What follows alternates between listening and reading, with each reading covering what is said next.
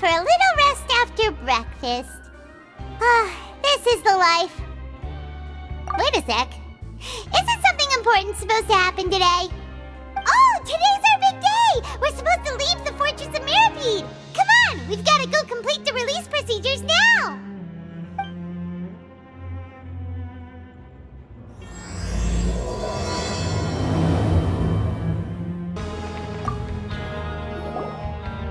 Please, sign here. This document will be effective immediately upon signing, and you two may exit the Fortress of Mirapede via the regular channels. It's been so long since we've been to the surface. Let's hurry up and... Huh? What's happening?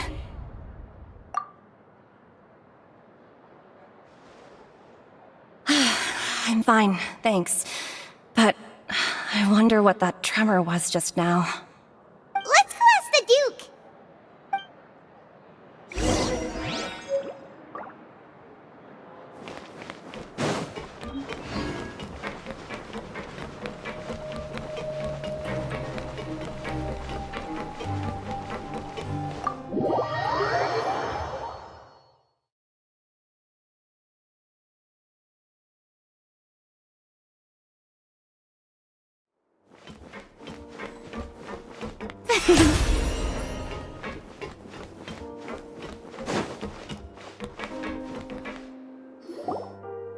Your Grace?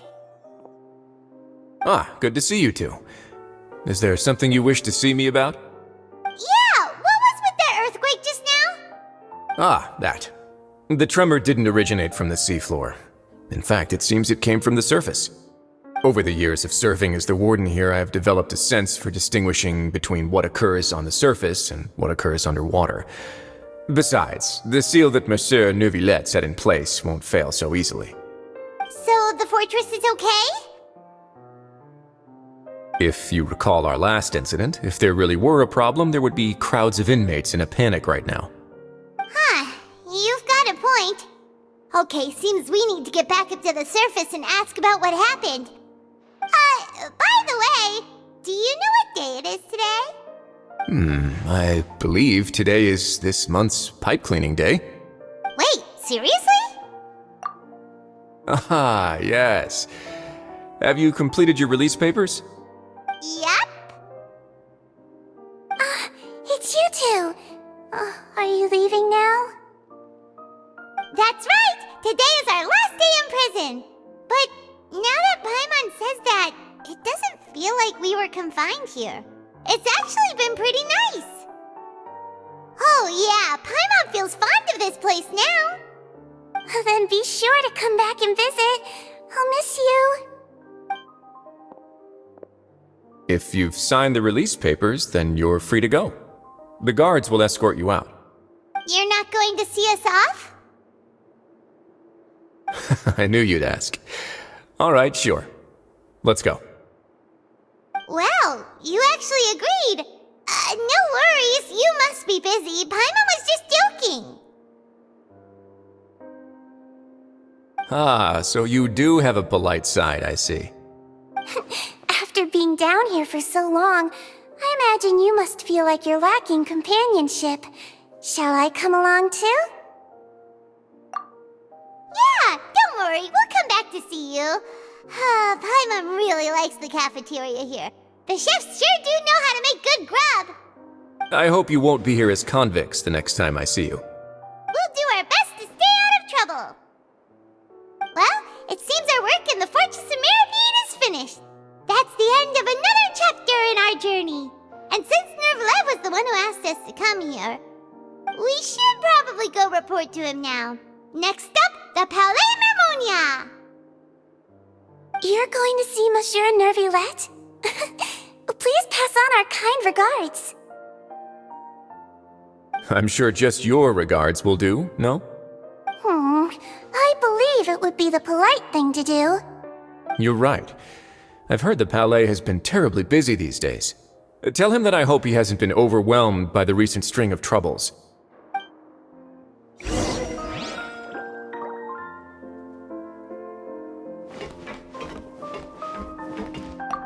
If you're concerned about things at the Palais, why don't you take some time to go up and check things out? I believe you should still have some vacation time to spend.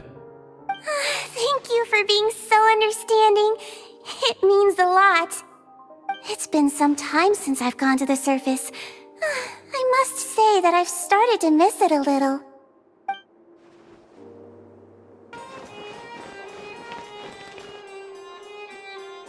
The Palais Mermonia sure is buzzing with activity today. Halt! Huh? Oh, it's you two. Apologies. Monsieur Neuvillette did say you'd be welcome at any time. Excuse me, would you mind helping me take a look at this report? I'll be right there. Sorry, I've got my hands full here. You can see yourselves in. Everyone's so busy. Seems a lot has been happening.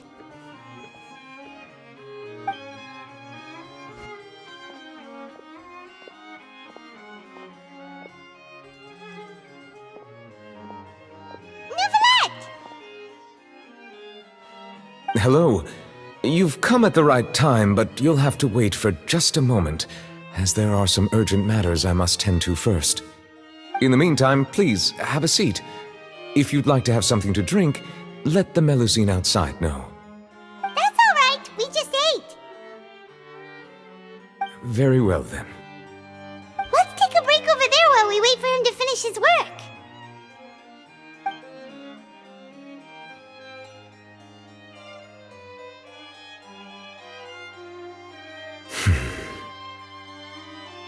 All right. That should wrap things up for now. Are you done with your work? Yes, sorry to keep you waiting. Today should be the day you were released from the Fortress of Meripede, and it appears that you've managed to complete all the release paperwork. That's right, and we came here to see you right away.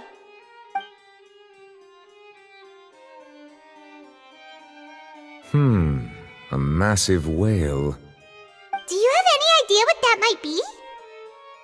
Judging from your description, that cannot have occurred in any ordinary waters, but rather something like the primordial sea.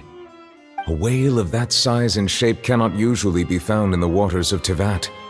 Therefore, we can only assume that Child is presently immersed in primordial seawater. Immersed in primordial seawater? But how? And is he okay? Most people wouldn't be capable of entering in the first place. I'm not completely sure how he could have gotten there myself. Yes? What is it? Ah, right! Paimon felt it too! We asked the Duke and he said it wasn't from underwater, so we figured you might know something about it.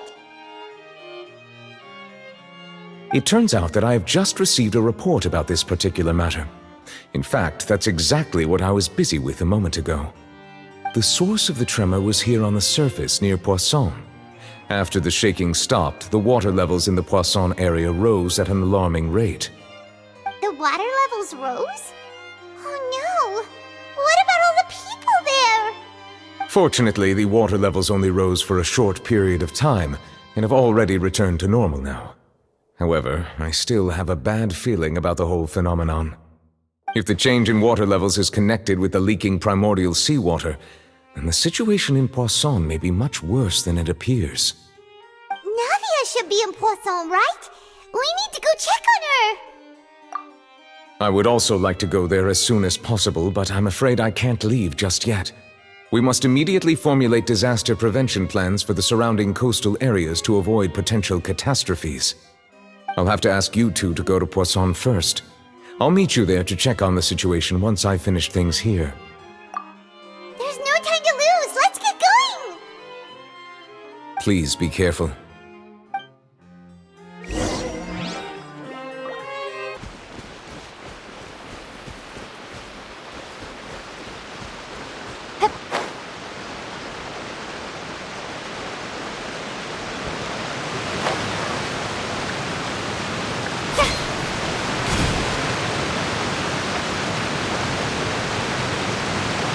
Oh no!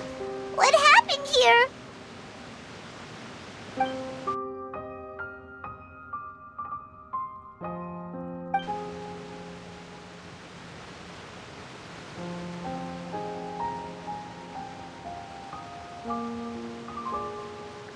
Navia should be around here, right?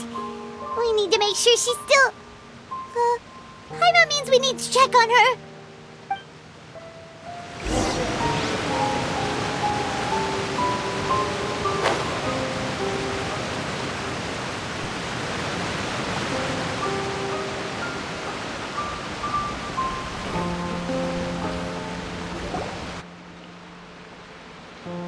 We haven't seen a single soul all the way here.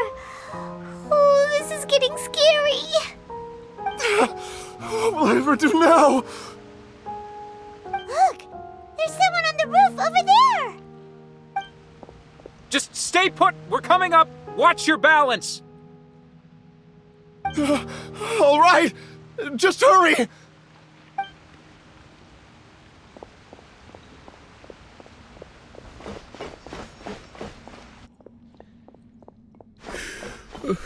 I'm not young anymore.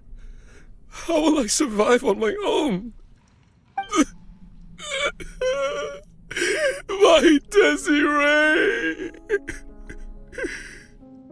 Oh, he looks pretty sad. My leg! My leg! How could this have happened? It hurts! Just hang in there. Help is on the way. You can hold my hand if it makes you feel better.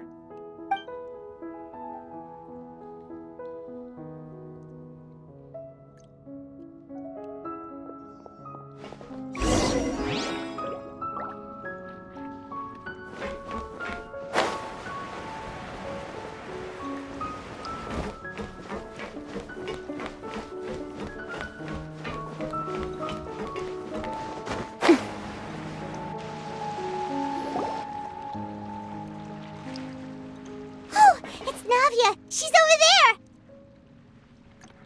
Hey, Navia! Are you okay?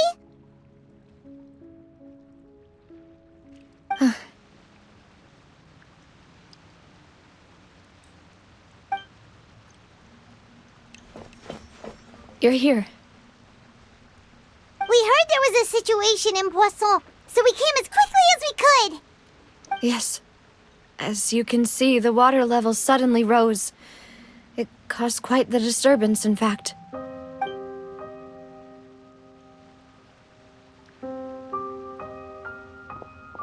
Demoiselle! There was a wounded resident next to a building southeast of here. We've already transported him to safety, but we've run out of medical supplies. He's wounded? How badly? He fell, so it's probably a broken leg. He's pretty shaken up. When the water level rose, he desperately climbed up to the roof. Once the water receded and he saw the ground, he became terrified and eventually... He jumped down then. Find the leader of Squad 1 and tell him to take the wounded resident to see a doctor. He should know where to go. Understood. I'll take over his search and rescue mission in the meantime. All right, you'll be in charge.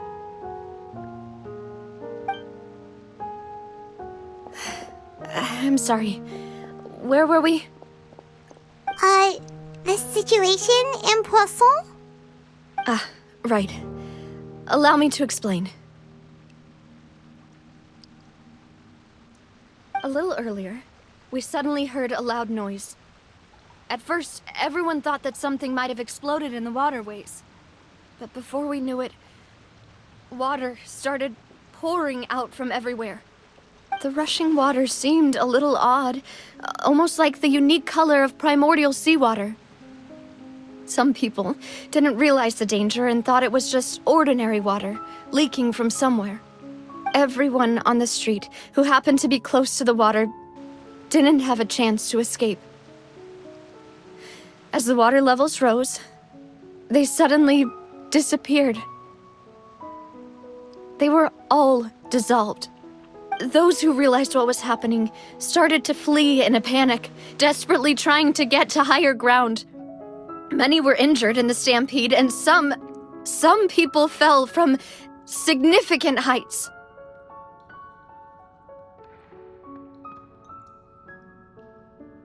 The Spina di Rosula initiated rescue operations as quickly as possible, but there have been a lot of casualties. Fortunately, the water began to recede after some time, and the chaos came to an end. The water that flooded the area contained primordial seawater, so the lower levels of Poisson are still hazardous. To ensure everyone's safety, I've asked the people there to leave as soon as possible. No one knows if this could happen again. All we can do for now is try our best to help evacuate the residents. We still haven't completed the head count, but we'll have some numbers soon. How awful. And all of this just came out of nowhere. It was quite frightening indeed. I only wish that everything that just happened was a bad dream. Is there any way we can help, Navia? Thank you for being so willing to help in a moment of crisis like this. You don't know how much it means to me. I really can't express how grateful I am.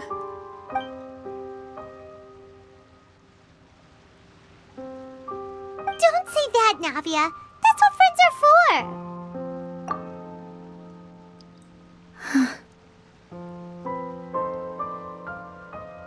Demoiselle! We've got a situation here! I'll be right there.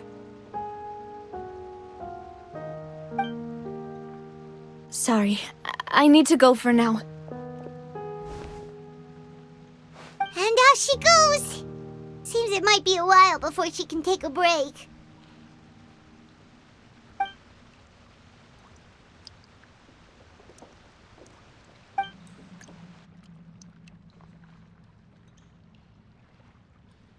Okay, the wounded are being tended to, and we finished a preliminary head count.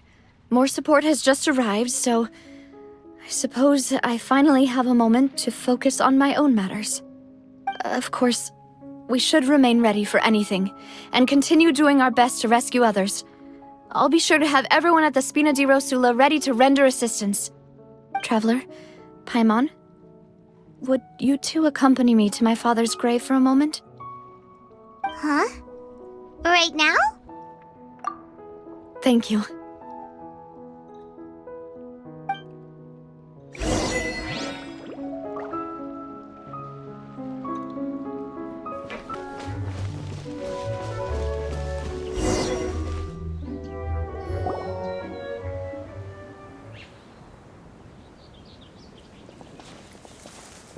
Not a lot of people here, huh?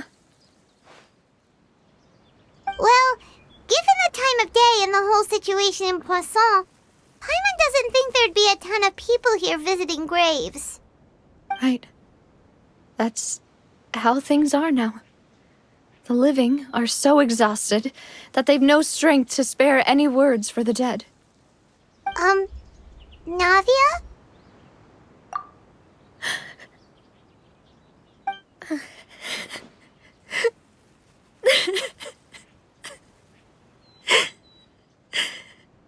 Navia, what's wrong? Sorry. I just... Malus and Silver, they won't ever come back here again. What should I do, Papa? Huh? What happened to them? Everyone agreed on the rescue plan, but still, I was the one who initiated it. They were helping evacuate the residents, but they couldn't leave in time. And they were caught in the seawater.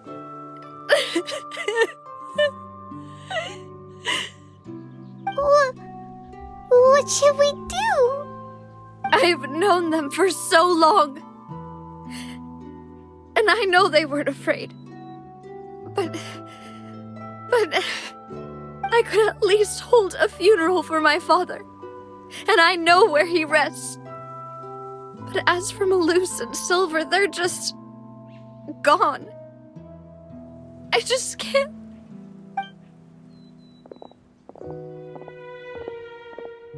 Everything looks so clean after it rains. Even the gravestones. I didn't expect that you'd enjoy a glass of red wine in front of Master Callus's grave. I can understand. Besides, the scenery here isn't half bad. See, it's not just me. I always want to bring something when I visit Papa. Perhaps we might even have a picnic. He wouldn't be angry, would he? How could Master ever be upset with you, demoiselle? Yet the cemetery is the home of those who have passed, is it not? Everyone ends up here sooner or later, no matter who you are. Buying yourself a plot in advance, are you? No need yet. But when I do, I hope you'll let me be buried beside Master Callus, demoiselle. Hey, stop joking around. I'm quite serious. That way, it will save us both the trip to see each other whenever you visit your father's grave. That makes sense. In that case, could I be buried on his other side? After all, besides you, demoiselle, the two of us could certainly be considered Master's closest companions, no? Personally, I believe we fill those shoes just fine. Why are you bringing this up all of a sudden? Seriously. All right. I'll remember your requests. But I'd really prefer not to talk about this stuff. And what do you mean by saving me a trip? I'd make the journey even if I had to visit you two somewhere else. I'd promised to let them rest in peace here. But here I am breaking that promise. I'm sorry for letting you see me in a mess like this.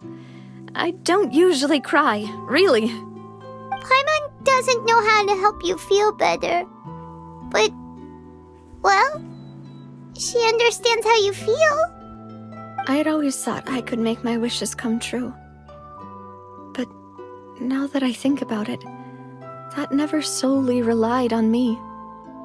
Many things can only be accomplished with someone else's help. Malus and Silver have helped me so much. But by contrast, I could do nothing for them. I'm so sorry. You can spend as much time as you need here, Navia. We'll stay with you. Thank you. Right now, you don't know how much that means. By the way, you can have a look at this. It's a list of victims from the incident that took place here. Obena, Khan, Burnett, Giverny, Francine, Karina, Daisy Ray, Joinville, Jolienne, Esson, as well as Malus and Silver. So, everyone else is safe. But still... It's okay. I know what you're thinking. And you're right. We lost Malus and Silver. But we were able to save more than we anticipated. The overall outcome indicates that the cost was worth it. Right! Don't think that way, Navia. One person might be saved at the expense of another, sure, but that isn't something we should ever consider a trade. Malus and Silver were not the price for saving anyone. They're heroes. You're right. Thank you, Paimon. What you said just now was pretty amazing, actually. I'll remember your words. Oh, really? Seems you've become more eloquent in the time since we last met. The knave? What are you doing here? Is everything going well on your side? Yes, my people are carrying out the mission according to your request. All the residents of Poisson have been evacuated, and we're preparing to relocate them to higher ground. As for these supplies, we have everything taken care of. There is no need to worry. Thank you very much. Wait, do you two know each other? We just met recently. Right, Miss Navia? Usually, I would call this a coincidental encounter. But that doesn't quite fit this time. Besides, it never even crossed my mind that a Fatui Harbinger would come looking for me. Thanks to the Knave, Spina di Rosula received generous support from the Fatui, which allowed us to complete the rescue and evacuation work so quickly. Mutual aid is essential to fostering positive developments. We were already in the area, in any case, so it was nothing. That said, I must say that you're a lot sharper than you let on. I'm sure you understand what I mean. I apologize for all the ways in which I tested you previously. We've never worked with a Fatui before, and it's extremely important for us to know who we're working with. My subordinates have reported that Fatui soldiers have been observing water levels and taking head counts in various locations. I hear that they've also prepared a large amount of emergency supplies. I'm quite surprised. This is nothing to brag about, nor do I intend to. It is simply the way of powerful organizations to act forcefully, whether they are doing good or ill. You've witnessed that firsthand, in any case. As I've told this traveler before, I know of the prophecy, and I intend to prevent the impending disaster. Lending your organization a hand was a natural first step in accomplishing that. As such, do not be troubled by this token of our sincerity. Perhaps one day, you'll also be able to help me in the same way. Without your help, there would have been many more casualties. I won't forget your kindness. Furthermore, I sincerely regret what happened to Malus and Silver. I only wish that my people could have arrived a little earlier to prevent this from happening. Don't say that. You and your subordinates did everything you could. As Paimon said, Malus and Silver didn't choose to sacrifice themselves for any specific person. And they weren't the price paid for other salvation. They chose to become heroes themselves. I've never liked hearing people put it that way.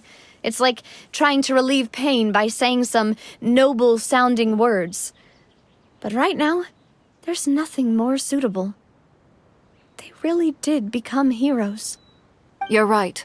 I'm sorry for your loss, Miss Navia.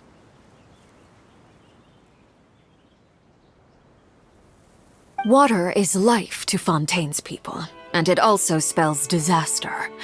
It's no wonder that people always say that prophecies represent fate. Fortunately, I've never been one for such opinions.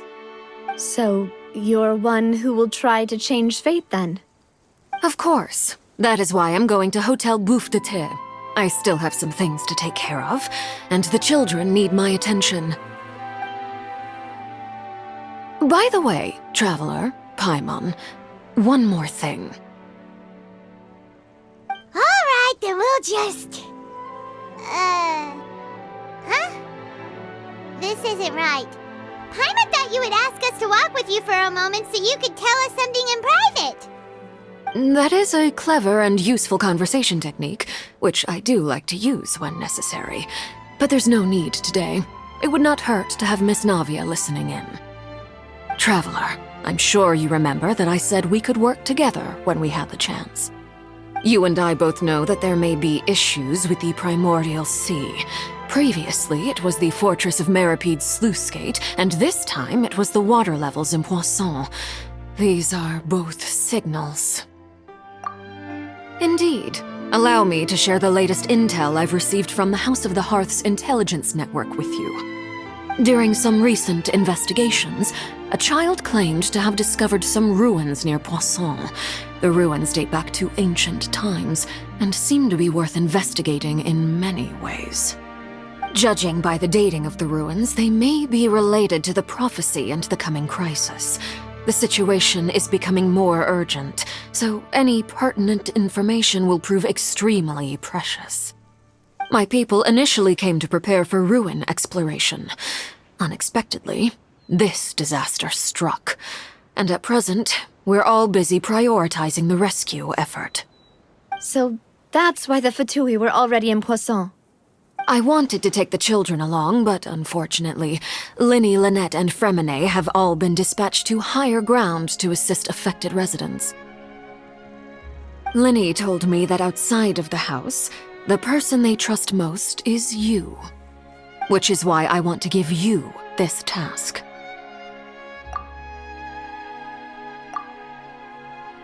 The House of the Hearth's members see each other as family, but Linny, Lynette, and Fremine said that they also see you as such, even though you are not from the house. I'm sure you already understand how earnest they consider their friendship with you to be. Oh, that somehow makes Paimon feel kinda happy. The intel I just shared about the ruins could fetch a high price. But since the children consider you family, it's only natural that I freely share it with you. Got it! So all we gotta do is go to some ruins, right? We can handle that. Excuse me, but may I tag along? You wish to join, Miss Navia? But are you sure you're up to exploring some ruins? You need to rest. Well, I'm sad, yes. But I can't just go back and plop myself into a chair by the roadside and do nothing. There's no point in being depressed while we still have a disaster on our hands. As my father's successor, I must live up to the hopes he had in me. Besides, I'm also doing this for myself. I need something, a distraction, to keep my mind off Malus and Silver.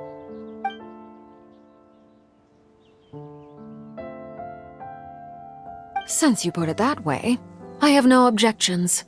What do you say, traveler? All right. The ruins are to the south of Poisson. Here's the map.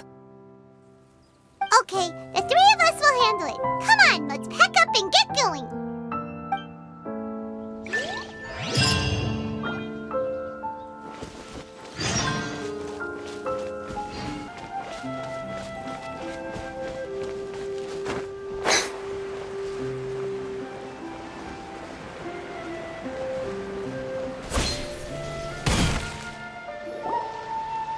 So, are these the ruins the knave was talking about? Whoa, talk about old. They seem to be pretty ancient, all right. Let's go in and have a look. Just be careful.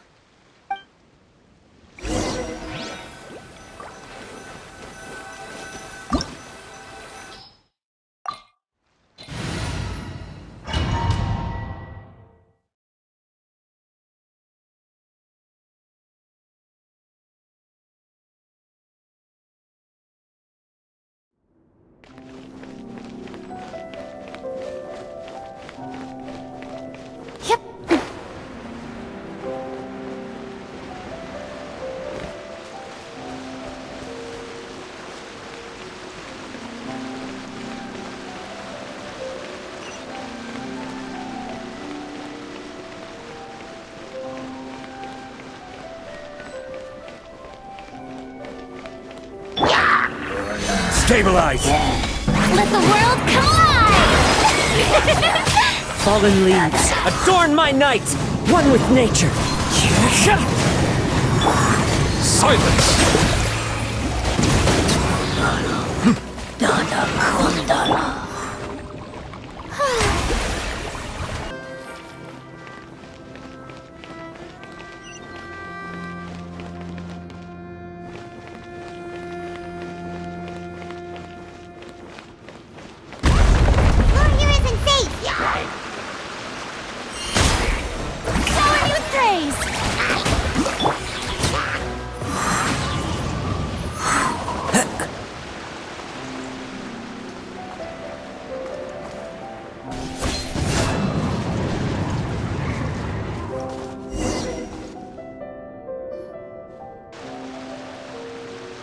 This place has also been contaminated by primordial seawater.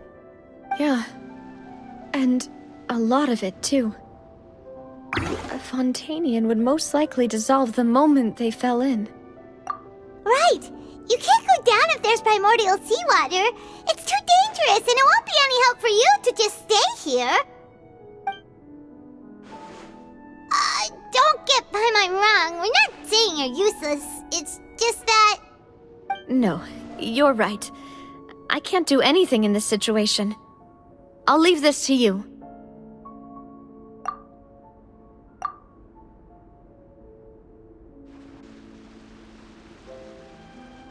That complicates things. Maybe the only way left is forward. In that case, do you want to wait for us here? The water levels here are unstable, and there's a chance the water will rise. So, staying here wouldn't be safe either. I'll go together with you. Perhaps we'll find the exit just up ahead. All right. Come with us for now then, but please be careful.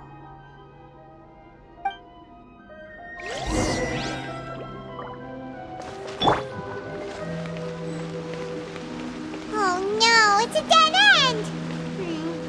Let's try climbing over from the side.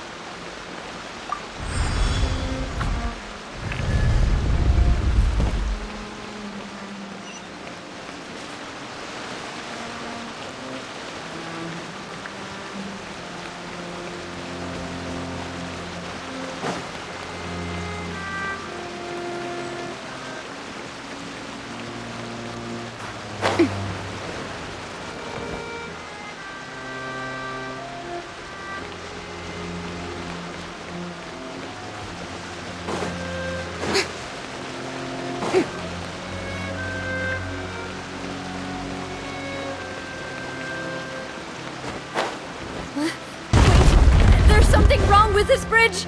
Run for it!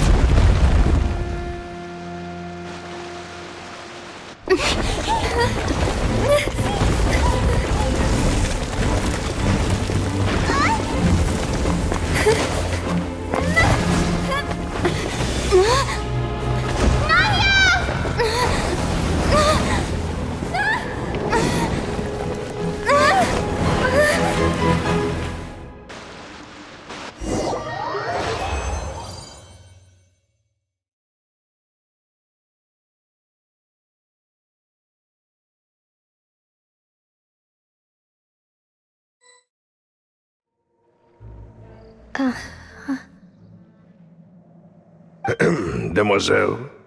Huh? Demoiselle, what are you doing here by yourself? Would you be standing here till dark if I hadn't come to get you? Maybe she just wants some time to herself, Malus. Oh, was I sleeping? Yes, it would appear so. I must be tired. That's quite possible. However, you were the one that suggested we go out for a walk. Oh, right. I nearly forgot. It must have slipped my mind when I dozed off. I haven't had a nap today yet. Have I? This is a familiar feeling, yet something's a little strange. Is something the matter, Demoiselle? Oh, no. No, I'm fine. I was just trying to recall why we came out for a walk. Do you remember Mr. Giverny?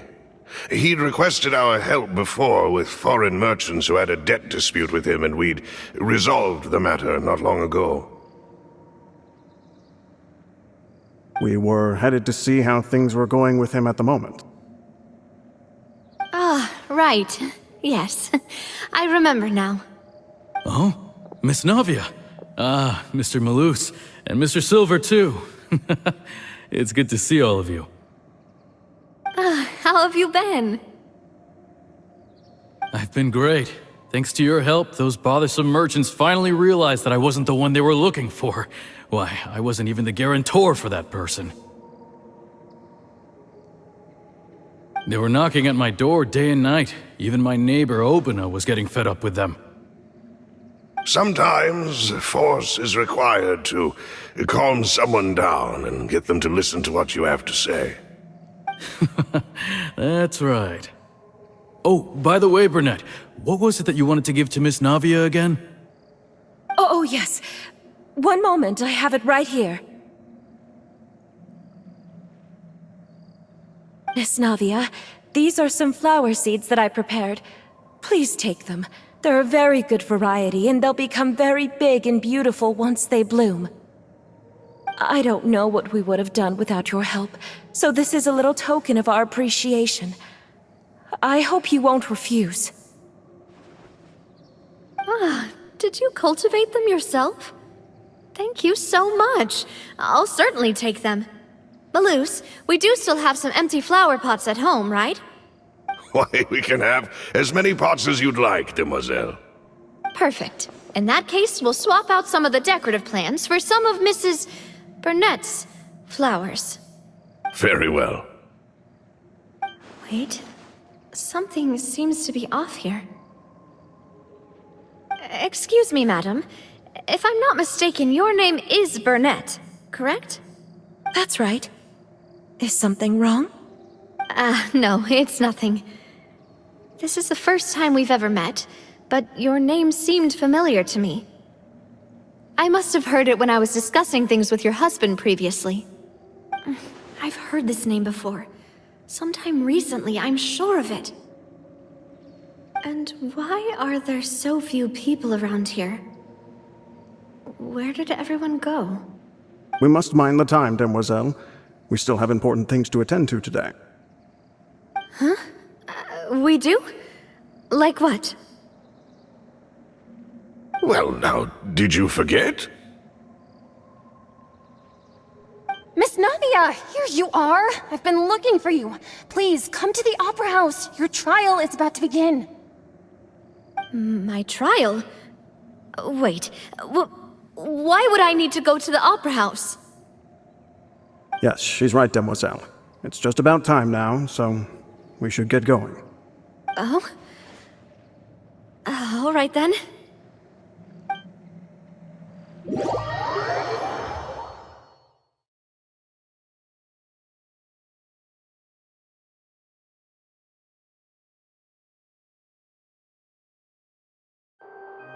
Look, it's Navia!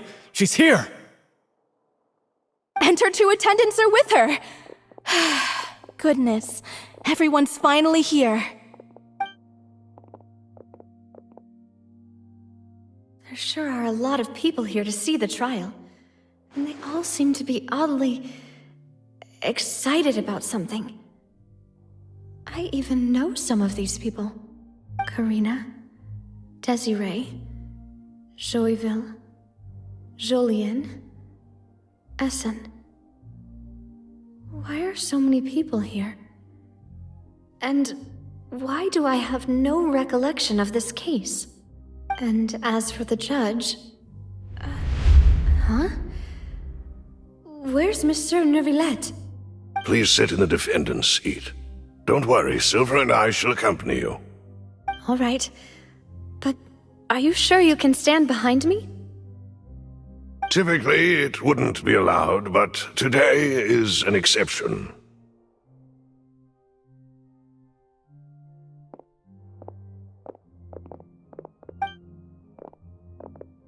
Hey, what kind of place do they think this is? Come on, do they have any idea what they're doing? Seriously. Enough with the whispering! Could someone please tell me where Monsieur Neuvillette is? And why I am standing trial? My dear Miss Navia, have you not yet realized what you've done? In that case, allow me to explain. As all here know, you are Master Callus's successor, the head of the Spina di Rosula, someone held in high regard by every soul in Poisson. After you took over the Spina, you treated all of us just like the late Master Callus had. If anyone in need reached out to you for help, you responded. Not only you, but your butler, your subordinates, nearly everyone in the Spina di Rosula fought for the well-being of those in Poisson. Wait a moment. Aren't you just proving that I'm a good person? Yes, correct. Absolutely right. And that is why you stand accused. You have helped so many people get through so many difficulties. You are one with us. We are inseparable. We are one big family, all of us who are from Poisson, inextricably linked. And with you being so important, we couldn't possibly do without you. Therefore, this fair and honorable court shall declare you guilty, and you shall stay here. You will be together with us forever. Huh? What are you saying? Everything you have said is correct. I have indeed done a lot for my hometown, and I would be willing to be with you all, but what is the purpose of having me stand here like this? What is there to discuss? Ah, well, if that's what you think, then I have no further comments. How wonderful, Miss Navia!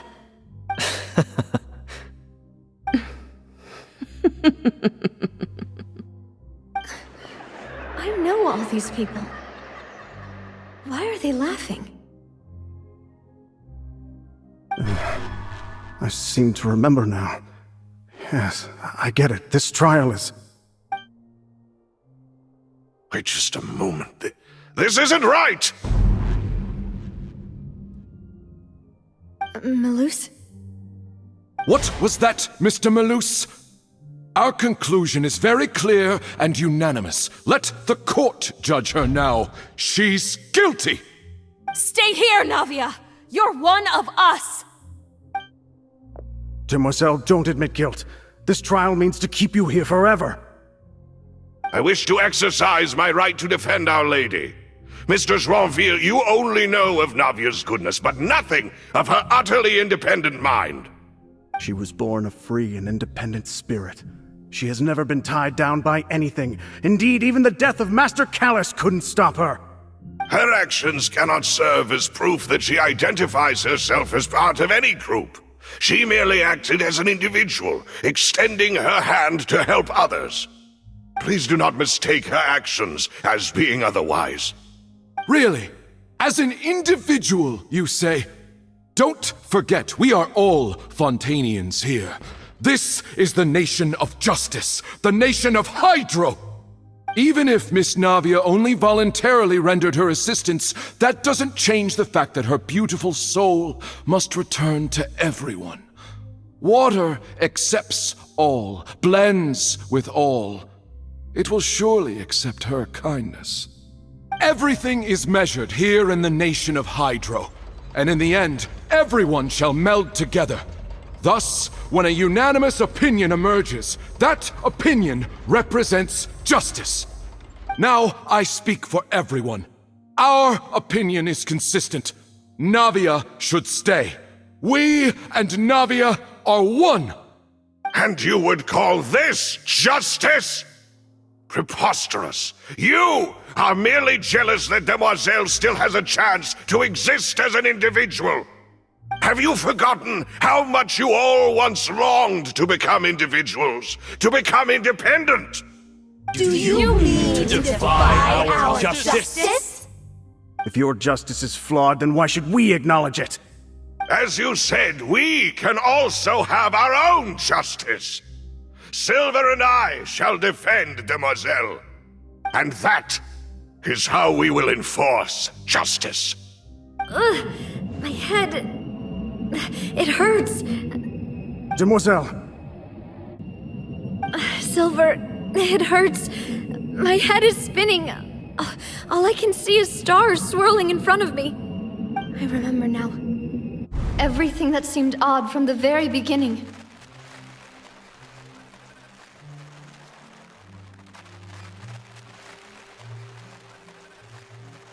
Karina, Desiree, Joyville, Jolien, Essen, and Mr. Giverny and Mrs. Burnett, who we met earlier. Even Malus and Silver. I don't want to admit it, but they're all dead. Don't be afraid, and don't admit guilt. We will protect you to the very end.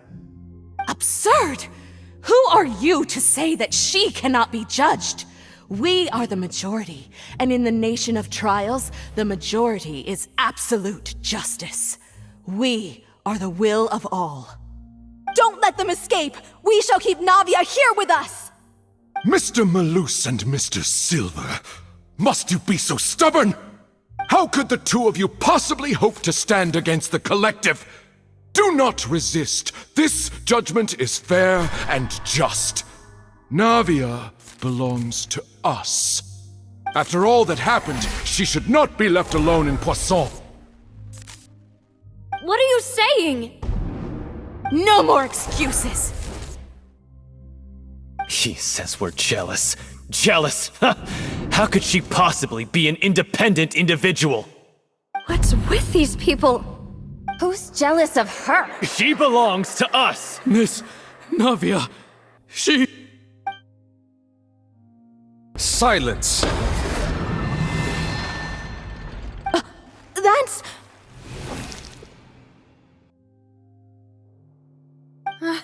Monsieur Neuvillette! Such commotion is prohibited in the court. The accusations you just presented are nonsense and cannot constitute a proper trial. The court will adjourn for the rest of the day. In this, I shall hear no objections from any unauthorized party. Our thanks, Monsieur Neuvillette.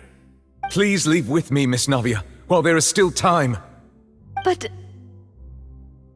Go on now, demoiselle. This is your only chance to leave this place. What, can't bear to leave us behind or something? Malus. My apologies. I couldn't resist making one little joke once I realized that this shall be our last goodbye. Malus... Silver... Quickly, you must come now! Goodbye, demoiselle. Farewell.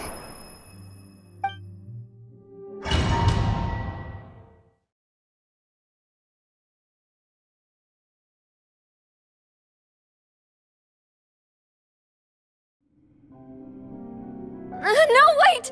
Just a second! Navia? You're awake. Good.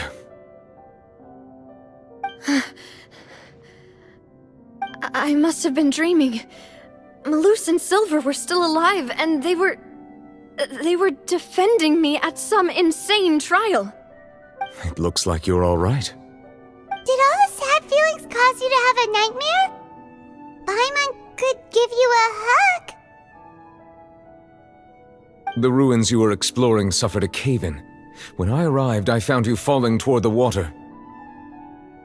You were just about to be dissolved within, but I...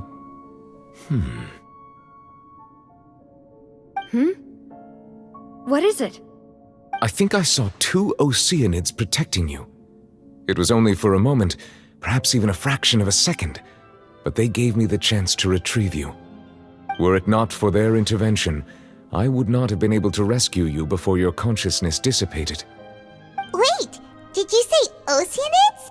You mean like what happened with Vache? Perhaps those 2 Oceanids were the people you saw in your dream. I always told them that they didn't have to protect me. To think that they'd keep doing so even after death.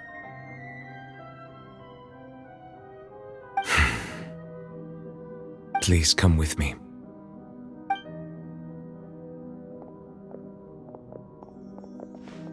Neverlet, are you okay?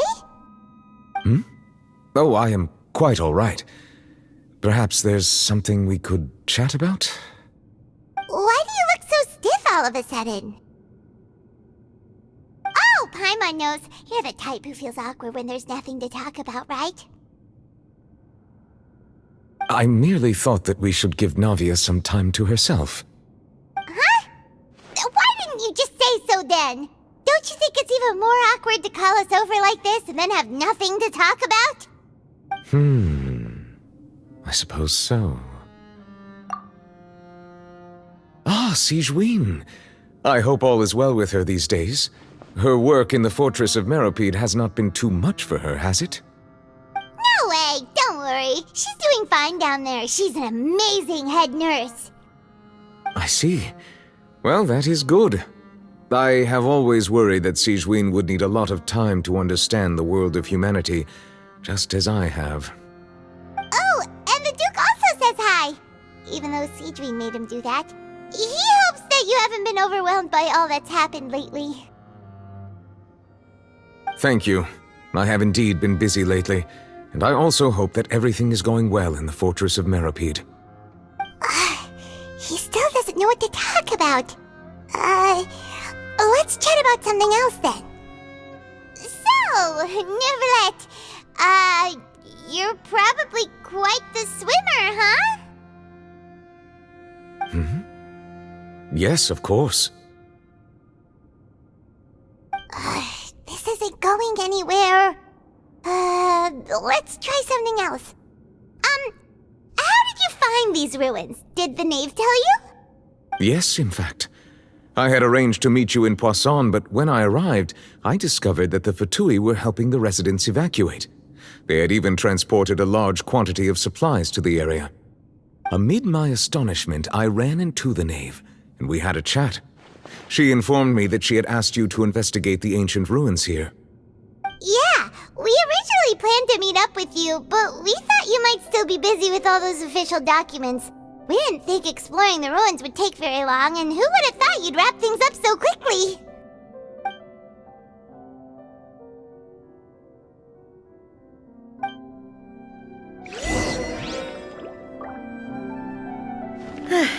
I'm sorry to have kept you all waiting like that.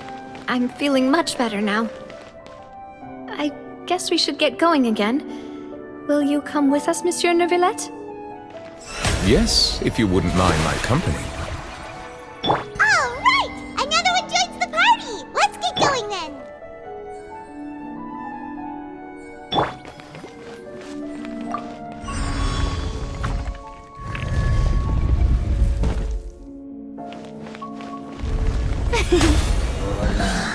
Strike a pose! Be sanctified. An oversight on my part. Solidify!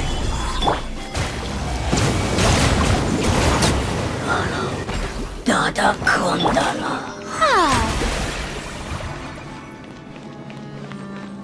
May I present?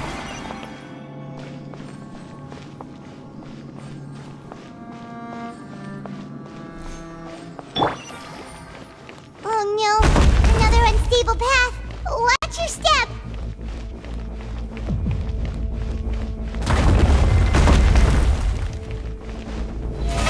Oh, brilliant!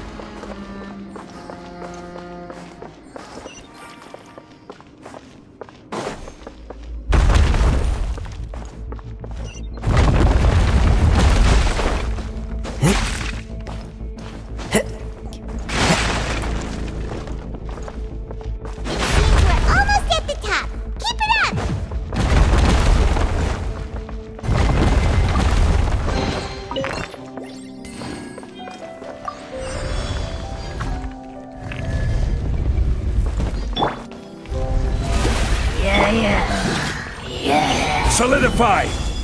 Let the mighty be humbled!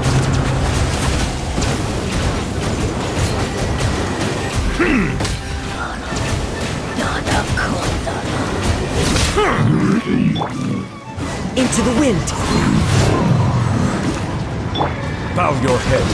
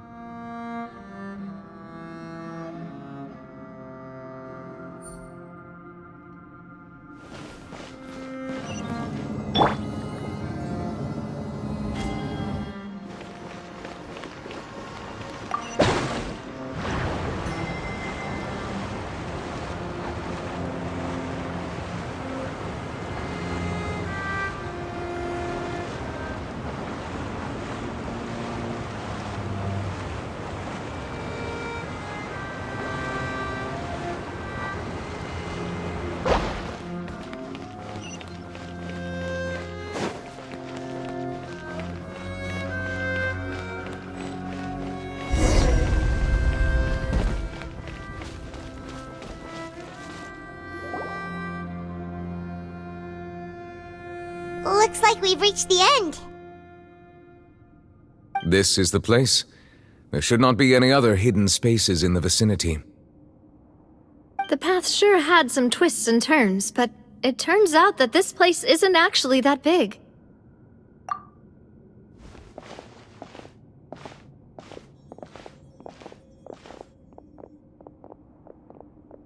Stone slates.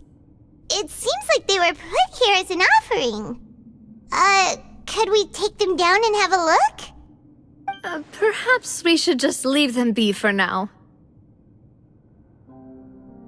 There are 4 locations in total, but only 3 stone slates. The slate that should be in the first empty spot is missing. The surrounding walls also show signs of damage. There's something written below. Let Paimon see. Reason dictates that this nation be destroyed. I shall record the history of its future here in its past. Say what? It feels like someone left these slates and these words here for a purpose. But does he mean that Fontaine should be destroyed? That would fit the circumstances dictated by the prophecy, yes. Indeed, the slate's contents correspond to it. Take the second slate, for example. There's a person kneeling here. She seems so dedicated.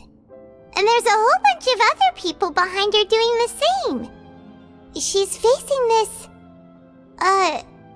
what is this? Some kind of island in the sky? And is that Lady Farina in the third image? Did the Hydro Archon fall into the water? And is that a ring of people around her?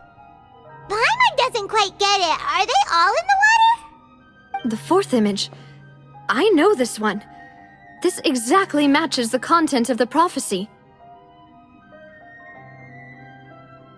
The people will all be dissolved into the waters, and only the Hydro Archon will remain, weeping on her throne.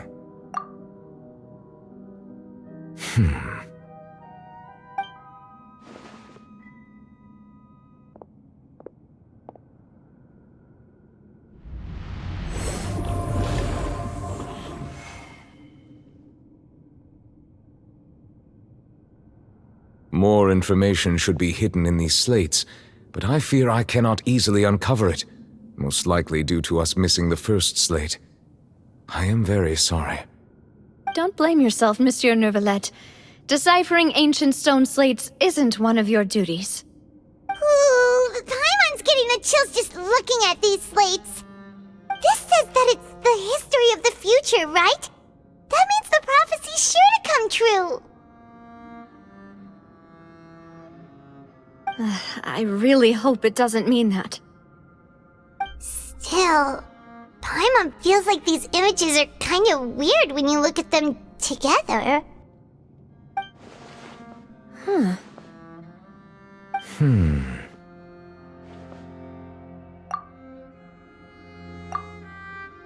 That's right! If the images are in chronological order, shouldn't the fourth, the waters drowning Fontaine, come before the third, where the Hydro Archon herself falls into the water? And yet the order is reversed here.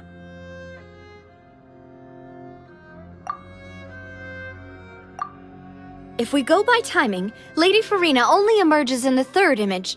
That means that the person in the second image might be the previous Hydro Archon. Egeria, then. I had never met her, but her appearance here does match the records. The previous Archon kneeling before the floating island in the skies, as if confessing a sin. Did she herself commit that sin? And if not, why would she be in such a posture? Also, I'm still wondering why these ancient stone slates are here at all. Judging from their contents, could this place be the origin of the prophecy? Does that mean that someone, or some people, once saw these slates? But who would have created these slates and left these words here?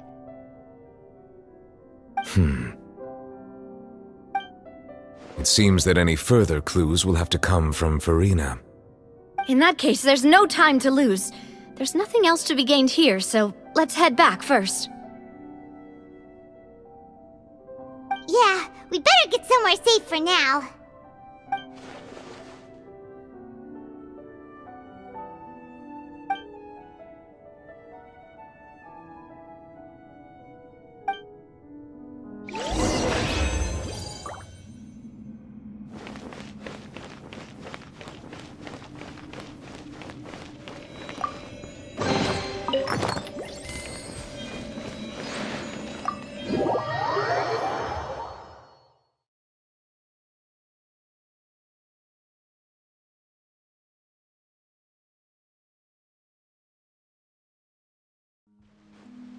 Let's split up here. I'm going to check on what's happening with the Spina. You know how it is. There's some things you just need to be there for yourself. You still have energy for that, Navia? Paimon's already beat.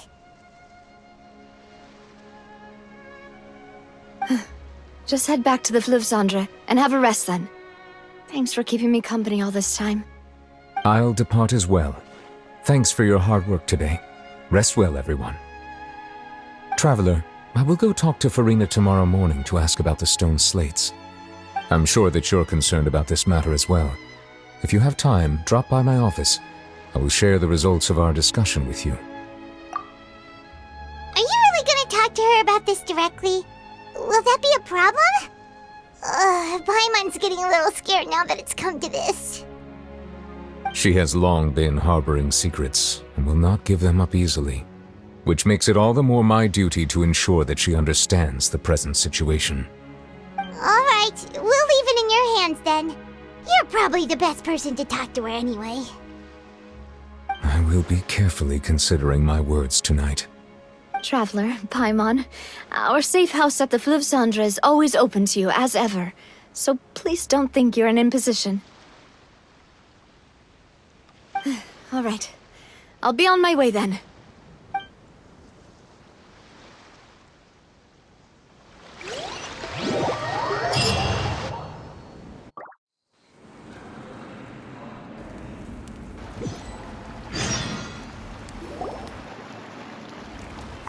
We're finally back! Welcome back. We've got a special menu prepared for you two tonight. Yay! And there's good food too! No, the boss is the best. Ooh, desserts! Nice, these are all Paimon's! Paimon's already starting to forget what happened today. Oh, that voice. Is that who I think it is? Huh? It's you two. What are you doing in Fontaine?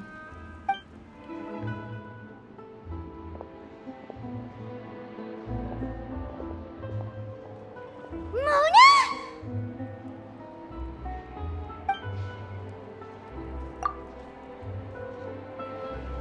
Seriously, nobody just uses a scry glass whenever they've got time to just see who they'll meet on the road. Still, we didn't expect to see you here. Wait, you're not a Fontanian, are you, Mona? Well, I have some business to attend to here, so I booked a hotel in the city.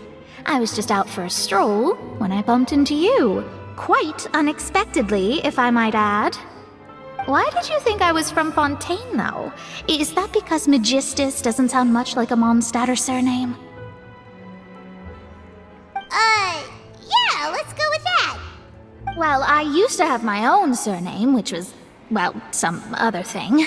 Either way, the old hag told me when she took me as her disciple that the first step to being a great astrologist's pupil was to change that name. There was nothing for it, really.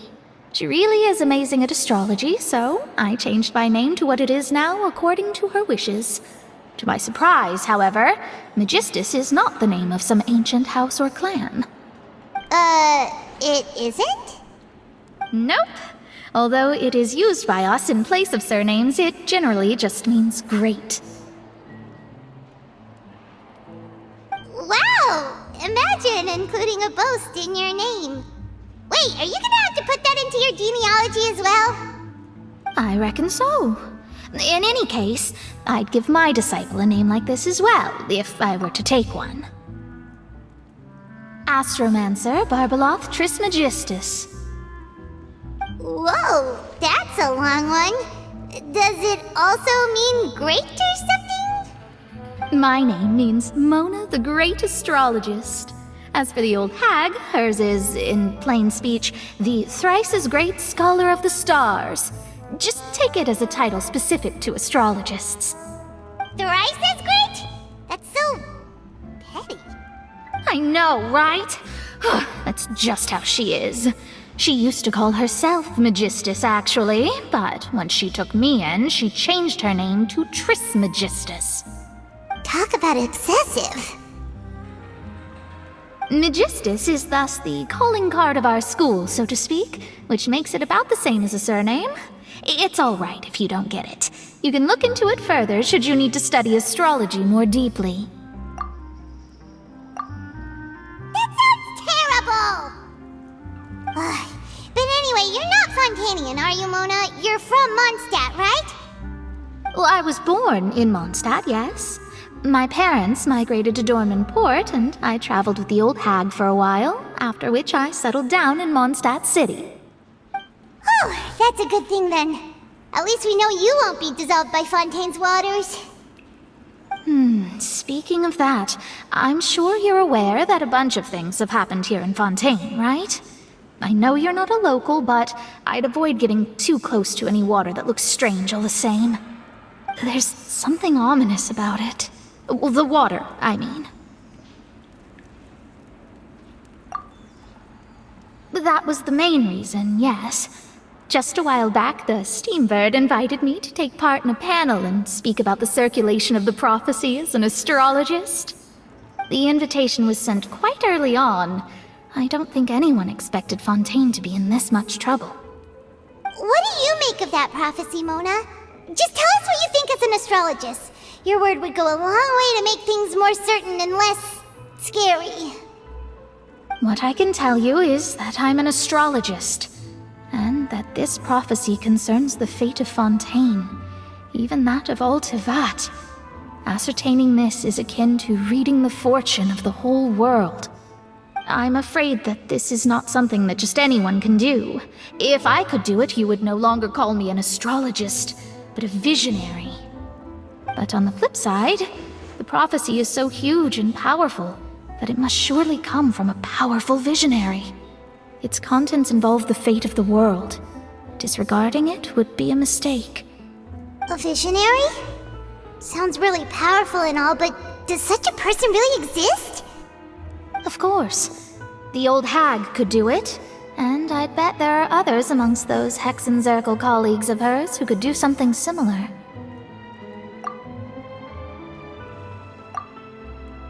Huh? Are you sure? All right, I'll help you. It isn't often that I see you with such a serious look on your face. I'll tell you once I hear back from her.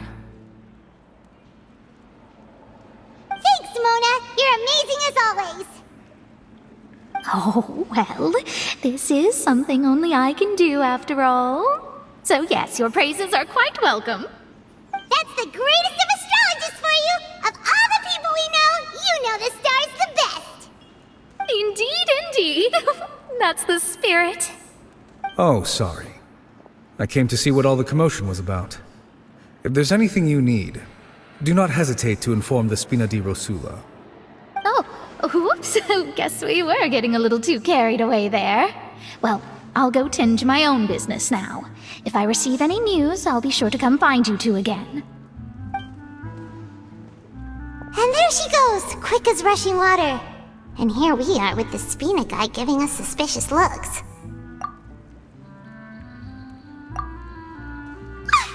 If Paimon hadn't spoken for you, it'd be you getting all the weird looks. The things Paimon does for you.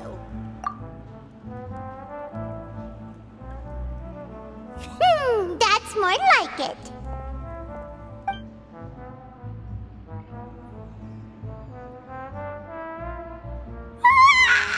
Good morning. To be honest, Paimon's still feeling kind of sleepy. But it's time to get up, Traveler. We agreed to go see Neuvillette, so let's pack it up and get going.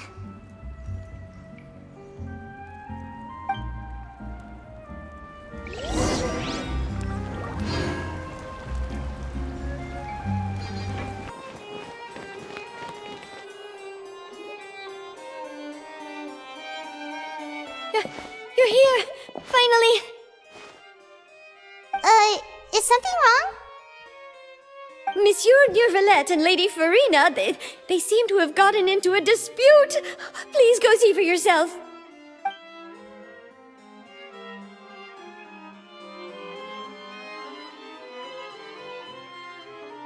Like I said, I've already explained everything! And yet the problem has not been properly solved. There is little space for excuses between us. It is not my intention to offend you, but please, tell me where you stand. You are the Hydro Archon Focalor, are you not? Look at this. This is a list of the victims from the recent Poisson incident.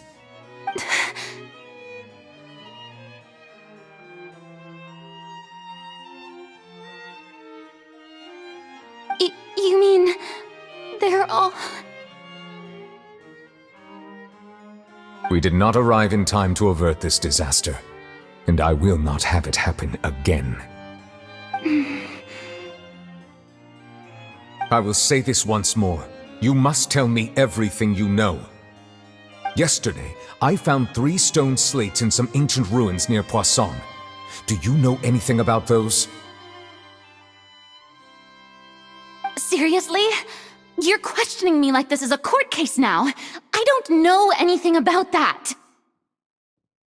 But you found them in some ancient ruins, you say?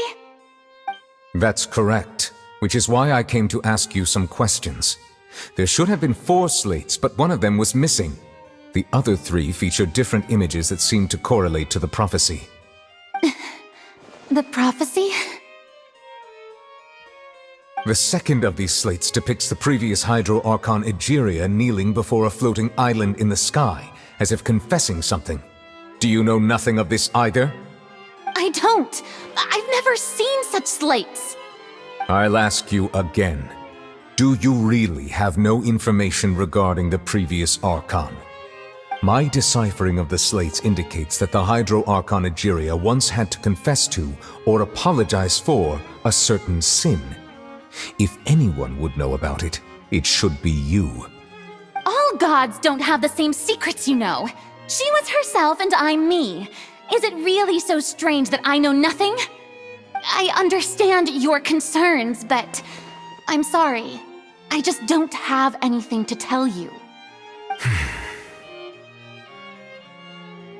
Forgive me for saying this now, Lady Farina, but I have long known of your various secret investigations into certain matters.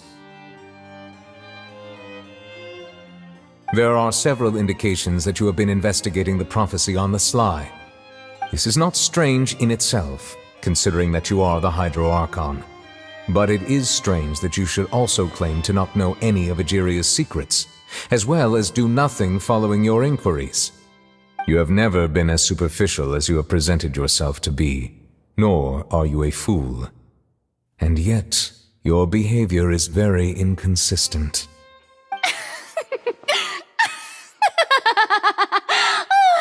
So you've been watching me all this time, have you? I didn't think you were that type. You...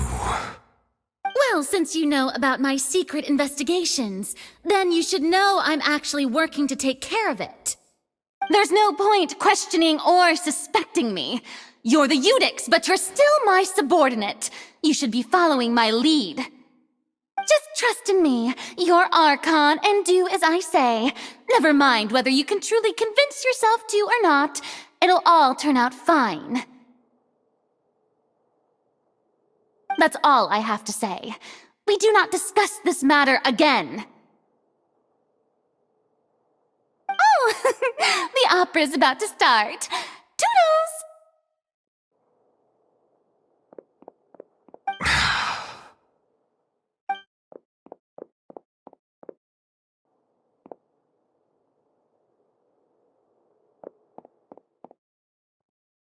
Did Farina not notice us standing by the door? Wonder what's up with her. She was smiling. She didn't seem in the mood to care if we were listening in or not.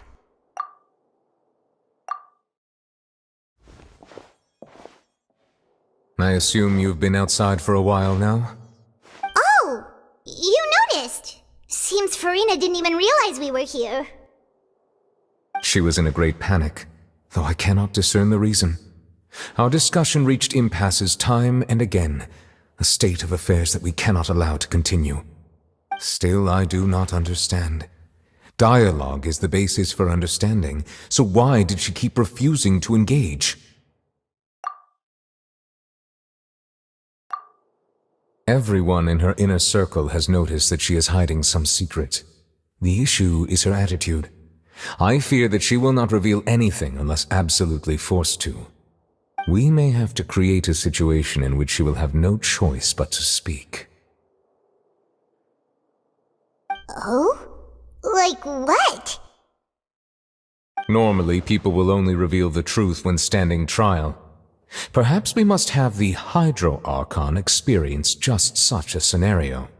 But Farina's seen so many trials, and she's really good at dodging questions. How do we make sure that she won't just slip away at the first chance she gets?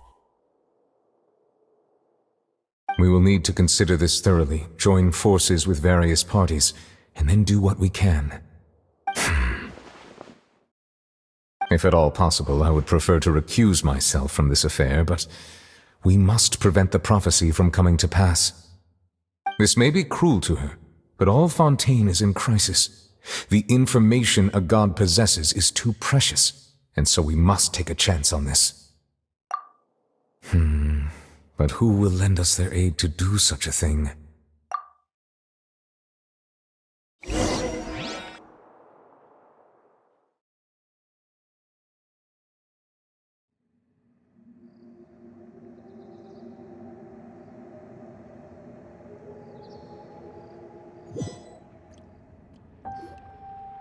Well, that's everyone, huh? Speaking of which, it was pretty smart of you to think of hiding here. Poisson was just involved in a disaster, so it's presently devoid of people. That naturally makes it the best choice. And here you are drinking tea like it's the most natural thing in the world, huh? That's what families should do. Sit and enjoy a leisurely time together. It's nice to enjoy tea here, you know? Care for a cup? Lend me your ears, everyone. Or perhaps one of you might like to start us off. How about you, friend? Me? No, I don't think I can. Then, how about you, good sir? I fear that I will cause the mood on this boat to become as somber as it is in court. Well then, I guess we're lucky we've got a local like me to organize things. Wonderful, the spotlight at last. I guess I'll be facilitating things from here. That was a little long-winded, don't you think?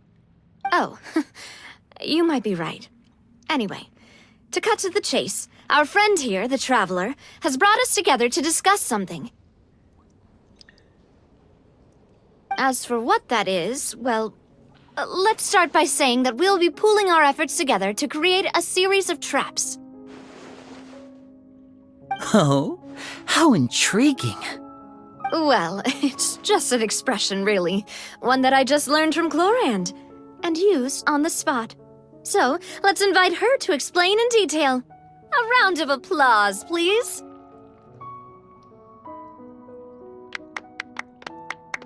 Huh? Didn't you say that you would be facilitating this? Oh, come now. Your work doesn't involve much public speaking, right? This is a good chance to practice. You might even pick up some fancy oratory tricks to impress your boss with in the future. I see. And what does my boss say? He is glad that you consider him your boss. Do go on.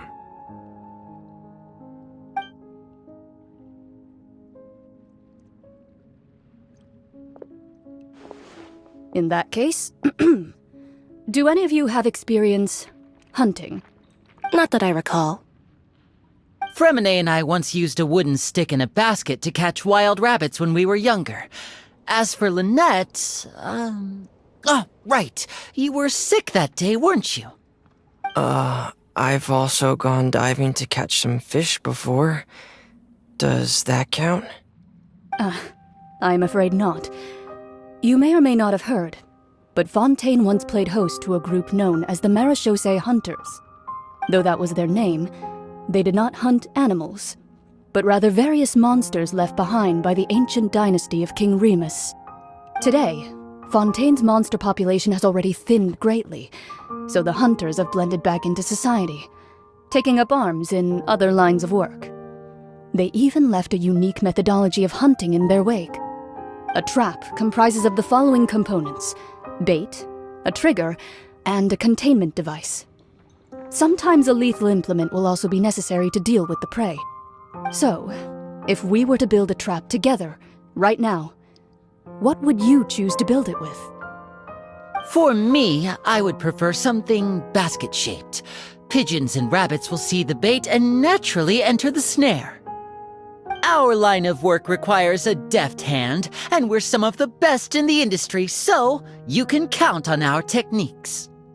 You used some of those techniques while moving the people of Poisson, didn't you? My subordinates mentioned that you even performed some magic for the bawling children. Yes, and I even managed to gather some intelligence in the meantime. I'm quite the multitasker if I do say so myself. I'm afraid I can't claim that as my strong suit. I prefer more stable methods, like placing bait in the water and waiting for the fish to come within reach. That's the kind of method I would count on. Calm and steady. Exactly the kind of person who would catch loads of fish. And I can be their assistant. With discretion, I'm sure. I'd probably use some sort of mechanical animal. Papa once bought me some small clockwork squirrels, mice, and such. When placed in the forest, they can attract others of their kind. I remember that you liked those too, didn't you? I did. And that would be a good way to go about it. If they're realistic enough, animals of the same kind will follow them all the way to the trap. What about you, Monsieur Neuvillette? I fear I do not have any related experience. That makes sense. You usually solve problems directly, without the use of any such tricks. But I do have one more question for you, monsieur. If we were to create a trap now, how would you design it? I would like for it to be effective, but bring no harm to the prey. A more gentle trap would be ideal. Kind, as always. However, our intention doesn't necessarily change the containment device and the type of implement we need. If we wanted to kill the prey in one strike, we would need a powerful implement. However, that also goes for prey that must be captured and safely contained. Wait, Why's that? Only a hunter who's a true expert at subduing their prey can snare it without harming it. The line that divides life and death is often exceedingly thin. So are we going hunting together? Huh. We hadn't thought of seeing ourselves as hunters. It kinda works, but maybe it's still not the best metaphor. If our means of capturing and dealing with our prey is to put them on trial, then the hunting metaphor is actually quite accurate. But we shall require much more courage than any hunter to judge a god, a being whose seat is an exalted throne. Oh, so that's what's going on. Sounds very interesting.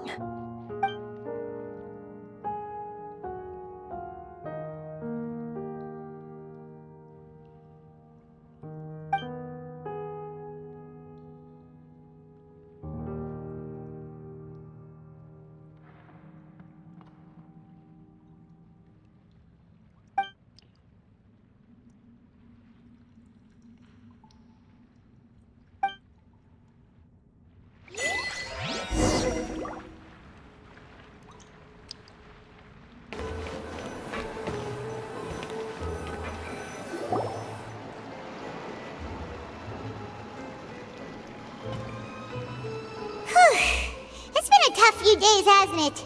So much has been happening. Paimon didn't think the meetings would go on for so long, but everyone seemed pretty fired up, huh? Paimon thought they'd be at least a little frightened. Well, Fremine was, now that Paimon thinks about it, but everyone else just looked a little surprised. Well... It's hard to say. Paimon doesn't have any experience with this sort of thing. But with you around, Paimon sure will do great. After all, you're the most reliable person in the world, aren't you? Huh? Did you just pour some tea? Paimon didn't notice you doing that at all. Then what's that? Paimon's never seen that cup before. Don't be frightened. I'm just joining you two for tea. I merely refrained from saying anything till now. Who's that voice? But there's no one here. Ah, have you forgotten me already? Wait, you are familiar. You're the voice we heard from the sky in Sumeru. The voice from the sky, I fear that description is wrong. Though, not completely wrong. You're feeling lost now, just as you were feeling previously. I sensed that confusion and thus came to you. Guiding people is an irresistible hobby of mine, after all. Consider me a passerby, just accepting a commission from my friend's disciple on a whim.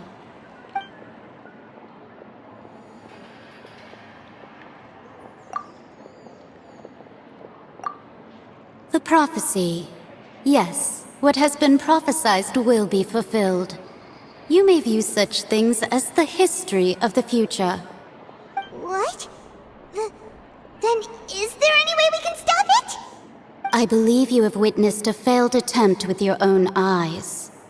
Can everything in Tevat so easily be changed? Ah, so you've caught on.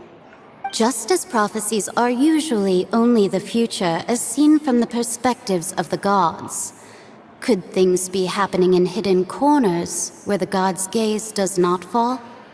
Are the things that you shall see different from the fate that the gods perceive?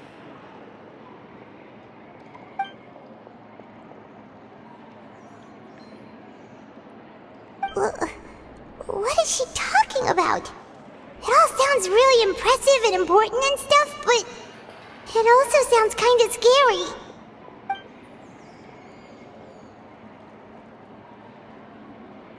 I believe that you understand, right? Some things are insignificant, but others you must reach out to change. Ultimately, fate shall serve as your only guide, no matter what will happen in Tevat's future. All you need to do is to play your part. This was good tea, by the way. Thank you for your hospitality. Well, that'll be all for today. The voice. It's gone.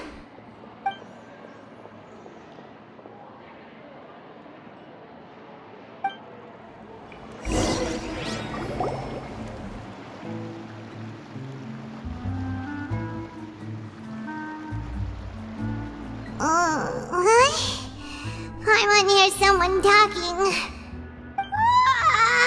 Alright, coming!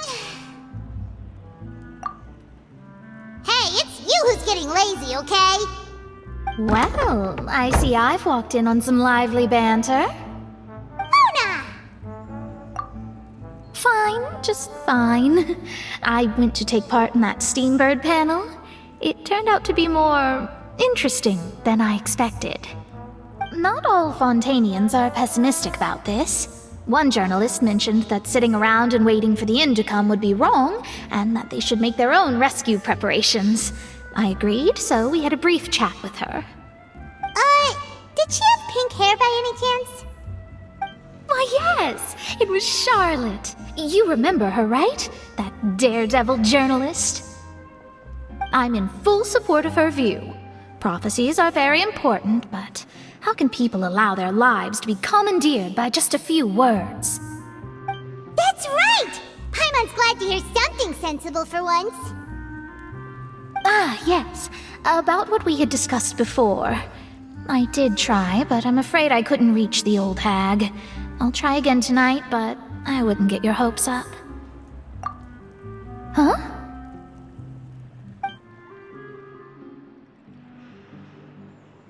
Goodness gracious. Are you serious? She said that even the god's gaze has blind spots. Pretty bold if you ask Paimon. Most people would believe the gods to be all-knowing, right? The Hexen Circle members are certainly anything but ordinary. As for the mage named N, the old hag has mentioned her a few times. She said that N's sense of direction is incredible, and that she loves guiding those who are lost. But I've never met her, and if she were still alive, she'd be... Well, suffice it to say that the hag's at least a few hundred now, and N's been around for longer than that. Whoa, the Hexen Circle sounds like a scary group. But they must really stay in shape to live so long. Their abilities alone are pretty terrifying. If she came to see you personally, then the problem you're facing must truly be of great importance. Well, it's not like Paimon could understand anything she said. Yes, she was quite cryptic, but I suspect she means that there is still a way to turn things around. She didn't say when or what that would be, though, so... Perhaps it is something that you cannot know right now.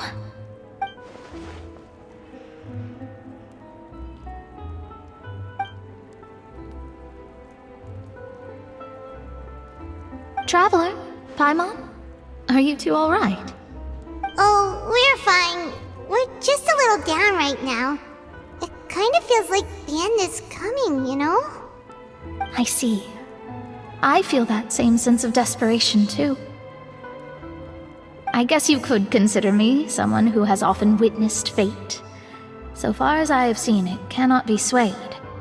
But even so, I still hope for and believe in miracles.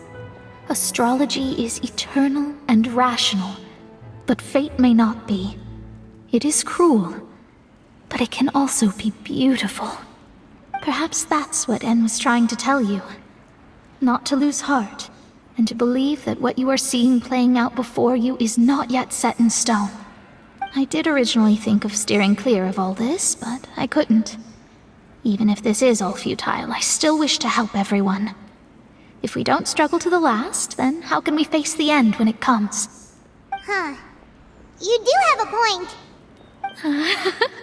There I go, talking about astrological principles again.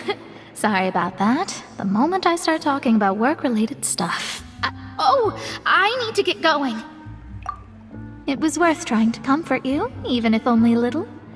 I believe that you'll help those who are struggling in the same way I did. I suppose that might be why we always seem to meet by coincidence. Paimon feels kinda moved by what Mona said, but also kinda sad too. Hey, Traveler, Paimon suddenly feels like going outside for a walk. Let's go. Let's walk around the city, shall we? There's a few spots we always like to walk by.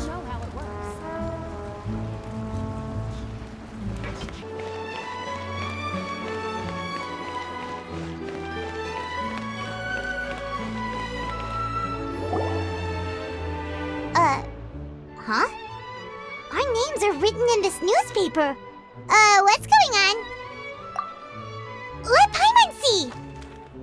The underwater stronghold, the Fortress of Meripede, has continued in its noble autonomy, but that does not mean that others cannot interact with it. My recent attempts to enter the fortress bore little fruit. Huh. Guess Charlotte still hasn't given up on that. Thus, did an Outlander friend become the focus of this report, a blind adventurer with their white fairy legends trailing in their wake. It is said that this mysterious traveler once visited the underwater fortress.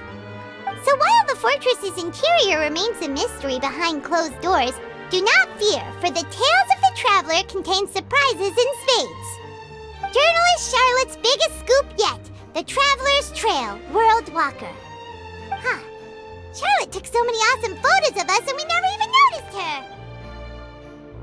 She hasn't been able to get a hold of anything at the fortress, so since we're easier to find, she's using us as the subject matter instead? Ugh, seriously? Well, fine. Those headlines and photos do look cool, so Paimon will forgive her this time.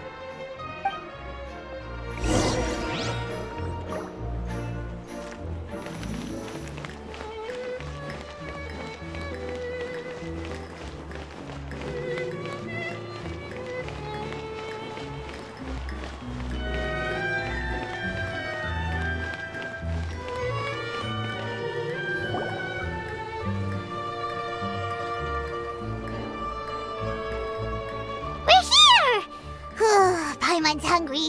Should we go in and get something to eat?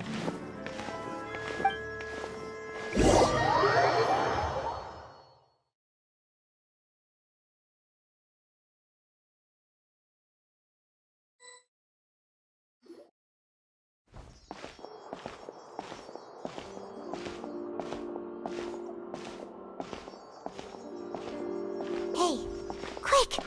Look! That's the limited edition only 16 slices a day cake!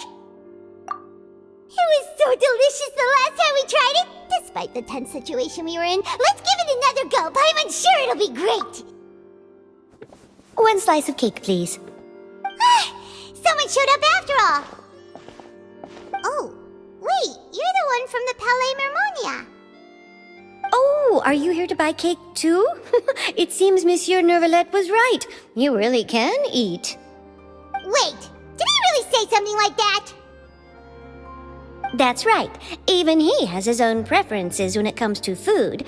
As for me, I love the cake and coffee here. Do you come here often?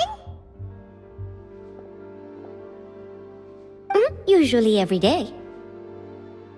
Every day? It's part of my daily schedule, apart from work. I shall have my cake and coffee. Then what if someone told you one day that this place would be closing soon, and you wouldn't get to eat cake here anymore? What would you think? But why would it close? Well, Paimon doesn't know either, but maybe the waters will rise tomorrow. You know, like in the prophecy. Oh, the prophecy. To be honest, I haven't paid much attention to that. No, still, even if there'd be no more cake tomorrow, that wouldn't keep me from having some today. No, it's the same for eating in general. You might not be able to eat tomorrow, but if you can do so today, then you should carry on. That's what people call living, you know.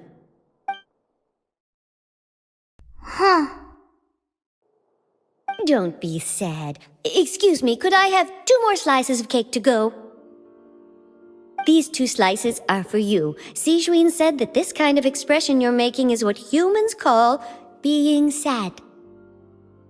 Oh, you know Sijuin? I sure do. She was born before me, and she sometimes comes to the surface to teach us things about humans.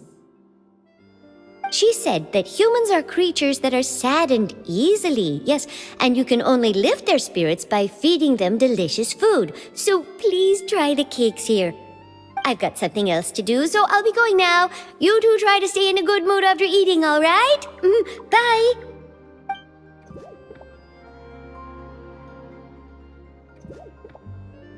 And there she goes! Alright, let's dig in. Paimon's sure this cake will be delicious.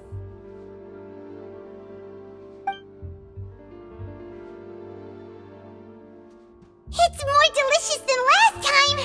And the flavor gets even better with a sip of tea. It sure would be nice if we could come again tomorrow. Sure would be nice if we could always eat delicious food here.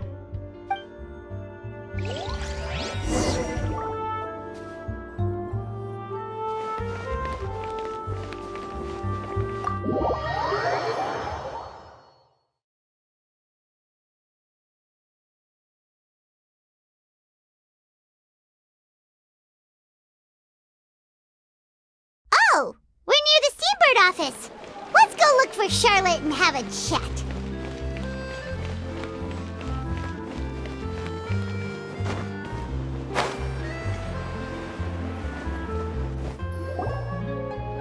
Wow!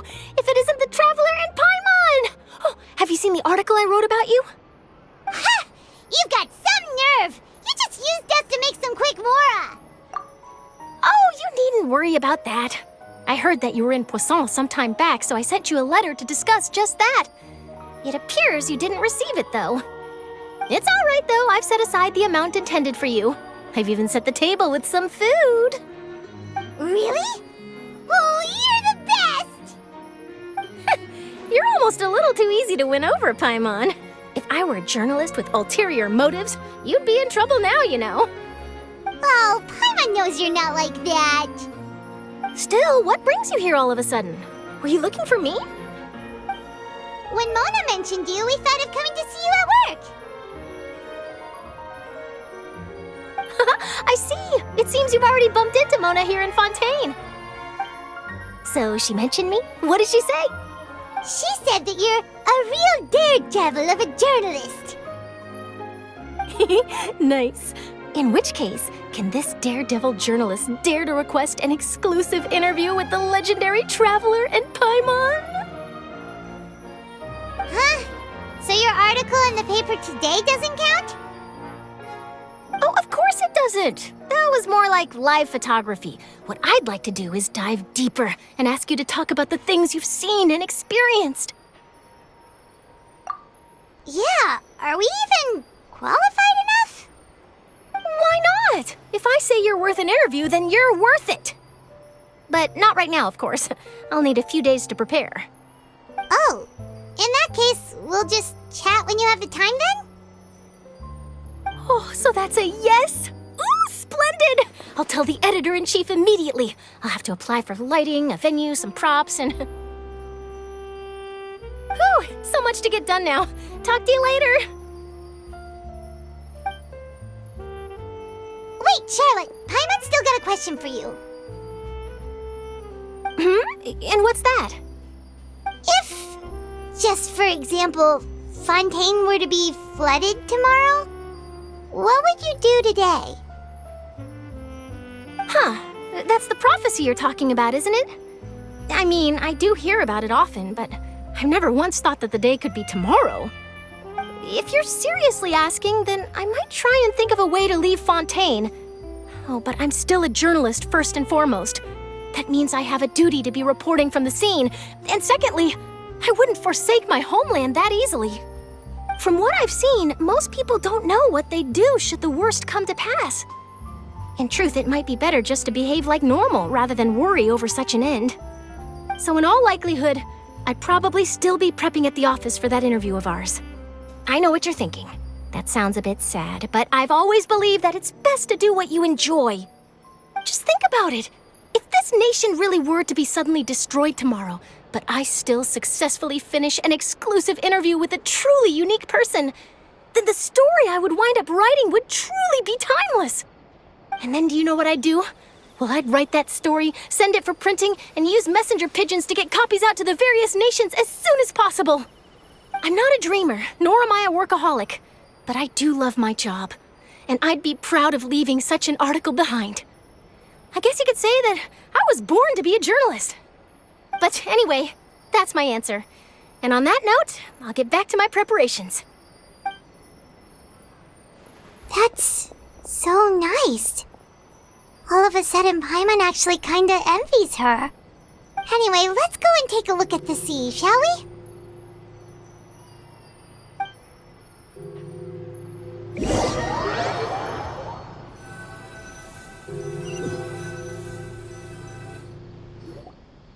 The sea breeze and scenery can be a pretty soothing combo, huh? Paimon's been thinking. If it wasn't Fontaine, but all of Tevat that would be destroyed tomorrow, where would we go and what would we do? No, Paimon should ask, if you could choose, what would you like to do?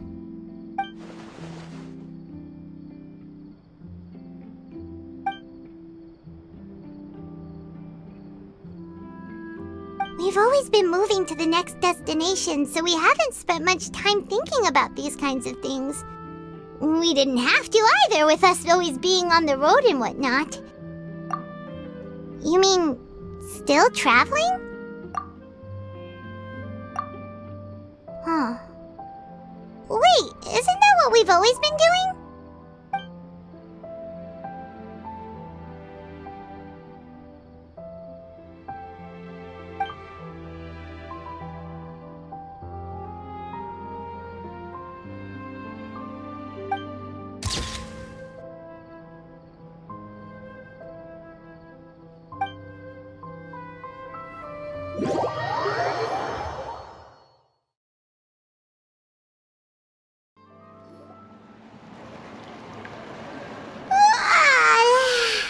Feels like you'll grow mold if you stay here long enough.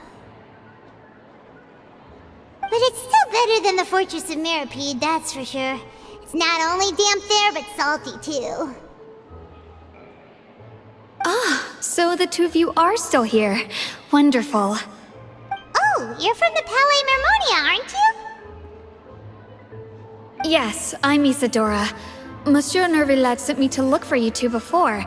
I heard that afterward you went to the Fortress of Meropide. Not at all. I'm well aware that you're friends of his. Actually, I'm here to pass along a message from him.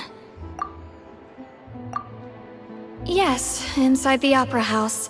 The Maréchaussée Phantom has declared the incident a small-scale riot. A riot? Well, that said, I don't personally think it was that serious.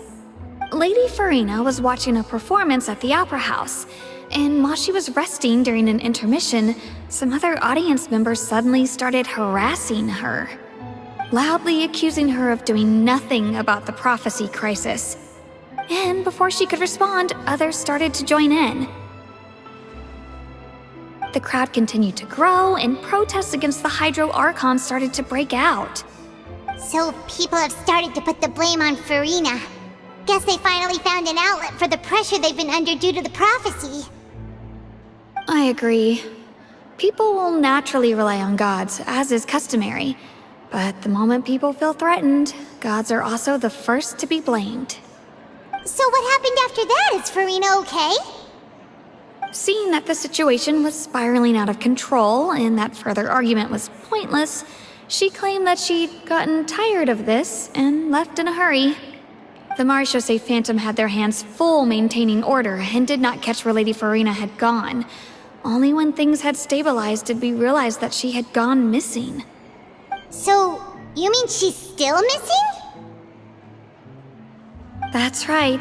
The Marechaussee has dispatched many people to search for her, but we don't have any leads yet. That said, I don't think there's much to worry about. She is a god after all.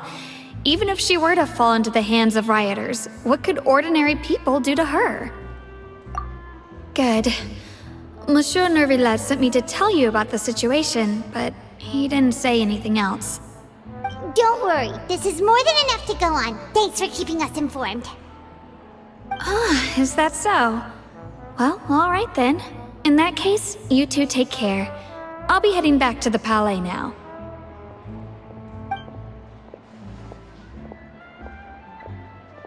Well, sounds like we should hurry over to Poisson then. If we know Farina, she won't try to fix things in this situation. Instead, she'll look for a place to wait out the heat. And as we also know, she may be loud and dramatic, but she doesn't have a heart of stone. When Nervillet was talking to her in the Palais Mermonia, and she heard about Poisson, she couldn't hide her sadness and remorse.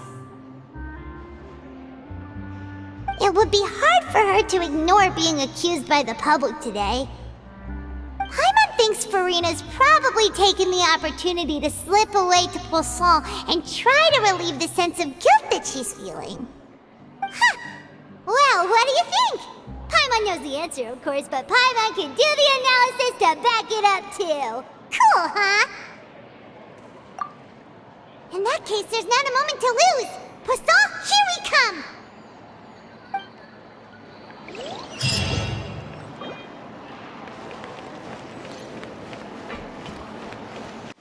This place looks deserted. Guess all the survivors must have evacuated already. All that's left here are signs of devastation. Could Farina really be here? Let's try to find her as soon as possible.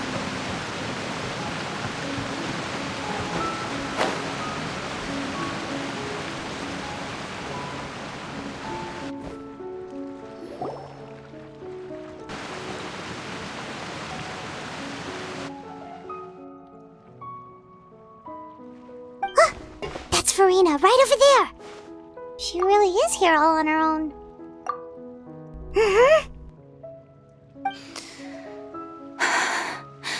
Should I just give up? This is all meaningless. What was meant to happen did happen after all. Everyone's dead. I'm sorry. I am so sorry. Give up, Farina. There's no point in holding out.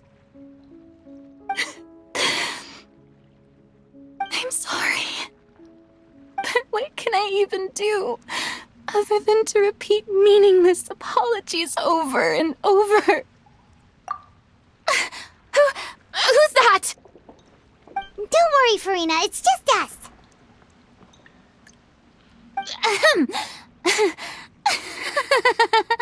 So it is you, blonde traveler from another land. Why, I almost thought you were someone from that mob of my ignorant subjects, come to kneel and beg for my forgiveness. Farina, you were crying just now, weren't you? The tear stains on your face are obvious. What do you mean, tear stains? Oh, I remember. The show at the Opera House earlier this morning was so moving. I'm still trying to process it. Who did that uncivilized rabble think they were, disturbing my enjoyment of the arts? They even dare to tout their Archon. I must teach them a lesson. I can just imagine their twisted and frustrated faces once they realize that I'm nowhere to be found. Oh, and I'm sure Nouvellette and those people from the Marechaussee Phantom are freaking out right next to them, too.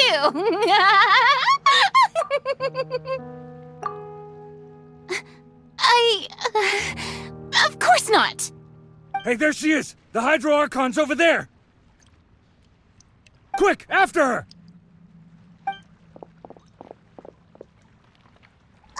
Farina, those people seem to be after you.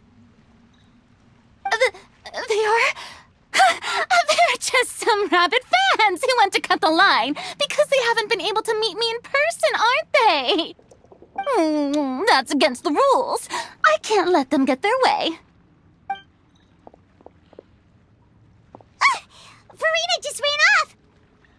Quick, we have to catch up with her!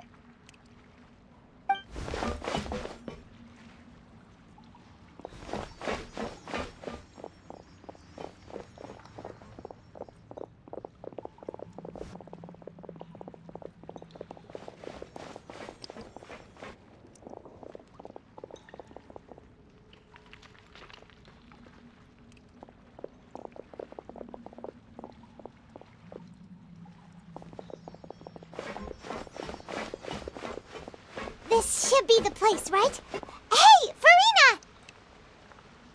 There's a good hiding spot over here. Quick, come to Paimon before the rest of them catch up to you. What is this place? Hurry, they're almost here! Fine. I suppose haste is warranted. Lead the way.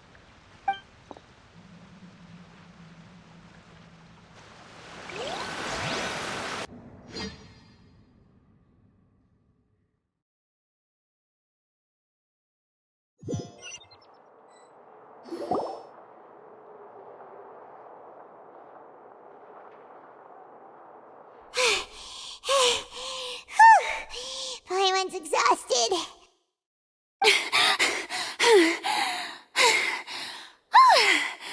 I'm so tired. I totally thought they had caught me. No,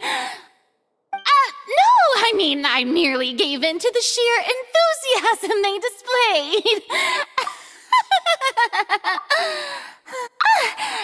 You're right. Yep, that's a good girl.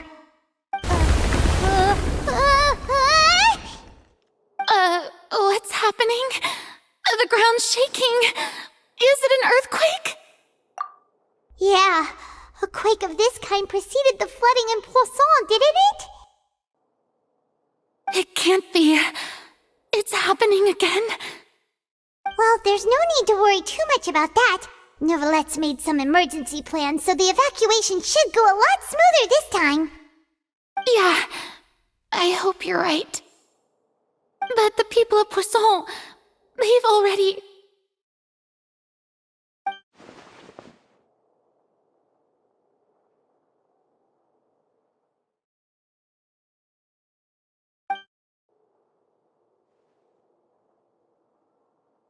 It's true. I've been investigating the prophecy for hundreds of years. I once had informants all over Tevat, searching for clues and feeding information back to me. I've tried all kinds of ways, too, to hold back the sea. Anything to keep the coastline from advancing. But all my efforts proved to be futile in the end. Really, the truth has been clear to me for a very long time. We cannot make an enemy of the divine. No matter what we do, the will of the heavenly principles will have its way, and the prophecy shall be fulfilled. Give up. I do love the sound of that phrase. It would mean finally coming to terms with fate, but also for me to finally be free. Indeed, I've thought about giving up so many times, especially after we almost lost Poisson. Fate is really unreasonable, isn't it? It has no heart and obeys no rules. The prophecy has only just started to come true, and so many people have already lost their lives. But just now, it all became clear to me. I still don't have the right to come to terms with fate on behalf of everyone else. As long as the final moment hasn't come, it's still not too late. Don't worry. I will keep hope alive for everyone until the very end. Well, that's enough for now. I got the impulse to play the stricken maiden, but honestly, considering my rank and station, that wasn't a good fit at all. Don't take any of what I just said seriously. How could I possibly let Fontaine fall to the whims of trivial prophecy? Come on! Paimon could have sworn you were actually being honest just now.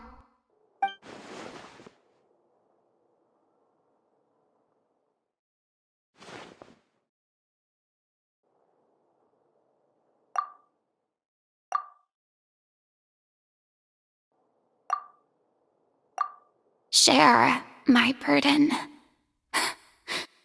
That's impossible. It was fated right from the start that this would be my duty alone.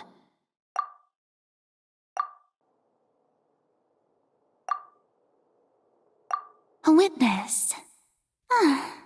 Yes, I've heard that you came to Tevat from beyond the stars, yes. In other words, you never belonged here. And if Tevat is, in its entirety, a show on a stage, then you're just a spectator, aren't you? If that's the case...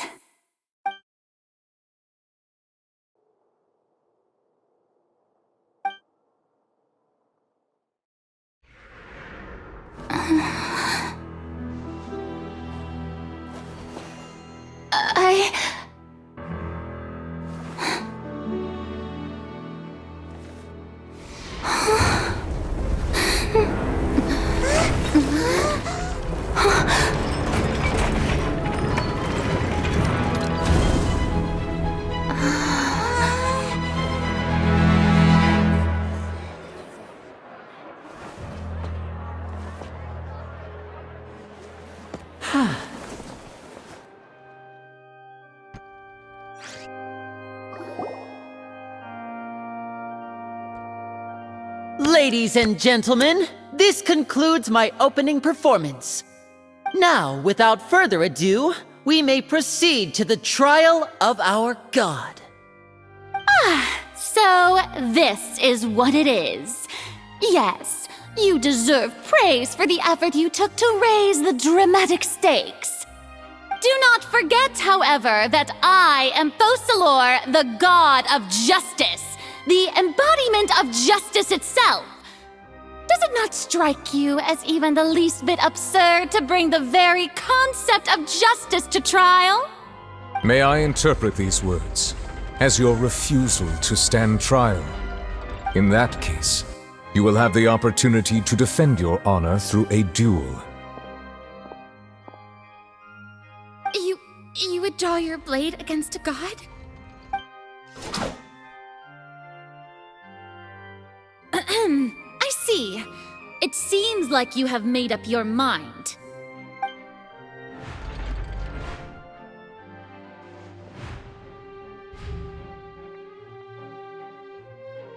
Paimon can't believe it. She just surrendered. What the heck is going on? Did I just see an Archon surrender to a human? Wow, how utterly humiliating. Lady Farina, what is the meaning of this? Shh! It would seem that there has been a misunderstanding. To be clear, the raising of both hands is not always an indication of surrender. Looking for excuses again, huh? I raised my hands just now to indicate my acceptance of the trial. No duel shall be necessary. I will admit that I've been running away for a long time. I'm sorry, everyone. I was unable to protect the people of Poisson. It is my duty to stand trial for my crimes. You are not the only ones to be disappointed in me. I, too, am exceedingly disappointed in myself. But now, it is time for the Hydro Archon to show you her courage and resolve. I, Farina, will use this trial to show the world the true meaning of justice! This time, I will protect you. A applaud and rejoice. One of the most outrageous and fantastical arcs known to the opera epiclese is now unfolding before your eyes. Mark my words, this shall be one of the most exhilarating and brilliant shows ever to grace the stage of Fontaine. The trial of the Hydro Archon, Focalor, will now begin! Woohoo! Oh, now we're making history! Why does it feel like Farina just took over the whole thing? Like, come on! Didn't she just get forced to stand trial for her crimes? Also, even though she's still acting super dramatic, she is taking this seriously this time, right? All right, then. Who will be my opponent in this trial? The court asks the prosecutor to please take the stand. Is that so? Very well. Then please speak, witness of Tivat, my accuser and fated opponent.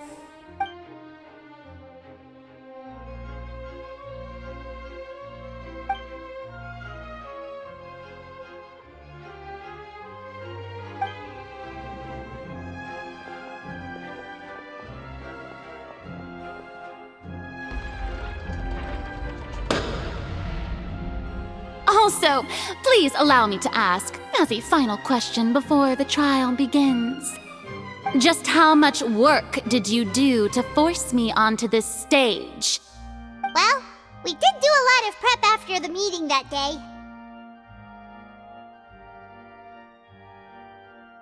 I can go over the tasks assigned to the Spina di Rosula, since they were rather straightforward and easy. Navia, the president of the Spina di Rosula. Most of the people who participated in the disturbance this morning were my subordinates. They changed into plain clothes and came to the Opera House as regular audience members, waiting for the perfect opportunity to incite insurrection against you. The people's resentment against their Archon has been building as more and more of the prophecy is fulfilled. A spark was all we needed to turn smoldering anger into a flame. Moreover, according to our understanding and analysis of you, when something like that occurred, you would likely flee the scene and head to Poisson by yourself. So, we arranged for a second group to lie in wait there. So, you mean, the ones who scoured the settlement for me were also from the Spina? And their goal was to force you to step into the giant magic box so you may personally participate in the greatest magic performance in all of Fontainian history. That's right. That house was a magic box, rather than someone's residence. As the super ultimate version of the setup that I used when I first performed at the Opera Epiclese, the volume of the box was increased by a whole order of magnitude, and the distance it traversed was the entire gap between Poisson and Arenias. Its cargo, of course, was an Archon instead of a human. My thanks, Farina. Without your help, we could never have pulled off such an extraordinary performance. You're welcome? Of course, this performance was only made possible with Father's support. The House of the Hearth spent a massive amount of labor in Mora to pull this off. We had to select a location, construct the giant magic box, dig a tunnel, and open up a path through the water. It was a lot of work for all of us.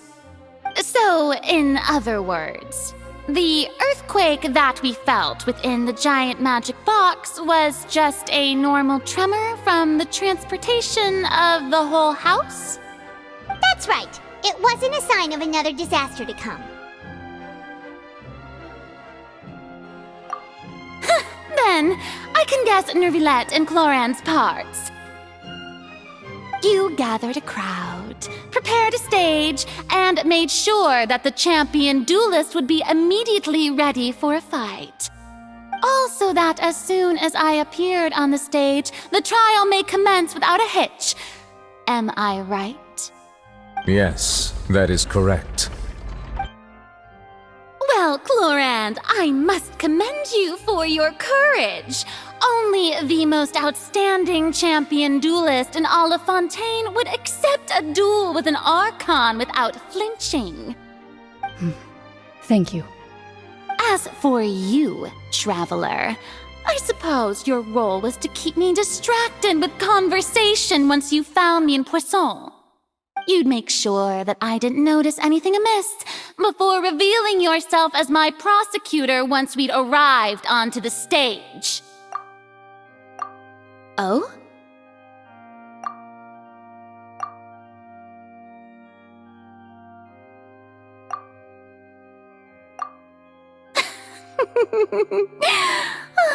Is that so? Then I suppose I must have missed my final chance. It's fine. It matters not.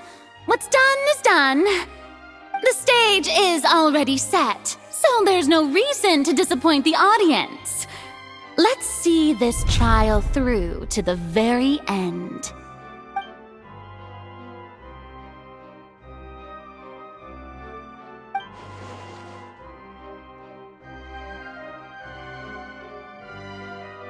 Madam Prosecutor, please allow me to pass this along.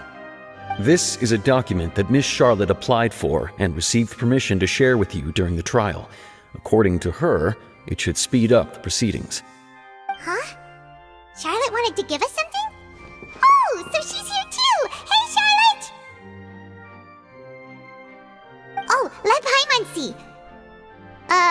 Isn't this the exclusive interview that she did with us before? So she's already finished it, huh? Wait, then that means this document is a perfect timeline of everything that's happened ever since we stepped foot in Fontaine! So in other words, we can refer to this anthology of evidence every time we want to use something from our journey as evidence for an argument! Let's quickly confirm the information in it. Just think of it as a refresher, alright? You defeated the Hydro Archon in the very first duels you took part in at the Opera House. That's one for the history books, all right. I didn't think that you'd wind up getting to the bottom of the case I'd been following all this time. I guess you could also see this as a happy coincidence. This is the first time Monsieur Nervillette had a difference of opinion with the Oratrice. Even the Hydro Archon can't figure it out.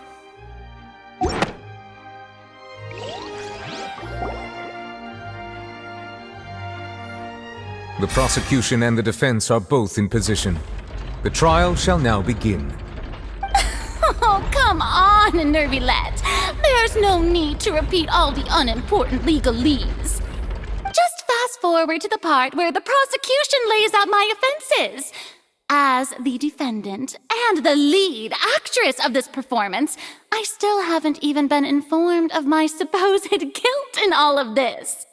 Of course, it is only natural for humans to struggle to understand the actions of a god.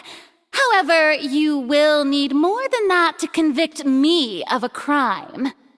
That's true, but my charge here is unrelated to your conduct as an Archon. Instead, I would like to charge you as a fraud who has never been the Archon in the first place. Wait, what was that? Lady Farina's a fraud? Hey, I came here thinking that we were going to try the Hydro Archon for forsaking her duty, but did I hear that right? She's not our Archon at all? Charge accepted. Lady Farina, do you plead guilty to the charge?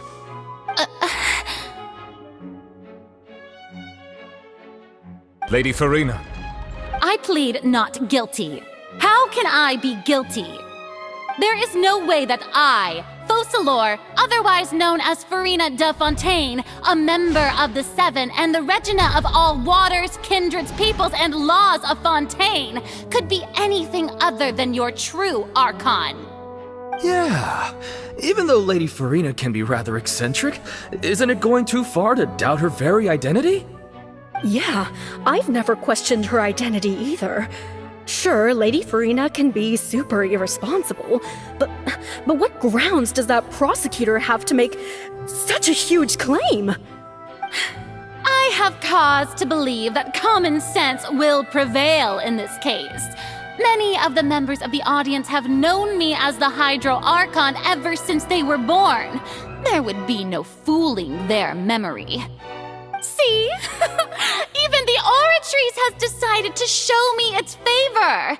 Are you sure you want to commit to a charge that will never be upheld? If you wish to drop the case, I can promise you as the God of Justice that you will not have to face trial for making a false accusation.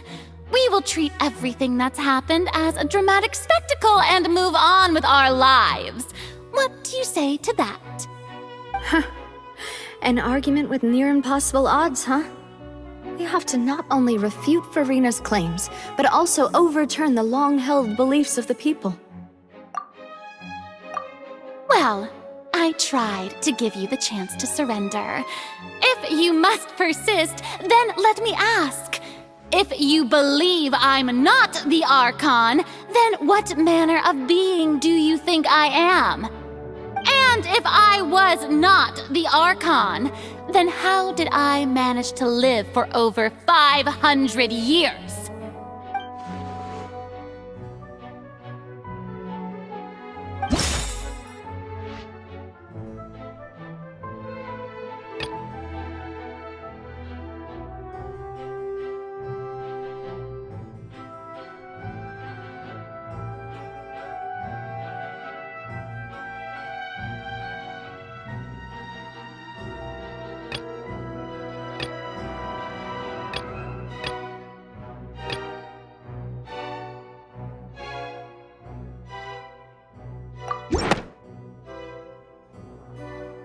First of all, you may be a member of another long-lived race, which would allow you to naturally possess an extended lifespan. And second of all, even if that wasn't the case, there could be other ways to extend your life. Who gave you that idea? Was it the knave? You'd sink so low as to use a harbinger's words against me. A curse? I once thought it possible that the aura of an Archon might naturally resemble a type of curse.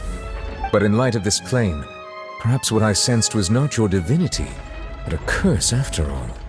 You sensed it too, huh, Neverlet? Lady Farina is actually a human? Well, it is true that it's extremely difficult to tell humans and gods apart just by looking at them. It's not impossible.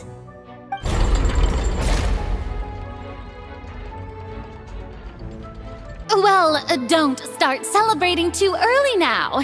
Even if I have been carrying a curse like you said, how does that prove that I am merely a human being? Besides, everyone knows that the main difference between a human and a god is the possession of authority. Gods can do what humans cannot. That's why they're worshipped as gods. For centuries, manifestations of my authority have served the nation of Fontaine. One need only to turn their eyes towards the Oratrice Mécanique d'Analyse Cardinal in this very opera house, or consider the endemnitium that is used in every aspect of life.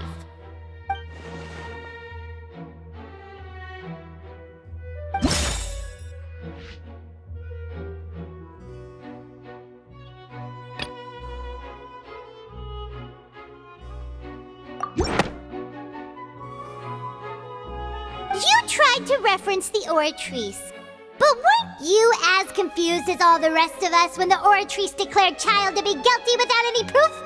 Otherwise, you should have come up with a good explanation for that by now. Didn't I make myself clear at the time? The decisions of the gods are naturally difficult for humans to comprehend.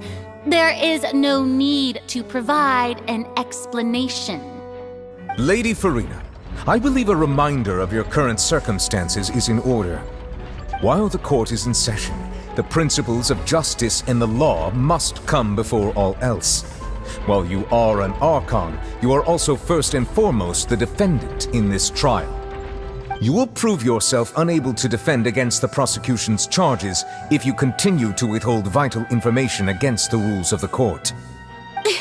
I never thought you'd use that kind of rhetoric against me. That was no trick of rhetoric, Lady Farina. I've merely reiterated the rules of the court. Rules that all should respect and follow. So, you neither knew why Child was declared guilty, nor did you understand the structure and operations of the Oratrice. Instead of having been created by you, the manifestations of authority you mentioned have been made by the real Hydro Archon, haven't they? The real Hydro Archon? Well, now you're really losing me. It is true that I did not know why the Oratrice gave out a guilty verdict that day. But the Oratrice handed out that verdict unilaterally, and it has been operating independently ever since it was first created. You can't argue that just because a divine creation is flawed, that the god behind it must also be no god at all. She's still throwing out all kinds of excuses. Seems like she's confident that we won't be able to produce proof that she has no power over the Oratrice. My power as an Archon. There are many ordinary citizens in the audience. How can I just carelessly demonstrate the formidable power of an Archon? If that poses a concern, I'm prepared to extend my protection to the audience. You don't need to go that far.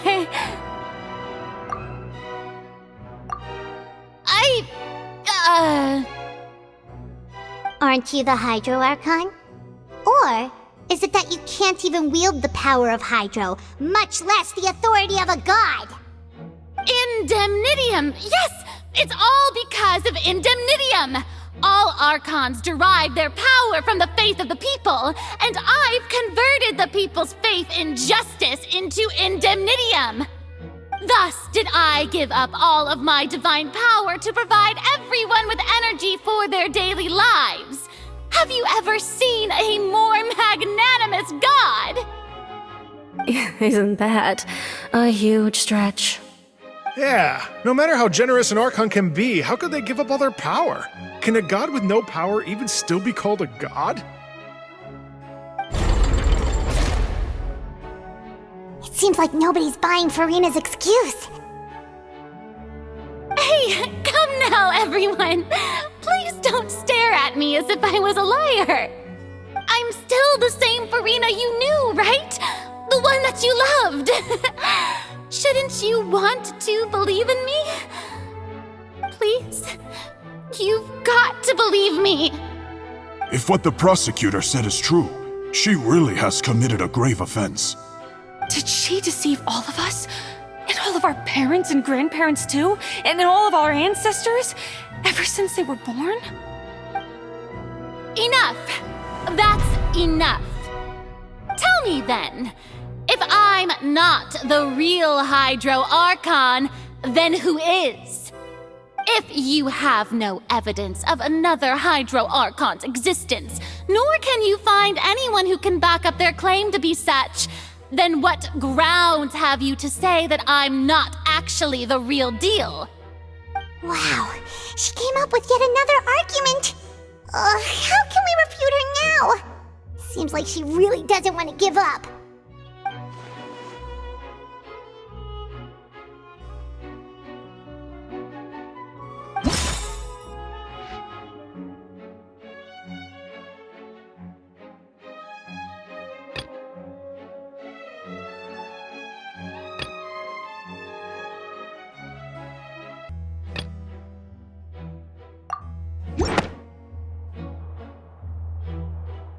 It has been established that all Fontanians can dissolve in water from the primordial sea. And that means... Since you insist on claiming to be a god and not a human, then there's a method that you can use right here and now to eliminate all suspicions of you being the latter. Miss Navia, please apply to serve as a temporary attorney for the prosecution before addressing the court. Though you act in partnership with the prosecutor, you must still adhere to proper procedure. Super sorry, Monsieur Chief Justice. I swear this really will be the last time that I'll speak out of turn. Now, I've brought some seawater from Poisson. As everyone knows, a massive flood struck the area not long ago, taking many lives, including those of some of my closest friends. So, Miss Farina, would you dare to touch some of this seawater? If we are to believe that you are indeed the real Hydro Archon, touching this seawater would have no effect on you. All it should do is strengthen your case. But if you don't dare to touch it, then we would have basically proved the reverse.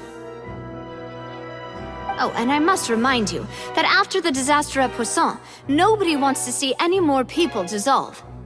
I do hope you'll act prudently and choose the simpler path of admitting guilt. Navia from the Spina di Rasula. The Spina has governed Poisson for many years. I guess her suggestion is valid. If Lady Farina is indeed just a human, she's probably Fontanian like all the rest of us. Would she really dare to try?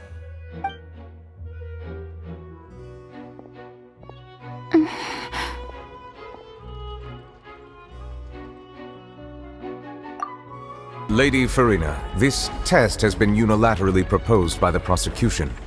As it falls outside the realm of standard court proceedings, you possess the right to decline participation. Well, of course he had to tell her that. But refusing to participate is basically the same as a confession of guilt. She's just staring at the water without saying a single word. It really does seem like she's quite terrified of it. That could only mean... What's going on? Is she really planning to... that's not what we thought she would... Due to the inherent risk of the test, Lady Farina, you may... What? Hey!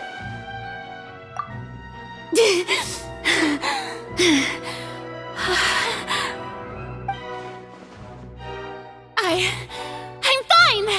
Look at me, everyone! My hand is still here! I haven't been dissolved! Will you believe me now? I really am your Archon! I'm nothing like a normal human who would fall apart as soon as they touch this water! Really? Was this not the most obvious thing in the world? Miss Siegewien? If you're present, Miss Siegewien, please come forward and attend to the defendant. Siegewien? Don't be nervous. It'll just take a few seconds. Let me see. That should be enough. Please announce the results of your evaluation to the court, Miss Siegewien. As everyone doubtlessly saw, Miss Farina was displaying symptoms of hyperventilation and flushed skin. These indicate that she was experiencing the adverse effects of exposure to primordial seawater. The extent to which she was affected is the same as other humans when exposed to primordial seawater of a similar concentration.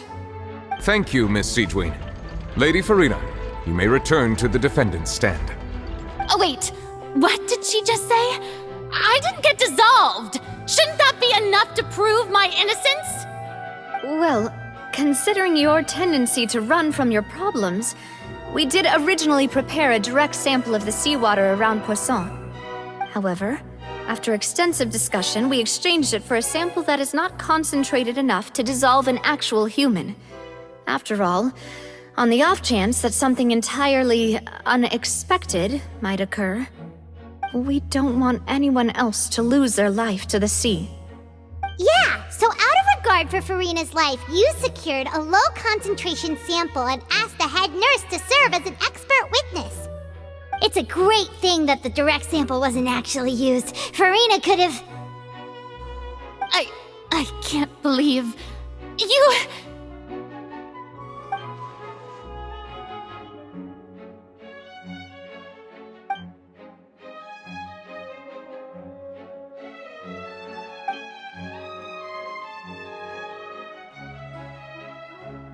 to me! Listen to me, everyone! Please don't give me such cold and disdainful looks! What happened just now didn't prove a single thing! Think about it!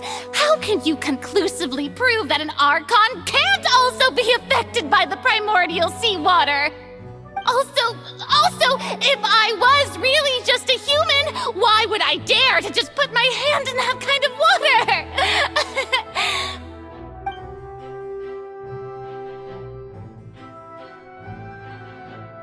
Please, everyone, anyone, just listen to me! I swear, I really am your Archon!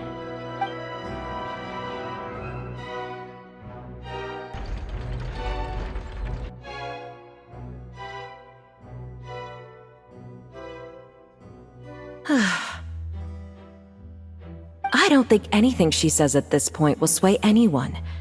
The odds are just too stacked against her now. With all the things that have been said, Paimon doesn't think there's any way left for Furina to win. I believe the time for arguments and presentation of evidence has come to an end. If there are no objections, we will move on to the final judgment.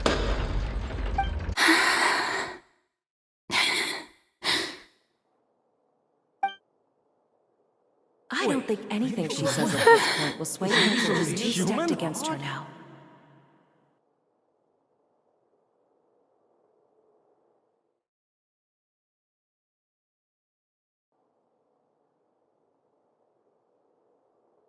In my capacity as Chief Justice, I shall now render judgment on Furina's misrepresentation of herself as the Archon of Fontaine. As a human who knowingly deceived her fellow citizens, Furina is guilty.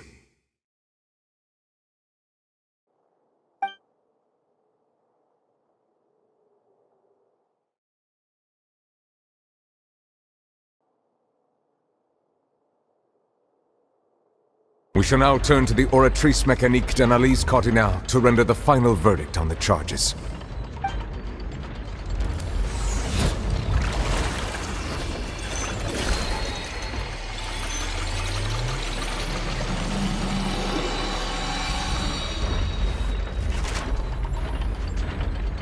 According to the judgment of the Oratrice Mécanique d'Analyse Cardinale, Furina is... Well, what's wrong? What's the Oratrice's verdict? No, the Oratrice also displays a guilty verdict. Isn't that correct then? However, the exact wording of the verdict is thus: the Hydro Archon, guilty, to be punished via the death sentence. The death sentence? That's actually one of the available sentences? I've always thought that it was just a myth. The one and only time the death sentence has been handed out at the court, and it's been given to the very person we've worshipped as the god of justice? What an unexpected twist. Furina's been sentenced to death by the Oratrice? We just wanted to use the trial to show her the seriousness of things so she'd tell us the truth. How did things escalate this quickly? This outcome is indeed quite strange. According to Fontaine's current definitions of justice, as well as its recommendations for criminal sentences, is this sentence really appropriate for the crimes that have been committed? Yeah! Even Fauché wasn't sentenced to death by the Oratrice. You know, the real evil mastermind behind the serial disappearances case. Indeed. Not only is Furina's sentence overly excessive, the very point of our trial today was also to prove that Furina has never been the Hydro Archon in the first place. But now, the Oratrice seems to have deliberately invoked the title of the Hydro Archon. What does this mean?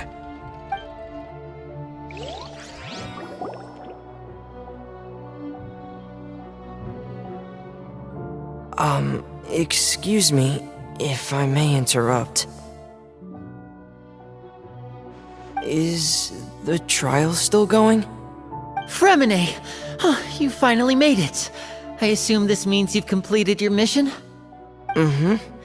Any mission Father assigns to me will always be top priority.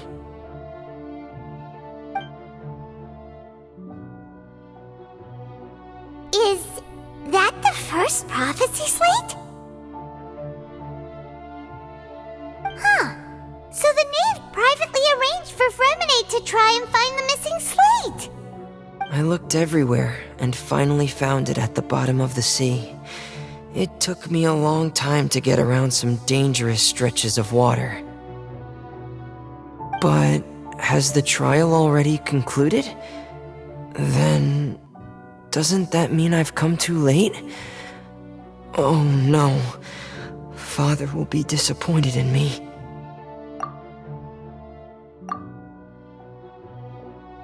Thank you for your hard work, Mr. Fremenade. Please allow me to review the record left on the slate. Traveler, I believe that you have already seen the other existing slates, and would like you to come here and confirm their contents.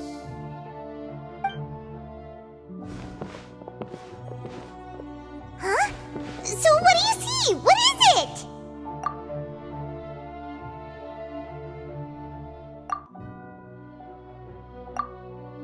I believe I have now made sense of the Hydro Archon's crime.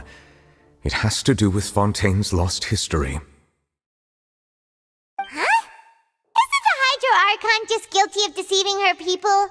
Oh, wait, no, that's Farina, and we've already proven that she's not the Hydro Archon. So when you say Hydro Archon, do you mean the real Hydro Archon we've been kinda talking about? In truth, everything that you've encountered in Fontaine up until this point can be traced back to the contents of these stone slates. However, I'm uncertain as to how much sense they currently make to you. Okay, let's try to recall the contents of the other 3 stone slates. Paimon will do her best to help you remember.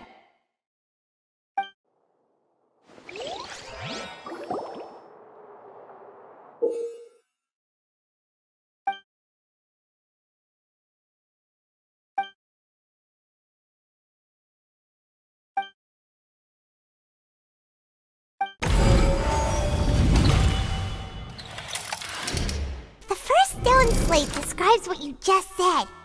It seems to show the previous Hydro Archon using her divine power, and then the Oceanids turn into humans. Does that mean that Fontanians are transformed Oceanids? Oh, Paimon wasn't expecting that. But if Oceanids can turn into humans, then perhaps this process can be reversed as well. The second stone slate shows Celestia floating in the sky, and the Hydro Archon and her people worshipping it together. But the heavens still brought judgment down upon them. This must be the point when the Hydro Archon and the Fontanians were branded with their original sin. Does this mean that the original sin and the Hydro Archon sin are the same thing? The third slate shows the Hydro Archon sinking into the sea surrounded by many people. Huh. That reminds Paimon, didn't we also watch that happen to someone else? Well, the fourth slate is the prophecy the Fontanians have been talking about. People dissolving into the sea, the Hydro Archon crying on her throne, and so on. We didn't believe that such a crazy disaster could happen at first, did we? But after that incident, it was just a question of when and not if.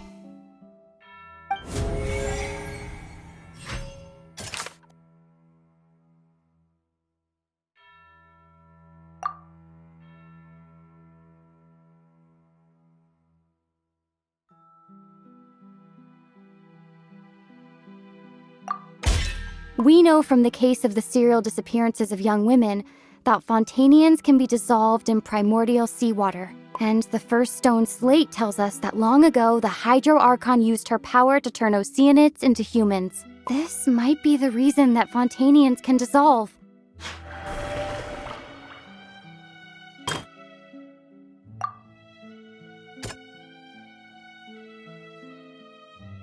That doesn't sound quite right.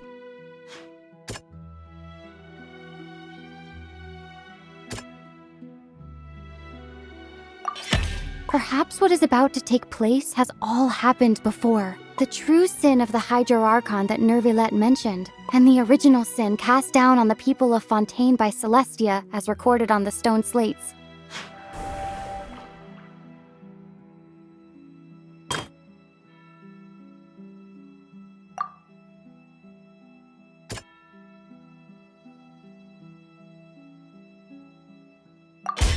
It's not as simple as falling into the sea. When Navia fell into the sea, her consciousness was subjected to judgment. The stone slates show the people gathered around the Hydro Archon in the sea. Could that be alluding to the same thing?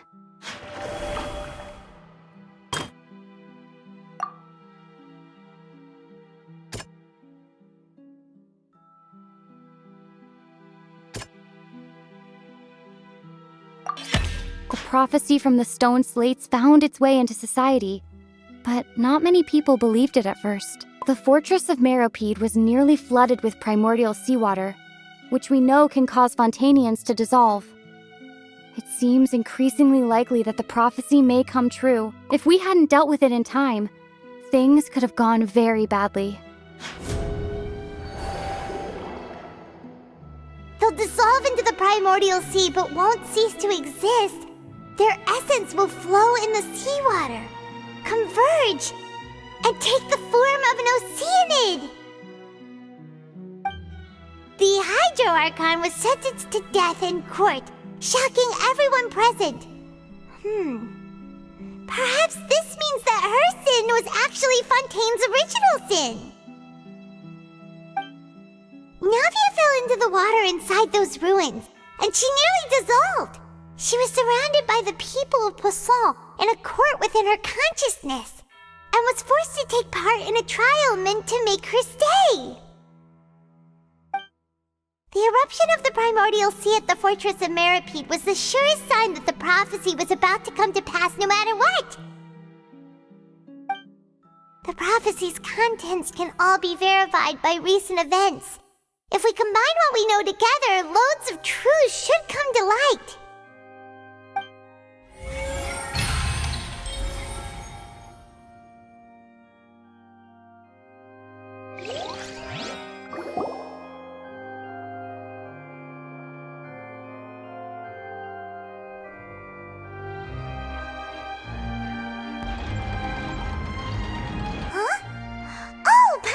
It now, so that's how you can make sense of it. But then it feels like we're going to have to share some truly shocking revelations.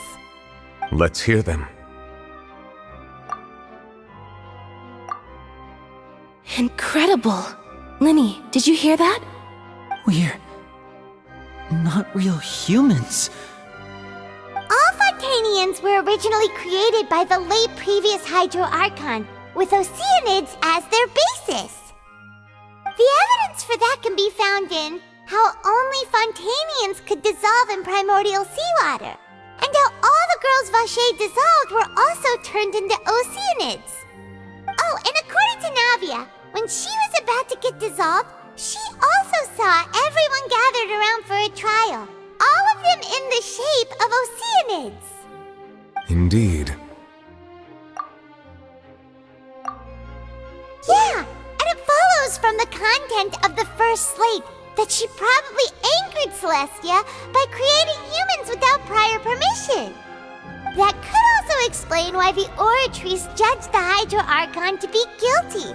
It's to account for that ancient sin. The Hydro Archon's true sin was creating us? And yet, after many hundreds of years, the Hydro Archon's creations have turned around to try to judge the Archon within the Opera Epiclese. The twists of history are often the most unexpected of all. Yeah, isn't the image here just like when Navia fell into the sea? So wouldn't it be trying to show the image of the Hydro Archon also falling into the sea once the prophecy has been fulfilled in the fourth slate?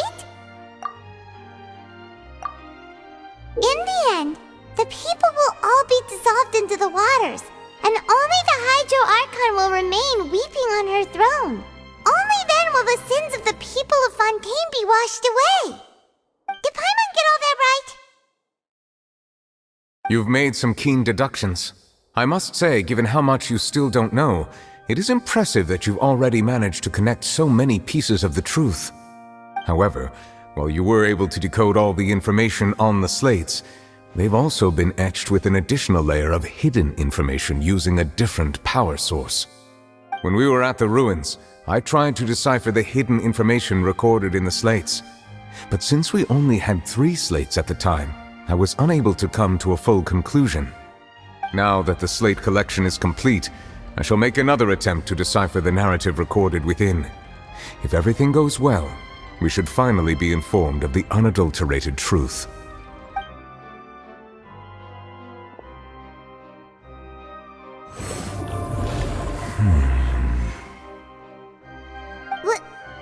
Well? Did you get it? I believe I should share this truth not only with you, but with all the people of Fontaine as well. I will try to briefly summarize it for you.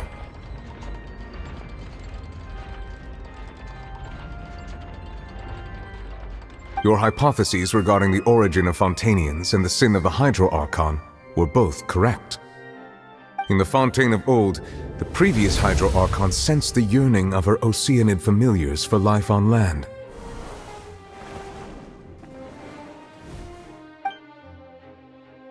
The Oceanids were enamored with the beauty and romanticism of human beings, and wishing to have those experiences for themselves, expressed to the Hydro Archon their desire to become of a similar kind.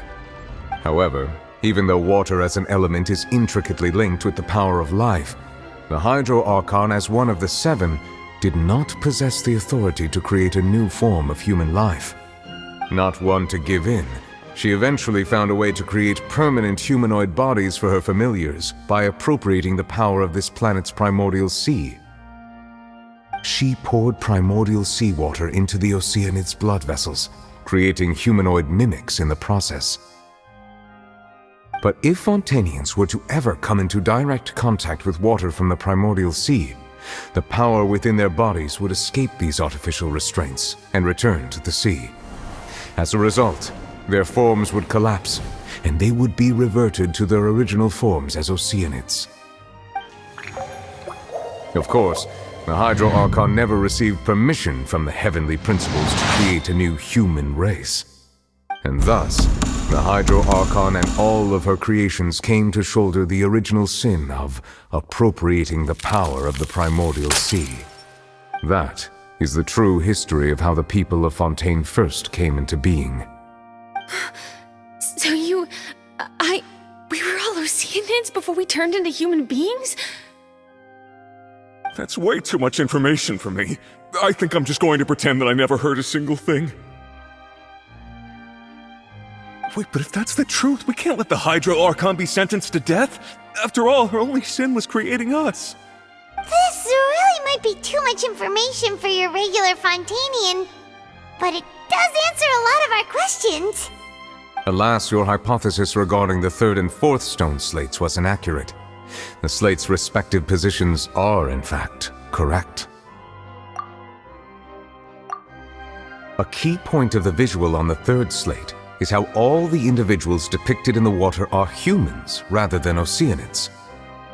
They have not been dissolved, which implies that the water depicted in this slate is not water from the primordial sea. The nation of Fontaine is the nation of Hydro, as well as the nation of Trials and Justice. Instead of being the literal element, the water in the scene symbolizes judgment and justice. You may also recall Navia's experience. When she fell into the sea, her consciousness was surrounded by that of many others who intended to hold a trial to determine her fate. Therefore, the meaning of the 3rd slate is that the people of Fontaine shall try the Hydro Archon at the court of justice. Yes, it refers to our present situation. I think I'm following now.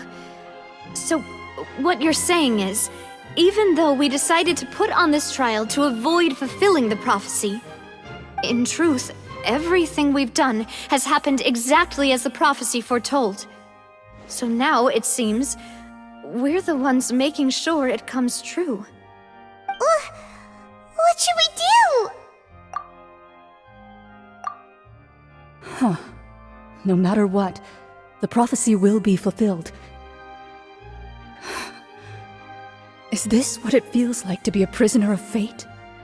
If that's the case, does that mean the scene in the 4th slate will also be fulfilled soon? Traveler, I would like to point out another small fallacy in your deductions. About the fourth slate. You probably thought that the eruption of primordial seawater beneath the fortress of Meripede served as the surest sign that the prophecy was about to come to pass, yes? However, I believe that rather than being a sure sign, that eruption could in fact only be a small warning of something far worse to come. As for the root cause of the catastrophe, I believe you've already encountered it once before.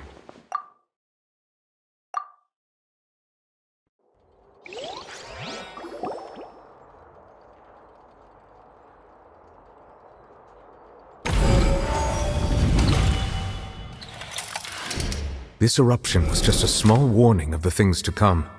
We must find the root cause of the disaster.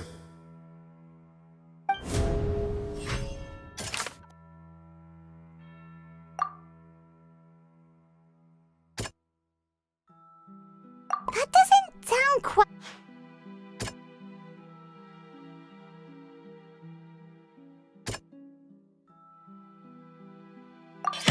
It was both dream and reality. If we're talking about a true culprit, that could only be that thing inside the primordial sea, right? The truth, the original sin, the trial, and the root cause of the disaster.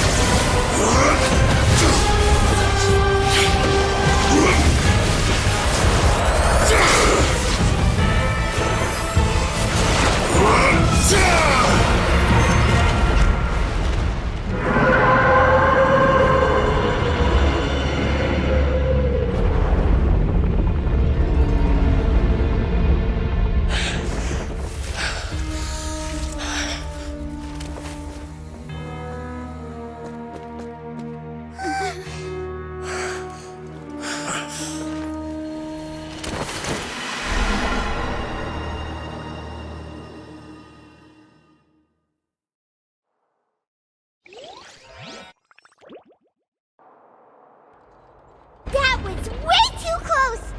How did that thing just burst into the Opera House? Wait, was that the huge whale you saw in your dream? So we've met it at last. I understand very well why it has chosen to make an appearance here. That whale does not belong to Teyvat. It is a monster that has traversed the stars, weeping all the while. It has been greedily consuming the energy from the planet's primordial sea, using it to grow. That is the main cause for the rising sea levels. And once it has finished consuming all of the energy contained within the sea, its next step will be... You said that when the Hydro Archon first created Fontanians out of Oceanids, she filled their blood vessels with primordial seawater. Precisely.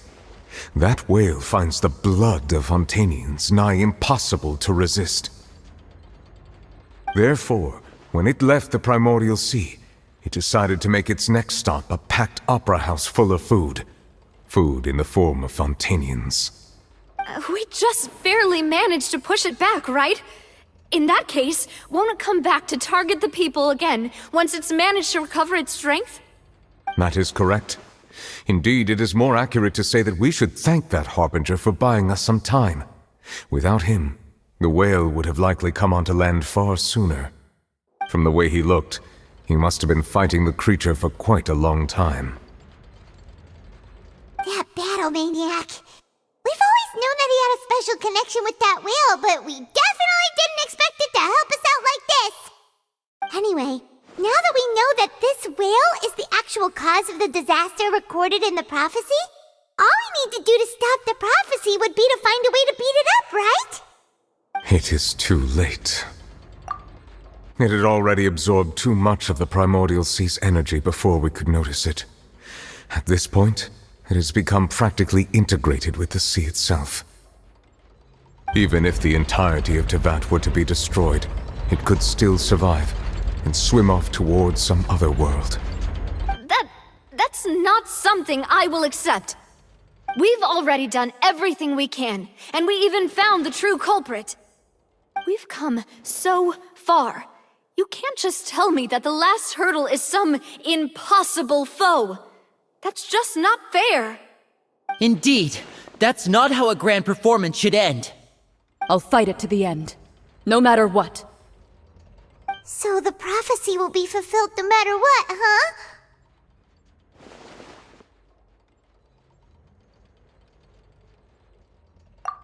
The prophecy. Yes, what has been prophesied will be fulfilled.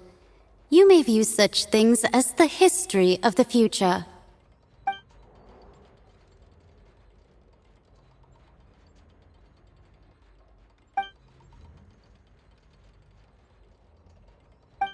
Just as prophecies are usually only the future as seen from the perspectives of the gods, could things be happening in hidden corners where the gods' gaze does not fall? Ultimately, fate shall serve as your only guide, no matter what will happen in Tevat's future.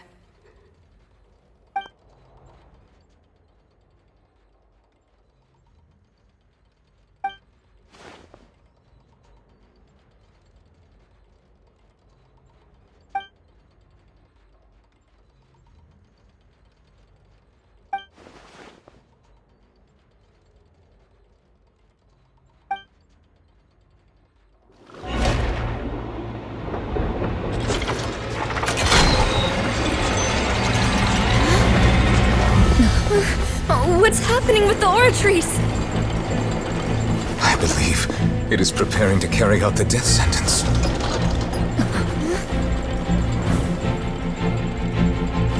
Farina!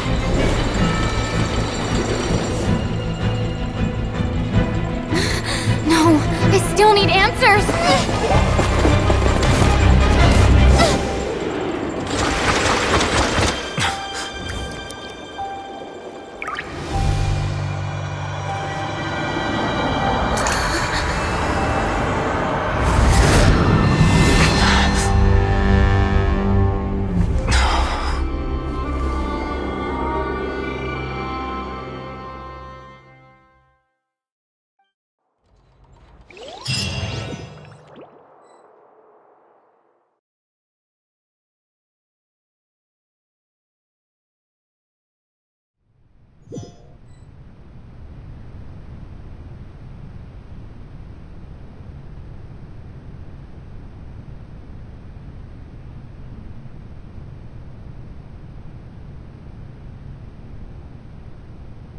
You...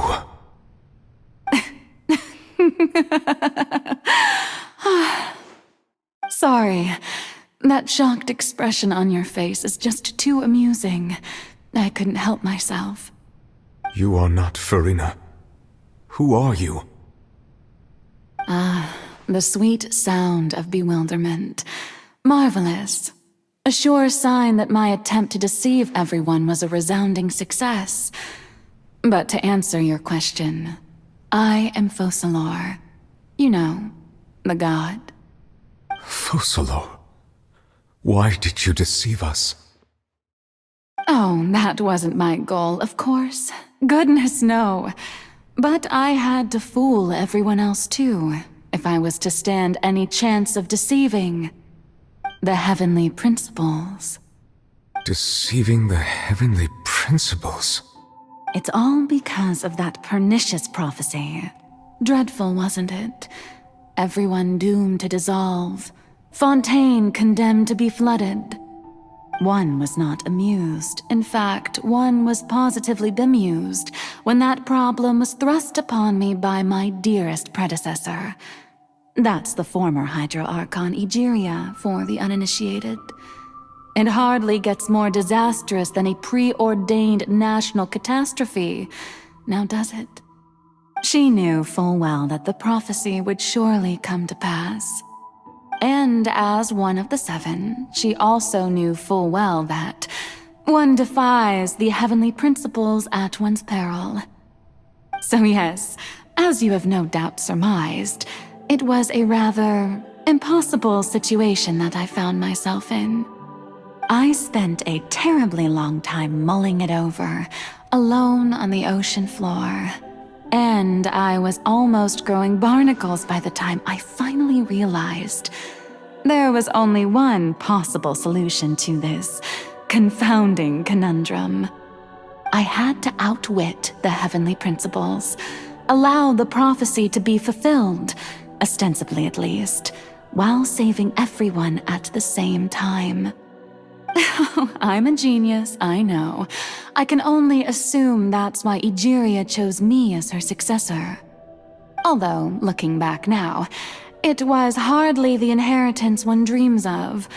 Between the task of saving the nation, the quotidian duties of the Hydro Archon, and not to mention the original sin of creating a new race of humans, I dare say she left me quite a colossal mess to clean up. But one can only play the hand one is dealt. I did not choose this, any more than I chose to be one of her Oceanid familiars. So you were also once one of the Oceanids, transformed into a human by Egeria's hand. Yes, I was. I always dreamed of becoming human. And I still do, even now. In my eyes, to be human is to be part of the greatest opera ever known. After becoming a god, I separated my divinity from my body and spirit, leaving behind only a self that was as naive and bewildered as my past self on her first day as a human being. The me you see before you now is that divinity, and the human counterpart I left behind, I named Farina. She could feel joy, sorrow, and everything in between. She could be as vain and conceited, or as meek and vulnerable as she wished.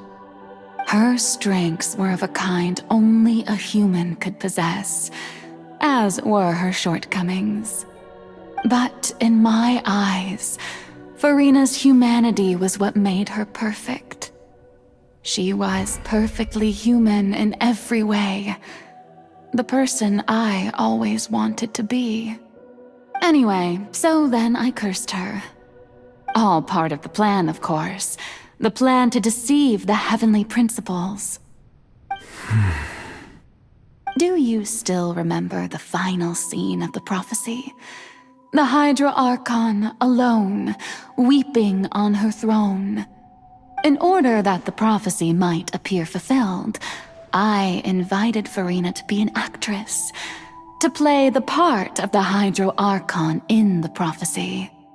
Under the curse I placed on her, so long as I, Focalor's divinity, continued to exist, she could not die. But nor was she free to live her life in the pursuit of happiness. Instead, she was forced to take the stage in the opera house, to embrace the role of leading lady, to forever play the part of the god from the prophecy, all to create a deceitful appearance of that prophecy coming to pass. I suppose now you probably understand why your court is called the Opera Epiclese. But Farina is only human, isn't she? Even though she has had a long life, her mind is no stronger than that of any other ordinary human being. I cannot begin to fathom what she has had to endure. It must have been torture for her. It has indeed. And although she is, in a sense, me in human form, I most definitely owe her an apology for it.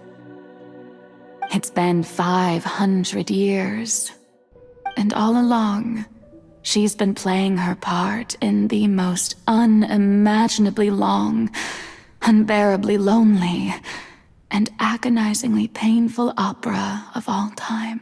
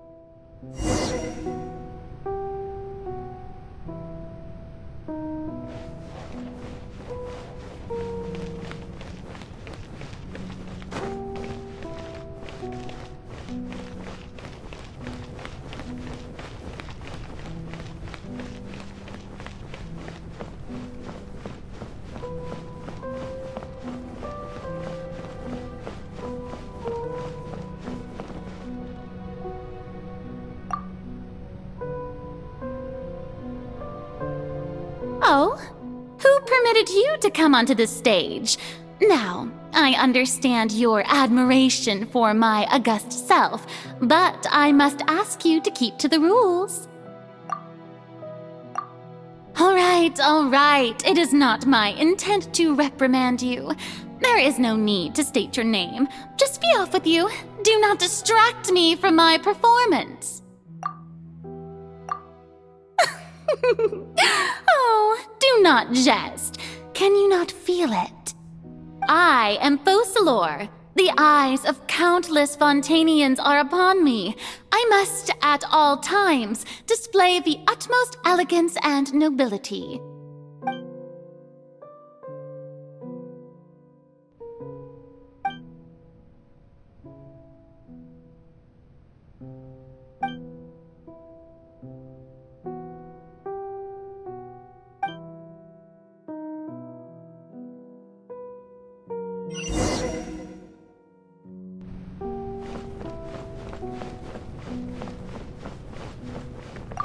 Dear audience, the performance is experiencing a technical difficulty, but worry not. The guards shall resolve it soon. Be sanctified.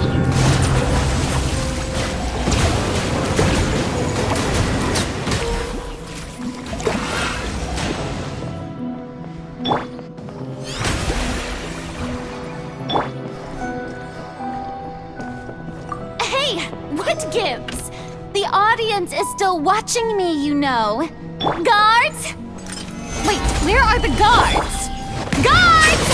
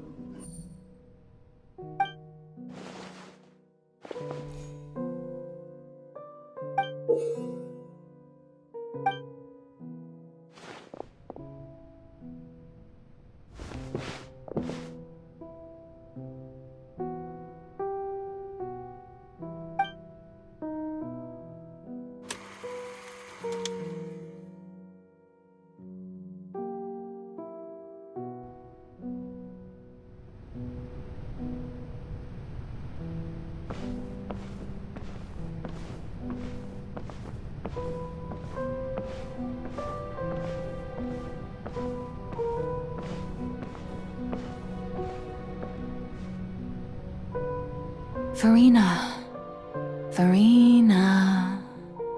Huh? Who's that? Who's calling me? Where are you? Be not nervous. Be not afraid. I am before you.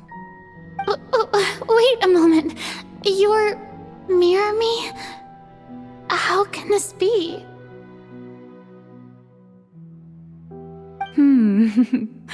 Mirror you, huh? You know what? That's not bad. Let's go with that. Mirror me? What do you wish to say? The prophecy. Have you heard of it? What prophecy? Wait. I know. I think. I don't know why, but it's in my head somehow. The people will all be dissolved into the waters, and only the Hydro Archon will remain, weeping on her throne. Only then will the sins of the people of Fontaine be washed away. Oh, very good. You know it well. What's going on? I can't seem to remember anything clearly. The only thing I know for sure is this prophecy. Will it really come to pass? Yes, it will. And that is why I've come to you. Disaster will come to Fontaine sooner or later. Things will develop just as the prophecy declared. There is no escaping it. But doesn't that mean everyone will die? I'm a Fontainian just like them. Will I dissolve too? Oh, don't worry. Magical meetings exist in this world precisely to give people a chance to turn things around. It is the reason why you met me today. I will tell you how to save everyone, but you may have to suffer somewhat. Oh, so there's still hope after all. Goodness, you frightened me. You spoke so much and with so much certainty.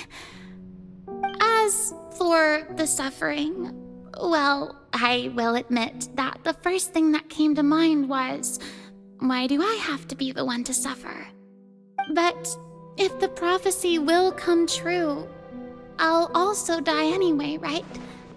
So if I've already met you as my magical meeting in this world, if there were scales, with all the people of Fontaine on one side and my pain on the other, is it not obvious where the scales should tilt?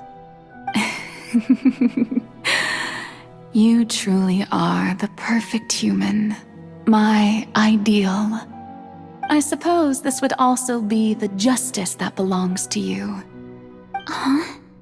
Don't worry, it's nothing. Listen well. Fontaine has just lost its Hydro Archon. I need you to play a role, that of the new Archon. Play as a god? That's right. You must begin a never-ending masquerade. You must never let anyone suspect your identity. If you can keep it up, then I shall have my way of defying this prophecy. But should your identity be revealed, then all hope will be lost. But how will I do this?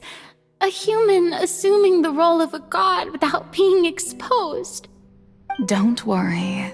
What you must do is not to turn yourself into a real god. You simply need to play the role of a god as humans imagine them to be. Being a human yourself, I'm sure you already know what such an entity would be like. Remember, your true challenge will not be pursuing divinity, but contending against humanity. I'm still not sure I understand, but I'll try. I'll try to do this. So, how long am I going to have to play this role? To accomplish this mission, you will have to stay on the stage for many, many years. You will endure and not grow old until your task ends. But I promise you, all will eventually end in a magnificent and dramatic trial, and everyone will be saved. A trial, huh? How exciting. I'll be looking forward to it.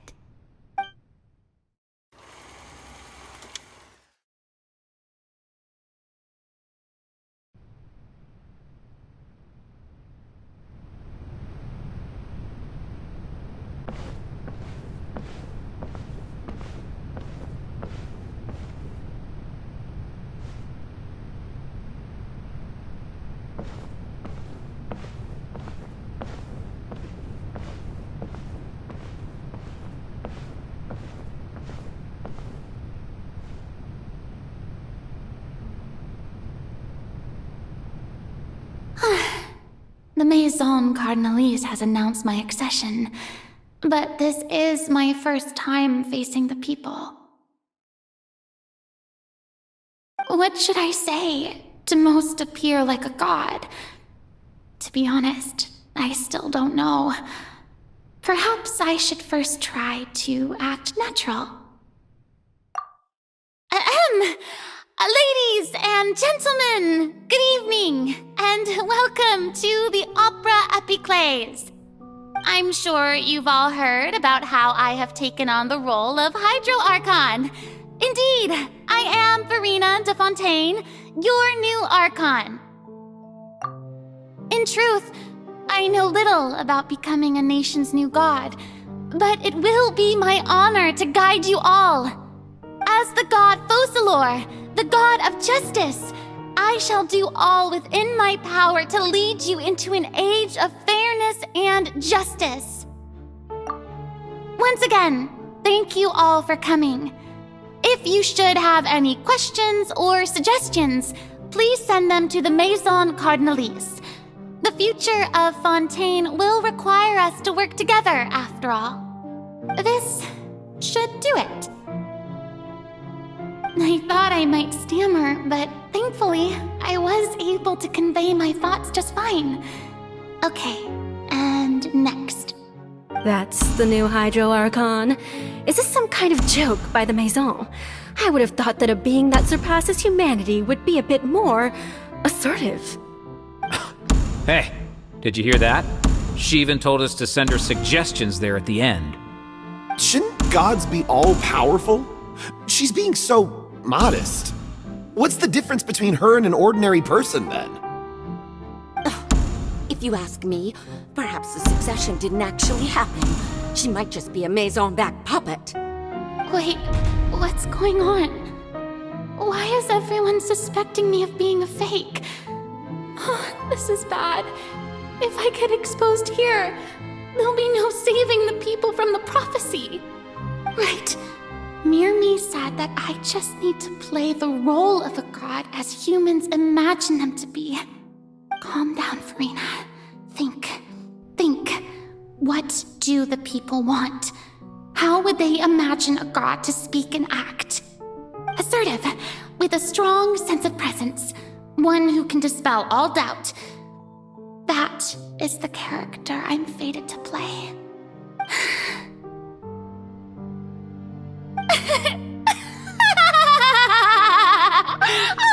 Oh, very good, my people. Only ones such as you are deserving of my rule. Now, I was wondering if some weak puppet were to one day come onto the stage and claim ownership of this opera house, would the children of Fontaine follow them? Well, it seems that you would all see right through them. Having passed my test, you are qualified to witness wondrous trials alongside my august self, here in this opera house. You may consider my previous act a door gift of sorts. I thought it was a debut that suited the atmosphere. Now then, let us be reintroduced. Ah, so that was just a performance. How could I have forgotten that we were inside an opera house? Her personality.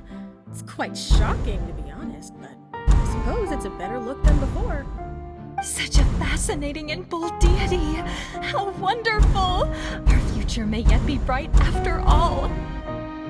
It seems I've turned them around. Best follow this flow and restart my accession speech.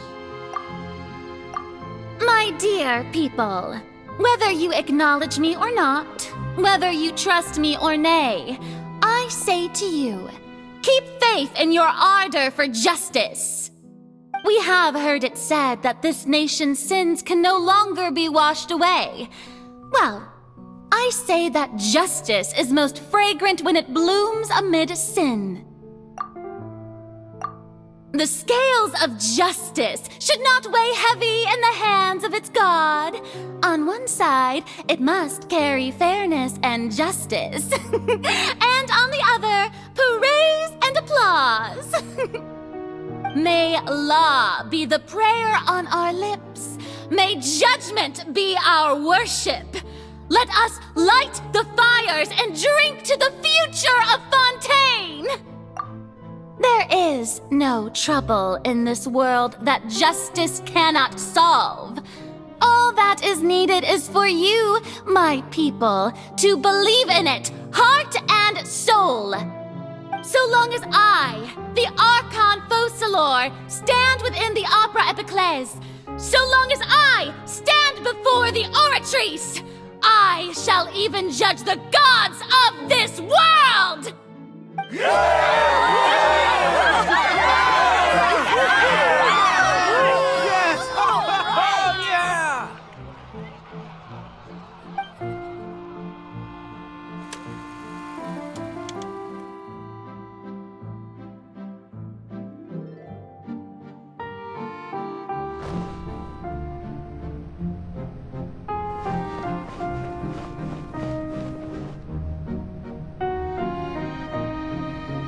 Lady Farina, here are today's case reports, as well as a summary of the follow-up for your perusal.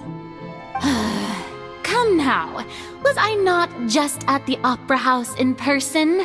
Leave these kinds of things to Neuvillette.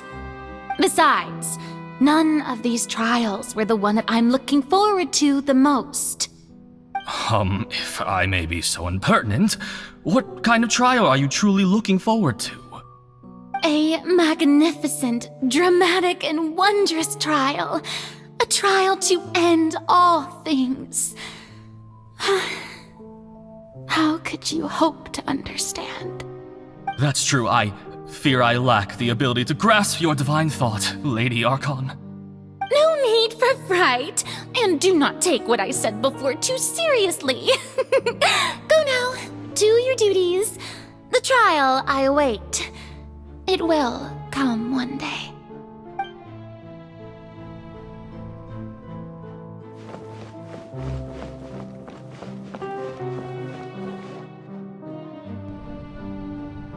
Lady Farina, I don't know what to say. Thank you for agreeing to see me. No need to thank me. Or rather, thank your own sense of perseverance instead. Long have you stood in line to meet me, have you not? Oh, I'm afraid that's just an inevitable consequence of my divine charm. All right, Deoteria, is it? How is your son's illness? You remembered me, and you knew of my family, too. He is doing much better now. In fact, he is far more of an ardent believer than I. He was the one who forced me to seek an audience with you, and to bring your words back to him. Oh, good. Very good. If this should happen again in the future, please do not hesitate to come and tell me. Going down to citizens' homes every so often, while not usual practice, should serve as a fine change of pace. You're such a gentle and wise god. Thank you once again, on behalf of my son.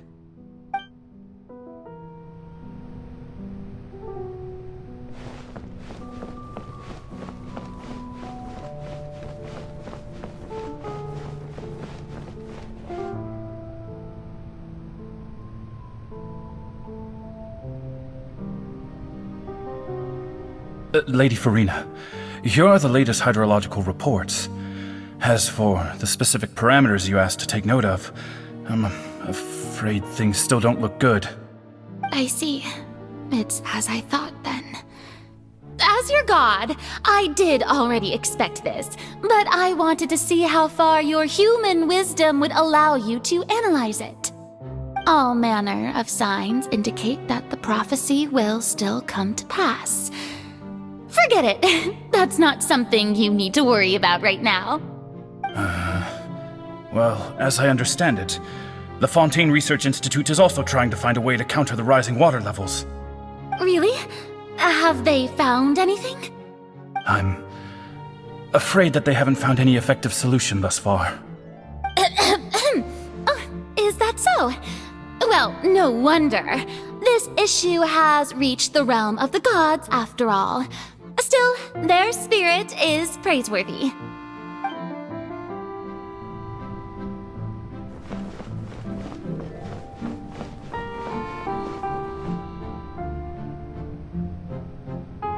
The day is finally over. I haven't had a moment to breathe this whole time. But it's good to see that everything's getting on track. There are no longer any voices of suspicion. Maybe this is fine.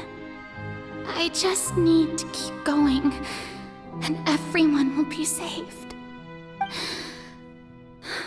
Alright, Farina, don't think too hard about this. You need rest. Tomorrow's a new day.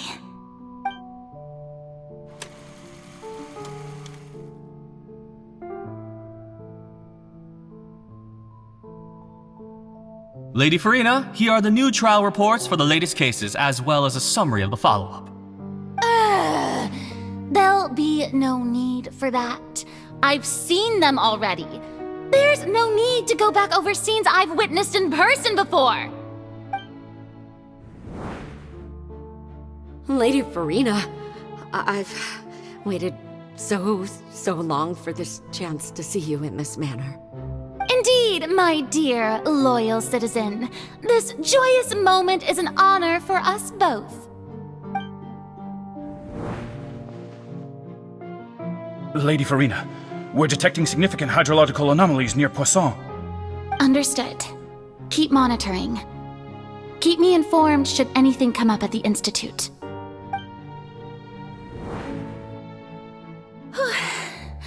I don't think I let anything slip today. I must show the people that there is nothing to worry about. I just don't know when these days will end. I feel utterly exhausted. Best to rest early today, too.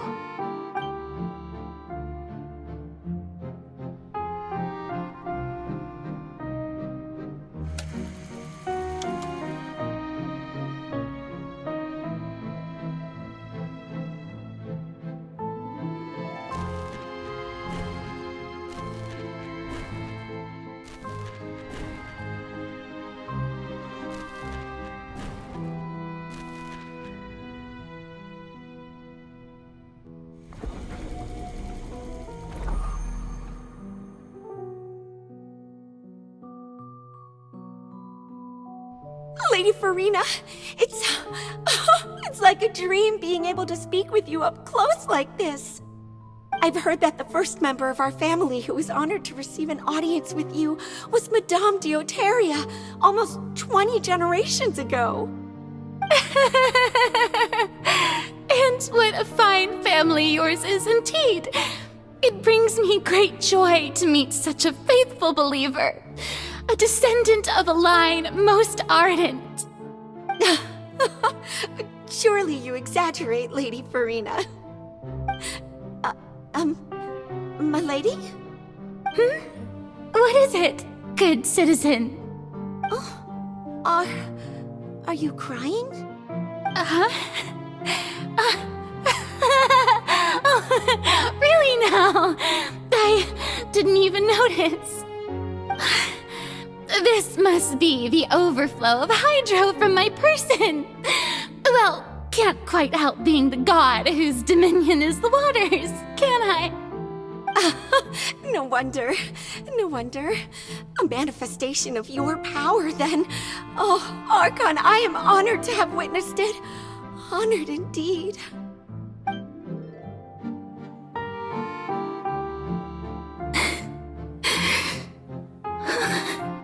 So interminable.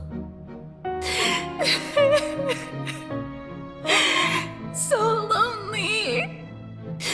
Just how much longer? Hundreds of years must have passed by now. Perhaps the show must go on for hundreds more.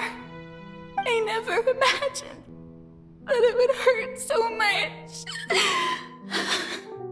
Have I reached my limit? No. Perhaps I reached it long ago. Today I didn't even notice my own tears. I want to tell someone, anyone, about this. But would that not destroy all I've done so far? I've conducted so many investigations across the centuries, but there's not even a sliver of hope that we might break the prophecy. All I can do is keep heart. I must maintain this act. It is the only way to save Fontaine. Please, mirror me. You have to succeed.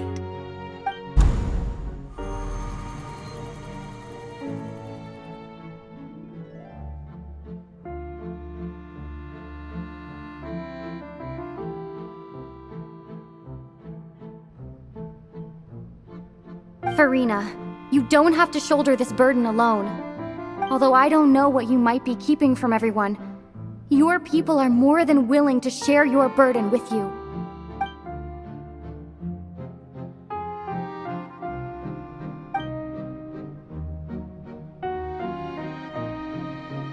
Share my burden. That's impossible. It was fated right from the start that this would be my duty alone. But even if your burden doesn't need to be shared, you can still choose to confide in someone. Just share it with me. I'm what you'd call a witness. A witness? Yes, I've heard that you came to Tevat from beyond the stars, yes. In other words, you never belonged here. And if Tevat is, in its entirety, a show on a stage, then you're just a spectator, aren't you? If that's the case... She's right. I could confide in her, couldn't I? But if things don't play out as expected, the people of Fontaine will be the ones to pay the price. No, Farina, you shouldn't be selfish. But what if it's really all right? Farina, you've worked so hard for so long. Surely it would be okay to put yourself first for once. Just this once. Is it such an outrageous thing to do anyway? To find someone in whom you can confide your frustrations and sorrows? Surely it could not hurt. If you let this opportunity slip through your fingers, it might never come by again. Think about it long and hard.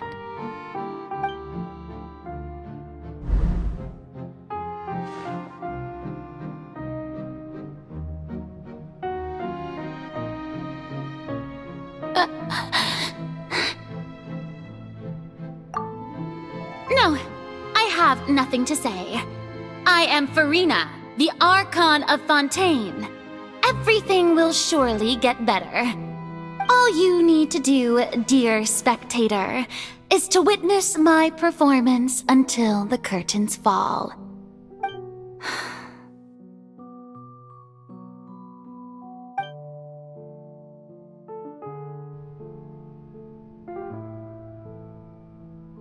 Fine.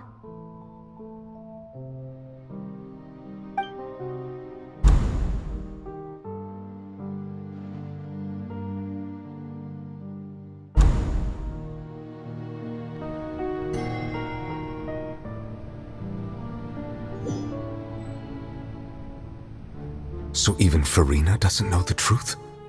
You've never once let her in on the full plan? Yes, it had to be done. To deceive the heavenly principles, you must first deceive yourself. She did very well. If she had let her resolve falter even once in these 5 centuries, Fontaine would have been doomed to the most tragic fate. It seems that trusting humanity was the right decision after all.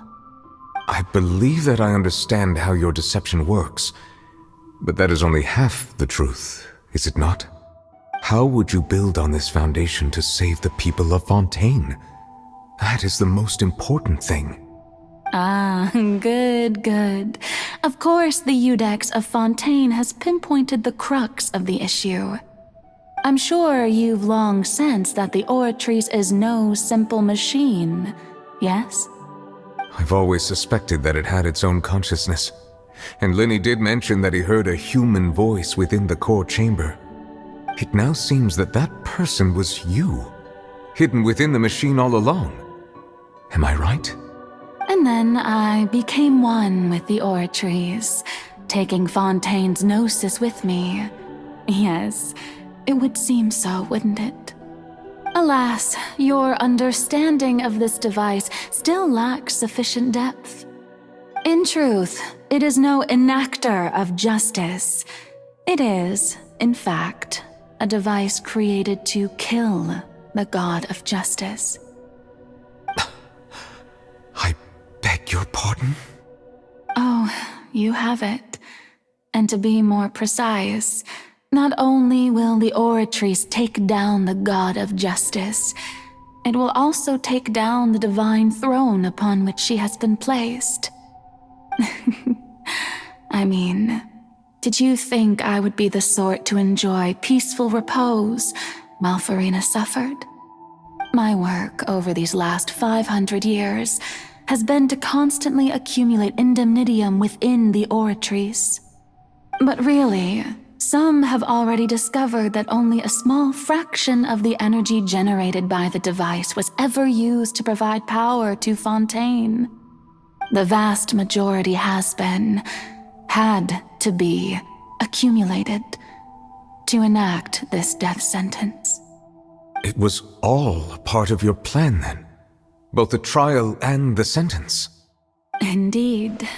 This power, accrued over 5 centuries, could have sustained Fontainians for millennia had it only been used for that purpose. Almost all of it has now been stored within the Oratrice. But only power of this magnitude could hope to destroy the Hydro Archon's divine throne, shaking the rules established by Celestia and breaking through the institution that is the Seven. So the Oratrice's call for death was for neither Farina nor Focalor, but for the Hydro Archon. The destruction of that divine throne. If I do not misunderstand your intent, you must be... returning what's rightfully yours to you, of course. In other words, this was all done to return the authority of the Hydro Archon to the Hydro Dragon of this planet. But...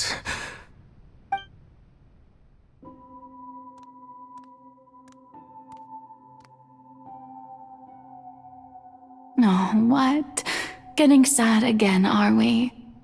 The authority of the ancient dragons shall soon be yours once more, O Hydro Dragon Sovereign.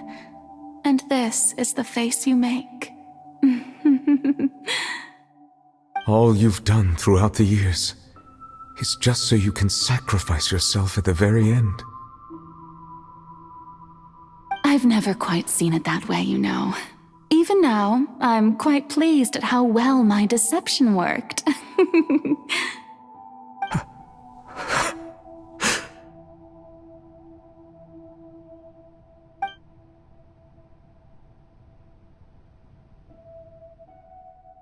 Hydro Dragon, don't cry. I must say, had it been within my rights, I would have loved to judge the heavenly principles themselves. Were they not guilty of essentially the same crime? Egeria stole the power of the primordial sea, and the heavenly principles stole the power you ancient dragons possessed. I, for my part, am the god of justice. And is it not just that your original powers should be returned to you? Speaking of justice, I have always believed that justice lies in the process of pursuing human existence itself. So, if the theft of the primordial sea's might was Fontaine's original sin, then, leaving matters of procedural right and wrong aside, the descent of the Fontanians as humans and their right to exist in this world would be Fontaine's original justice. In other words, existence was Egeria's justice, and to me, justice is the continuation of that existence. Defying the prophecy and ensuring that Fontaine's people shall live on, that should be the justice enthroned over all others. At this point, we, whether it be myself or all other Fontanians, have shouldered the burden of this sin for far too long. Iudex Neuvillette, the highest judge in our land, when you regain your full power as an elemental sovereign, what verdict shall you pass upon us?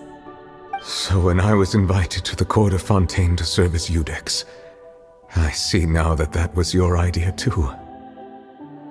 At last, I now understand the true purpose behind this position. In the beginning, I was uninterested in human existence. But these 5 centuries of living alongside them have gradually brought about mutual understanding between us. And I have even attempted to feel as they feel. You are a devious one, Focalors. Things being as they are, surely you know that I could never declare them to be guilty.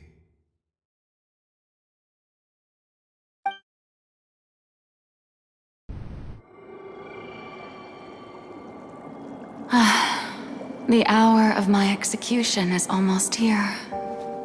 For the sinner, the curtain call has come. I know I may not sound it, but faced with death, I find myself a little afraid. Perhaps this is one thing both gods and humans have in common.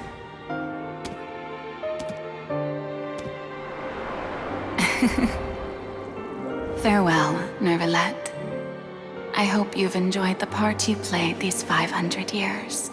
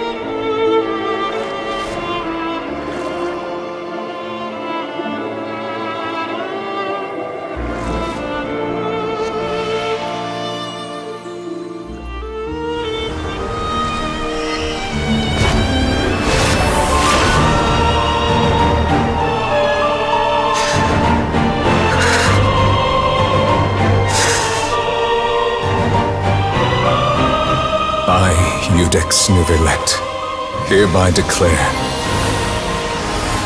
people of Fontaine, your sins are forgiven.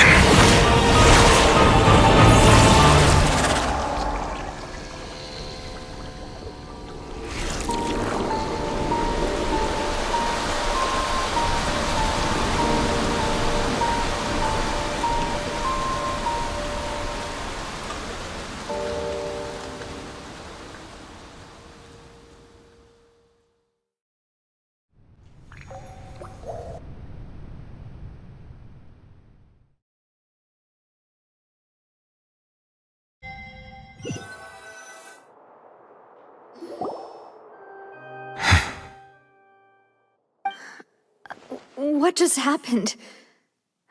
Has the death sentence been carried out? Was that bright light some sort of misdirection? I have a feeling that something huge just happened. But since we're all still alive and haven't been dissolved, I assume whatever happened was good for us. It's time to end this. We must mete out punishment to that beast. Didn't you say just a moment ago that it can't be defeated? I have gained the strength sufficient to deal with it. Through certain means, I now have the ability to separate the power of the Primordial Sea from that creature. We should seize the opportunity to pursue our quarry. Traveler, now that the oratories can no longer function, I require an executor to help me mete out justice. The root of the calamities befalling Fontaine, the beast that enacts the prophecy. Its name is the all-devouring Narwhal. Come with me, traveler. The hour of execution has come.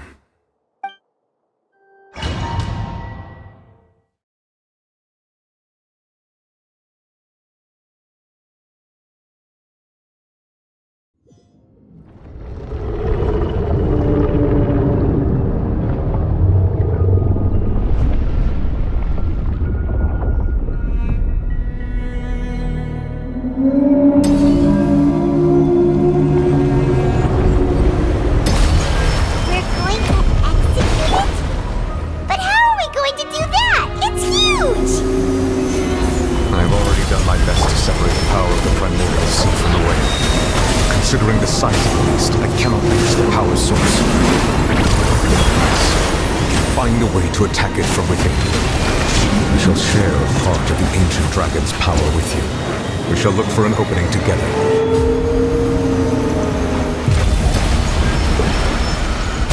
Settle down! I can feel sorrow turning into hostility.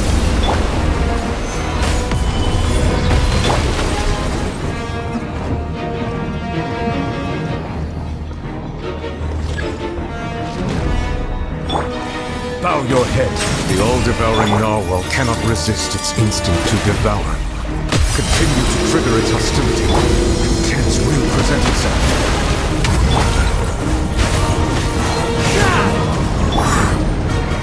Stabilize!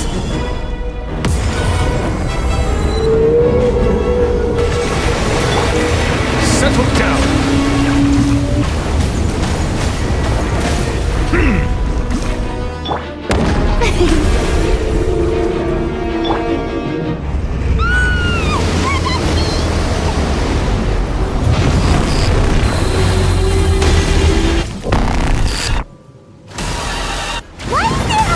Thingy over there.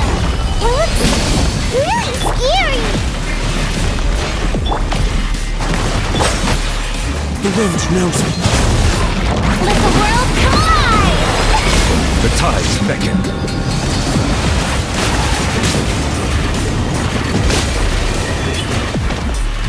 I have granted you my protection. Do not fear. Seize the moment and use my power to suppress its root from within.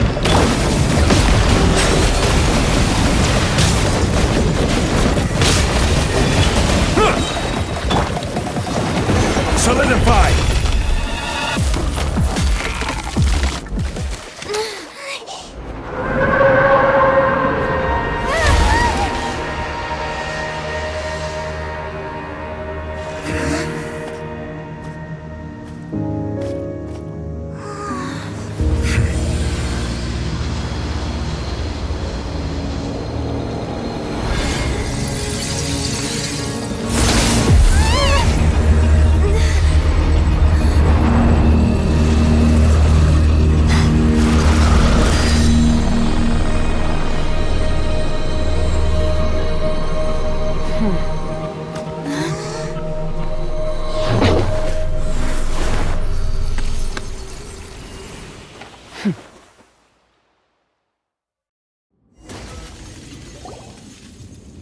Thanks for helping with the cleanup. It should have been my job, but... oh well. It was just supposed to be a short private training session for me. I didn't think that my disciple and my master's pet would start brawling in the meantime.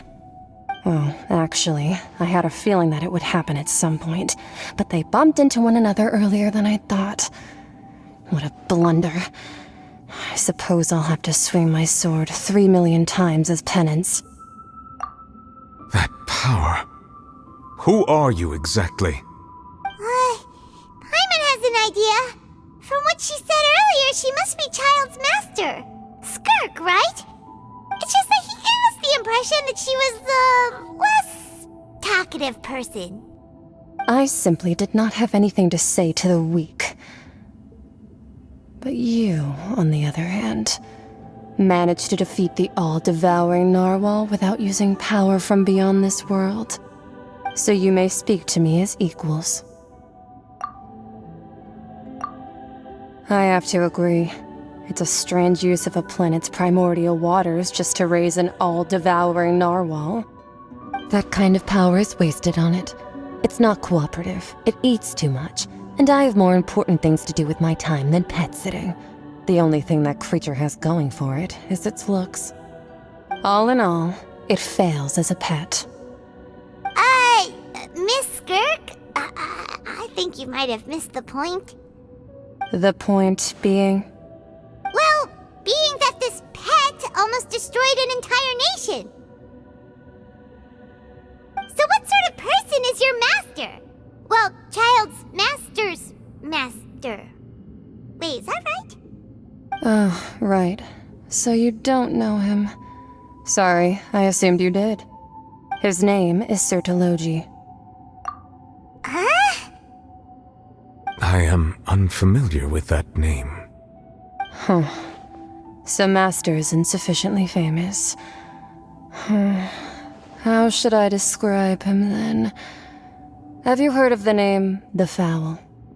The Fowl? Still nothing? Well, how about the Visionary? Vetterfulnir then?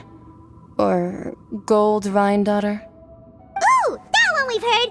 Rhine-Daughter's part of the Hexen Circle. She's Albedo's mom, right? Oh, so you do know that name. To be honest, I also heard all of those names and titles from my master. I don't actually know them either. But I suppose you understand now, yes? My master is likely a similar sort to Rhine-Daughter. They are both pursuing some form of perfection. Wait! Didn't you also mention a visionary person? Paimon didn't quite catch their name. Actually, never mind that. I believe it expedient to inform you that the all-devouring narwhal used up nearly all its strength fighting you. Such roiling hydro energies will prove difficult for the planet's deep seas to digest. As such, the fontaine back on the surface has most likely been thrown into chaos. In other words, the prophecy that you've been fretting over should now be in full swing. What?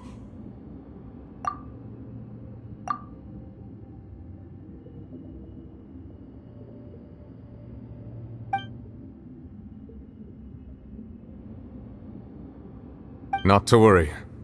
Focalor has already managed to deceive the heavenly principles.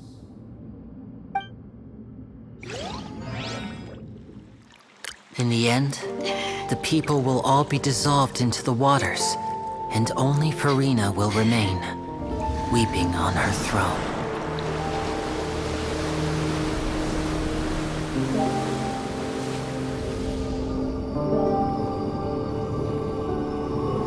Only then will the sins of the people of Fontaine be washed away.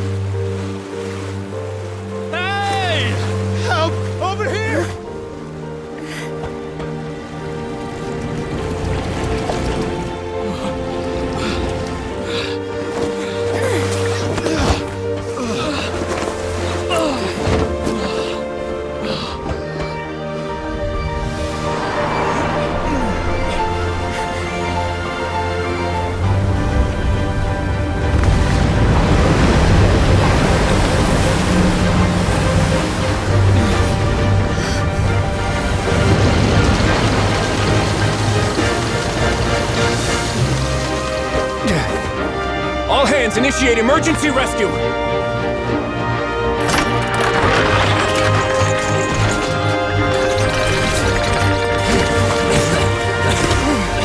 Hurry!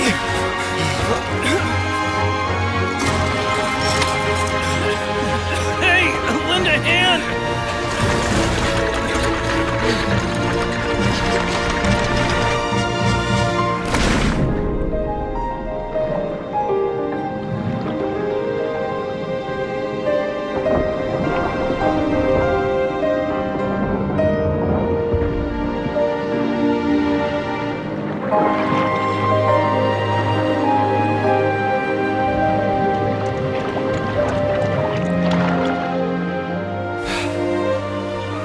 Look!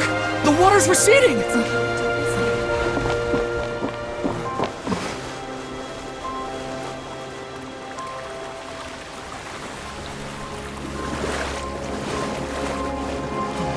It's a miracle! Water's receding. We didn't dissolve. The prophecy was wrong. The prophecy was wrong.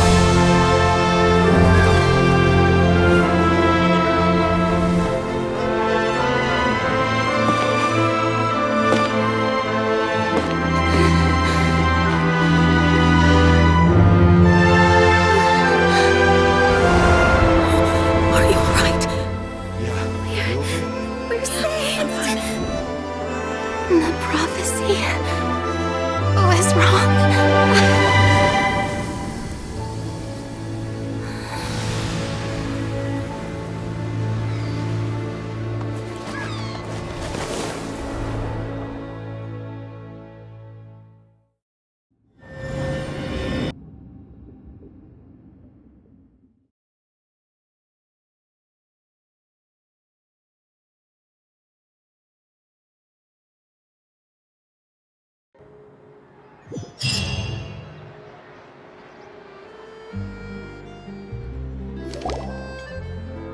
The soul renewed!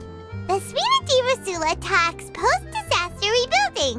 I recently visited Poisson to meet with Miss Navia, spokesperson of the Spina, and we spoke about Poisson's present and future. Old soil can still give birth to new bloom, Miss Navia stated. Hope is like seeing a small cookie when you're starving late at night. You just need a little of it. Skyship Winglet, lunar brain of the Fontaine Research Institute. The various disputes that have arisen on account of Mr. Edwin have suddenly become a shield over the Institute, with Jurier turning out to be a once overlooked hidden gem. People always call the first researcher mad, but few know what to call the second. And should that latter person achieve a miracle, they would find it all the harder to find a word with which to classify him and his team. Wow! Paimon barely recognizes the people in the reports. Are those really Jurier and Navia? They sound like real big shots. What do you think? Pretty enthralling, huh? The Steambird's idea was pretty simple. With the disaster just having passed, we would print a free edition packed to the margins with good news to calm people down. The value for these big scoops lies in their inevitable follow-ups. We'll publish further reports and go into the stories behind those people. Edwin's assistant, Jurier, created a true flying ship, while Navia is leading people in the reconstruction of their home. I'm sure that these stories could draw even your well-traveled eye. Paimon's curious too! Wait a minute. Didn't we watch everything happen from start to finish? What's there to be curious about?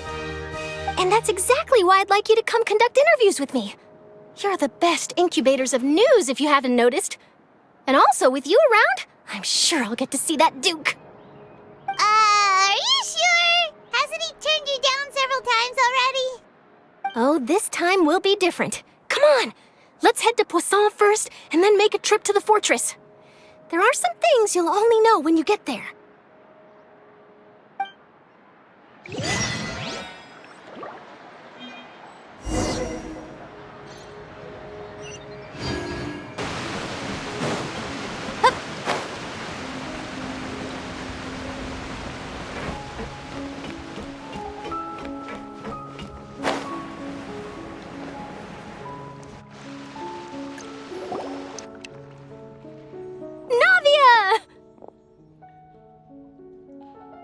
Oh, it's you. What brings you all here? Hey, we're just having a look around. I'm here to update myself on how things are going here.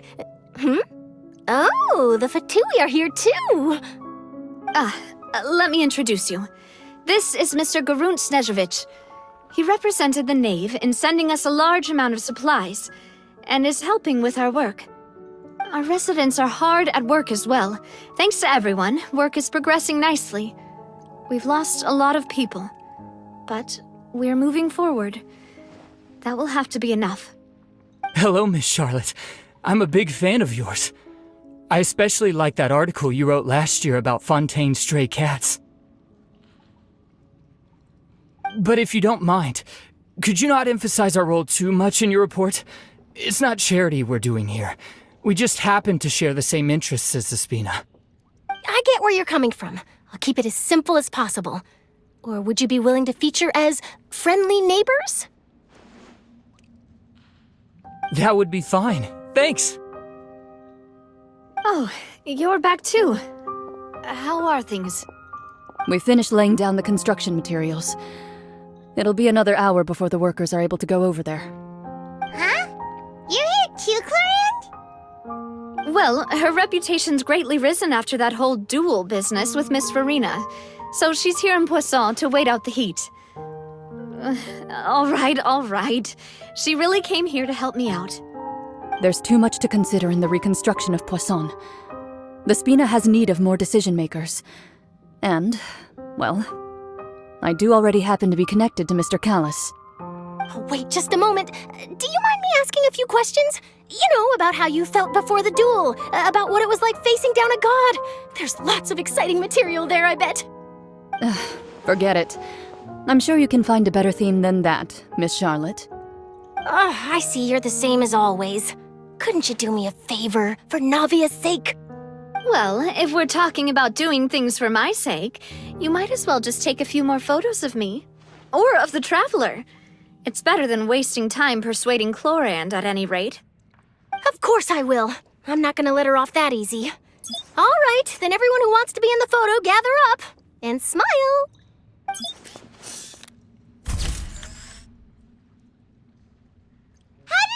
Was it a good shot? Did Paimon look cute in it? Not bad. Your addition really helped the composition of the picture. All right, hang on a moment. Let me snap a few more shots.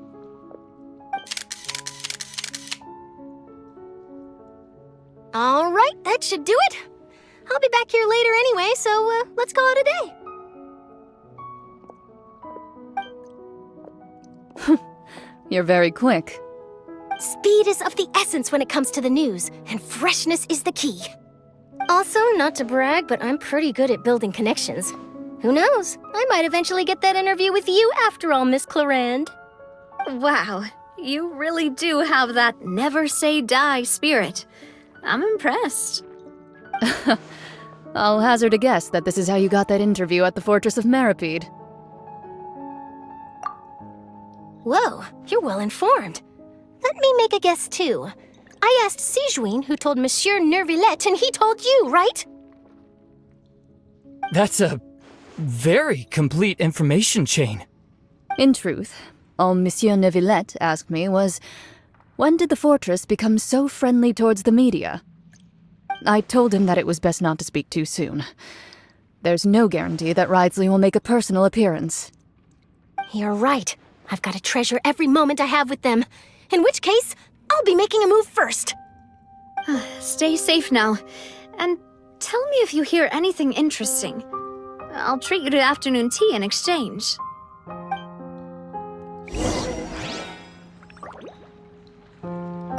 You seem curious about the fortress. Of course. That Wriothesley. I still remember going down to the fortress to grill him for information on my father's case.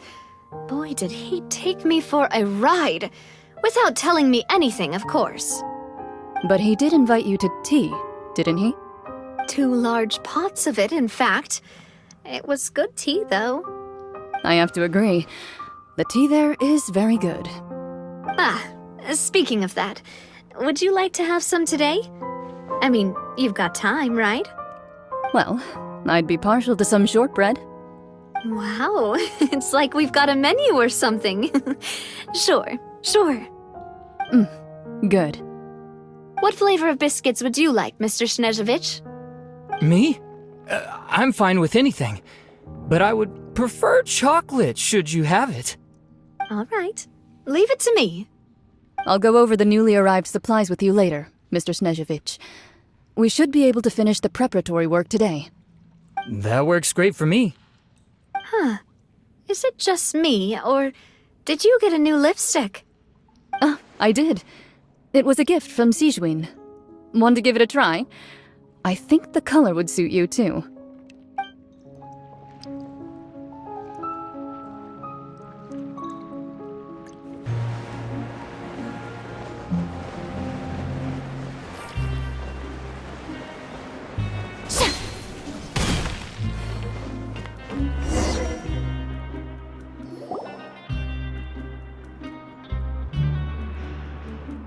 Wow, guess we're here again, huh? There's a real nostalgic feeling to this place. Looks like you've been missing us. Duke! Did you come all the way to the entrance to greet us? Of course. I'm here to welcome you and our dear Miss Charlotte, whom our good head nurse recommended to me. It's an honor to finally meet the much-rumored Duke. Thank you for consenting to my visit to the fortress, sir. No need to thank me. But that said, I shouldn't be the focus of your interview. I trust you recall our agreement? Of course, of course. All right then, this way.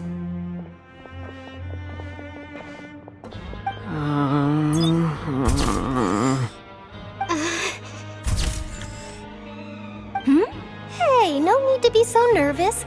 I've already taken all the photos we need.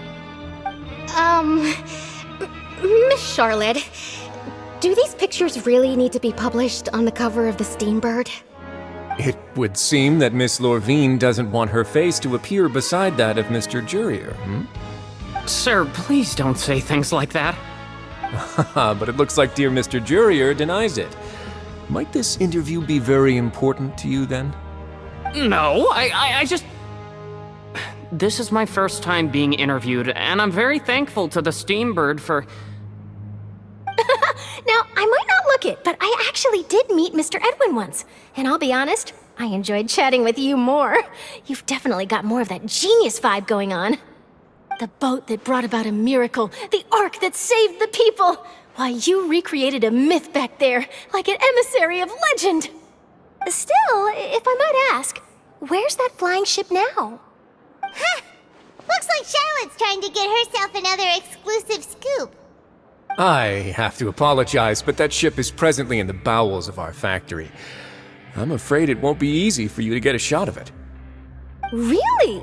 Well, then in that case, could I have an interview with you to make up for that loss?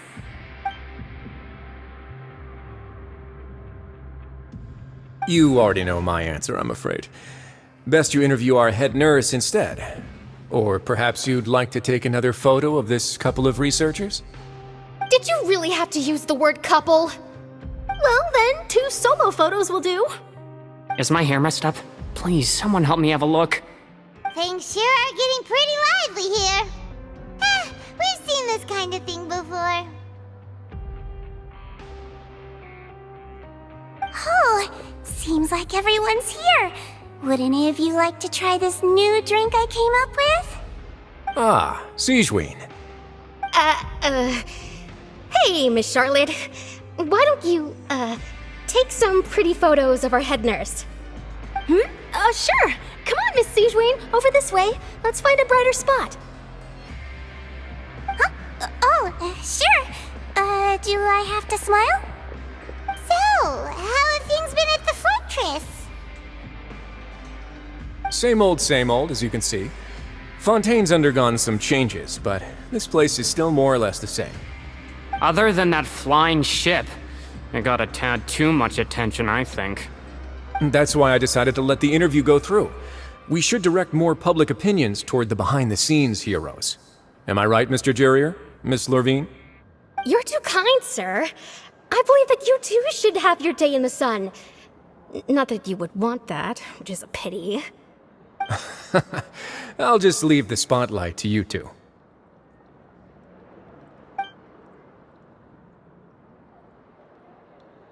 I see. Lots of things happened that day, huh? Anyway, regarding that Harbinger, I'm not sure you remember, but his 3 young followers are still waiting for his return. He sure did win them over, huh? I'll tell them that there's good news and bad news. The good being that their boss seems fine, and the bad being that they must face extended sentences for abetting his escape. Oh, actually, what about you? Are things gonna change for you too? What change can there be?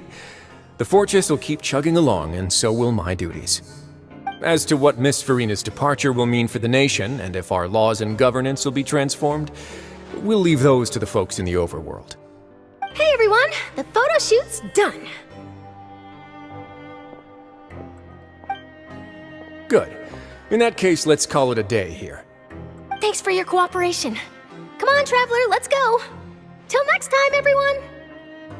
There'll be a next time? Maybe. Who knows? I might write a story about the underwater factory next time. Until then. All right. Last stop, the docks.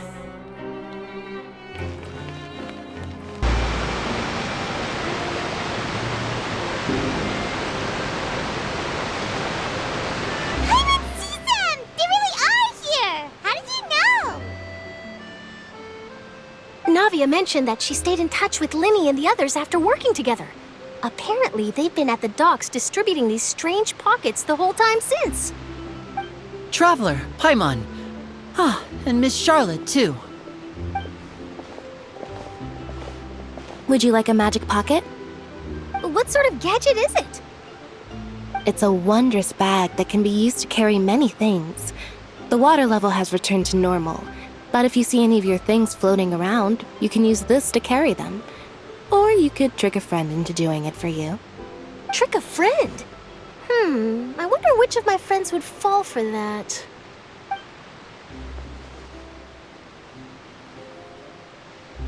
You could just make a friend like Fremine here. Isn't that right, Fremine? Is this what you meant by, I'll help you make some more friends? To be honest, that sounds pretty sweet. Could I have your contact, please? Sure. Please, write down my address. You sure are working hard to help Fremine socialize. He was the one who proposed doing this. He even wants to assist in our magic shows. Yes, I was planning to first introduce Pear as an assistant, and later Fremine himself. In the future, I think we can leave underwater escape magic to him too. That said, would anyone want to see a diver escape underwater? Oh, it'll work out. Every journey begins with the first step. He'll become a part of our show eventually. Lynette, could you come over? Miss Charlotte says she wants to take a picture of us. Got it. My, that Charlotte is rather perceptive. She got rid of everyone the moment she realized I had something to say to you. So, how have things been, Traveler? Father says that you did a great deal during the latest events. She's very grateful for your contributions to Fontaine. That's all right. We were more than happy to help. So, what's she doing now? Oh, I guess you haven't heard. Well, after Lady Farina left, Father and Monsieur Neuvillette opened negotiations, during which he gave Fontaine's gnosis to her as a diplomatic gift. A diplomatic gift? A gnosis? Yes, I was quite surprised at first myself. But when I thought it over, there were actually a number of things going for it. It could have been done as an apology for the incident with Lord Child, or as thanks for his help in tying the all-devouring narwhal down. Furthermore, Father did also lend significant aid to Fontaine and Poisson. Well, that's true, but this is a gnosis we're talking about. Doesn't this seem a bit I would agree, but I've also heard that it seems that Monsieur Neuvillette has had a significant change of heart regarding the matter. So there's some reason for this that only Neuvillette knows about? I suspect you'll have to ask him about that yourself. Ah, yes, speaking of which, I did see him strolling around the entrance to the Fortress of Meripede a while back. Isn't he real busy and stuff? Paimon didn't think he'd have the time for that. But back to the topic. The Gnosis was given to the knave, right? What about Child? They say that he's returned to Snezhnaya to recover from his wounds. I hear that the recent disaster really did a number on his health. That's true. When you think about it, we've had loads of run-ins with the Fatui. To think we'd be allied with them this time. So shocked by such a simple switching of sides?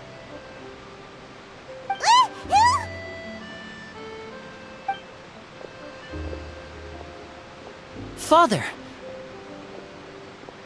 Well, what do you know? Come to the docks to see how my children are doing and meet the Traveler by chance. Please do not pay my accomplishments in Fontaine too much mind. I would have done them regardless. Are you going to take the Gnosis back to Snezhnaya?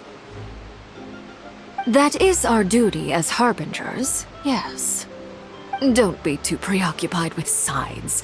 The goal of the Fatui concerns not a single place or person, but the entire world. With such a grand goal in mind, it is inevitable that we must wear many masks. Switching my masks is something I've always done. Well, that depends on many things. No one truly knows what the future holds. What good is honesty if you can't rely on it forever? As for you, I very much look forward to our next collaboration. Good things cannot be achieved alone, and you've proved yourselves to be great partners. A vision? All right. I'll remember to return it. Thank you for keeping it safe for him this entire time. And that's a wrap for me. Huh? You're... Greetings, Miss Journalist.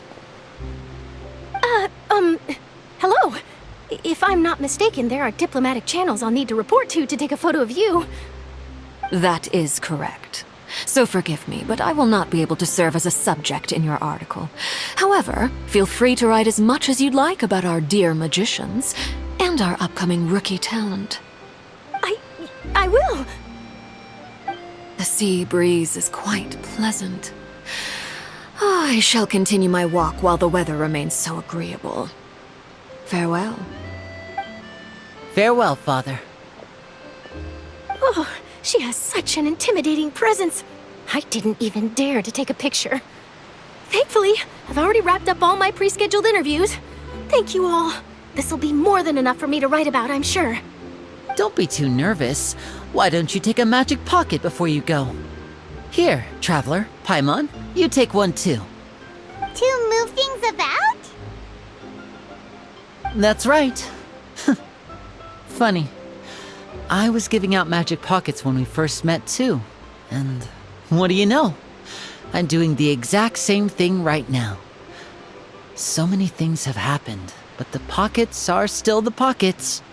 I guess this must be life. We will all follow our own paths, and serendipity will lead you to your fated friends. All right then. We'll be handing out pockets in some other districts later, so we'll get going now. Have a good day, you two.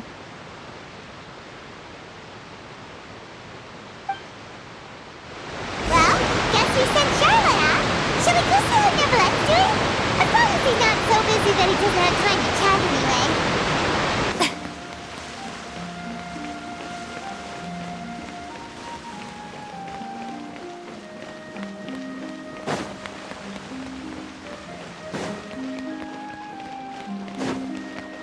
The entrance to the fortress! Ooh, he really is there!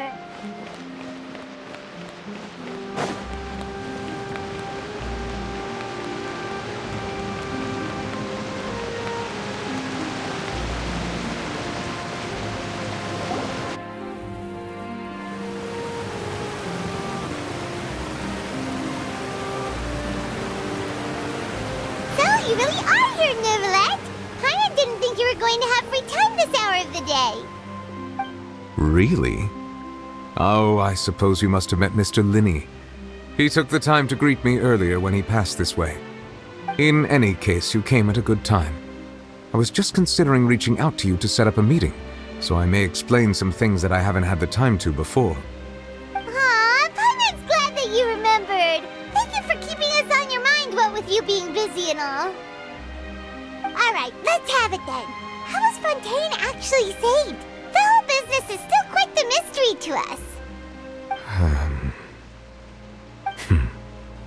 It is strange how words can often leave a bitter taste in the mouth when it finally comes time to say them out loud.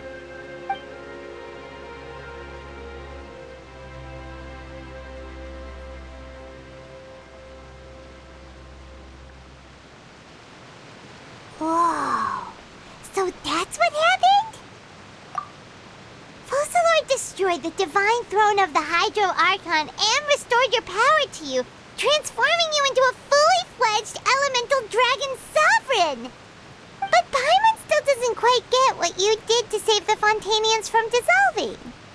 For me, the authority of the ancient dragons refers to absolute control over the hydro element. Fontainians were incomplete humans born of Egeria's use of the power of the primordial sea, with constitutions similar to that of mimics. But so long as those primordial energies remain within them, I could use the ancient dragon's authority to grant them true blood, after the fashion in which life was first brought into being on this planet. In other words, when I gave my verdict, Fontainians became true humans, and thus would naturally no longer be dissolved by water from the primordial sea. Focalor must have counted on you to make that decision as well. Your verdict was the key to making the prophecy appear to have come true while saving everyone.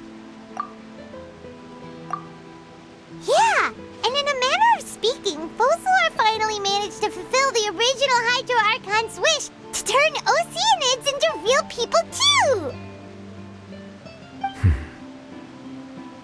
It seems from your expressions that you still have more things you wish to ask. Ask away. I will tell you the truth as I know it. I have investigated his case along many avenues, and I have learned that he once fell into an unknown chasm when he was young. There, by chance, he awakened the all-devouring narwhal. But whether it be by sentiment or reason, that should not have been enough to consider him the root cause of the disaster. At most, he would have had tangential liability. As for the judgment passed by the oratrice during the trial, whether it was due to that liability by association or Focalor deliberately using him to buy time for us on the assumption that he would be able to hold the creature off, I cannot say. Guess Focalor had Fontainians in mind the whole time. In the end, it was thanks to her that they finally became real humans. Hang on a second. Paimon suddenly got another question. Back when Fontainians hadn't yet become real humans, were the children they had also transformed Oceanids? Life has always flowed like water. Do you recall how Fontainians would often come to the Fountain of Lucine to pray for children? Yeah! Lynette said the fountain is where all the waters in Fontaine converge. In truth, even those couples did not know that such prayers were no mere custom, but instead a form of ritual. Those Oceanids who were blessed within the spring water would later descend as new humans in the coming months. Paimon sorta gets it now. Either way, it seems like this ritual won't be of any further use, but it'll probably live on as a local custom. Ask away. I will tell you the truth as I know it. Yeah, about that. Risley said Farina has already left. What's that all about? Ah, Lady Farina. The people are only aware that her death sentence has not been carried out. She abdicated the post of Hydro Archon and left affairs related to that title to me, before leaving the Opera House. I related Focalor's words to her faithfully and completely. After hearing them, she seemed neither saddened nor comforted. She simply said that she was tired and needed to rest. Having said that, she then packed her things and moved out of the Opera House, not unlike how an ordinary person might. But she's still got a place to stay, right? You need not worry. I will make arrangements to ensure that she will not want for food, clothing, board, or travel. In truth, I am somewhat happy for her. The wear and tear on her spirit will, of course, take time to heal. But now that she no longer has to play the role of Focalor the Hydro Archon, she can finally lay down her burdens and lead a normal life. What about you then? What are your plans now that you've regained your full powers as the Hydro Dragon? After Focalor passed on, the Oratrice also ceased to function.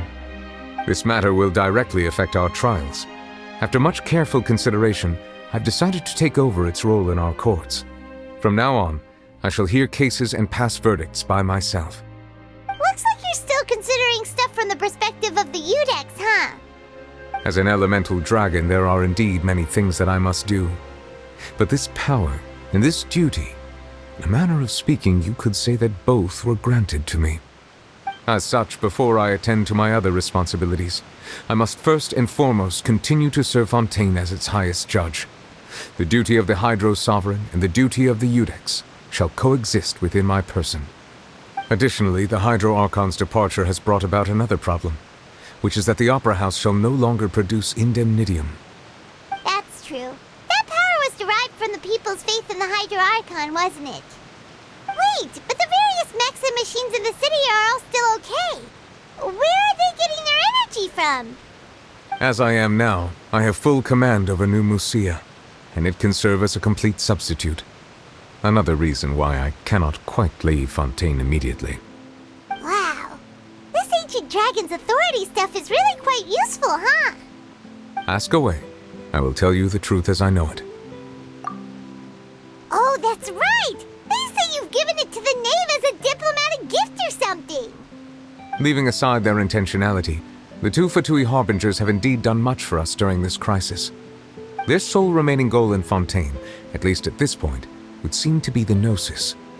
The Oratrice has ceased to function. The Hydro Archon's divine throne is now no more, and I do not need the Gnosis's power. As such, it has lost all meaning for Fontaine. If the Fatui have impure designs, then we might as well accede to their request now, and avoid unnecessary conflict. What complicated considerations! Paimon thought you were just giving it to them out of gratitude to the knave and as an apology to Child. Ask away. I will tell you the truth as I know it. You will soon be heading to Natlan, I presume? I'm afraid that I have little talent as a travel guide, so all I can do is tell you what I know about that land. As far as I'm aware, Natlan can be said to be a nation of dragons. A nation of dragons? You mean like you? No, I suspect that I would not find myself welcome there. Unlike ancient dragons such as myself, the dragons of Natlan have undergone long years of development and evolution. Large numbers of them have entered a form of coexistence with humanity. Natlan is also the nation of war. War ravages those lands like an undying flame. There is one other piece of information I got incidentally from my negotiations with the knave that I believe may be useful to you. The Harbinger known as the Captain has thrown his hat into the endless ring of war. The Captain. Sounds like a real tough customer. Seriously, everywhere you look, there's a Fatui Harbinger doing their thing. I suggest that you fully prepare yourself before going to Natlan. In the meantime, Fontaine's doors will always be open to you. Ask away. I will tell you the truth as I know it. Hang on a sec. Paimon's still got a question about the Gnosis. When we spoke to Linny earlier, he mentioned that your attitude towards giving away the Gnosis had clearly changed. We guessed that there might be some reason for it that only you were aware of. No wonder the House of the Hearth is the Fatui's intelligence division. They are certainly sharp. So regarding this specific issue, I was just getting ready to share something with you. What is it? In truth, I exchanged some further words with that lady named Skirk after sending you two back to the surface. It went something like this.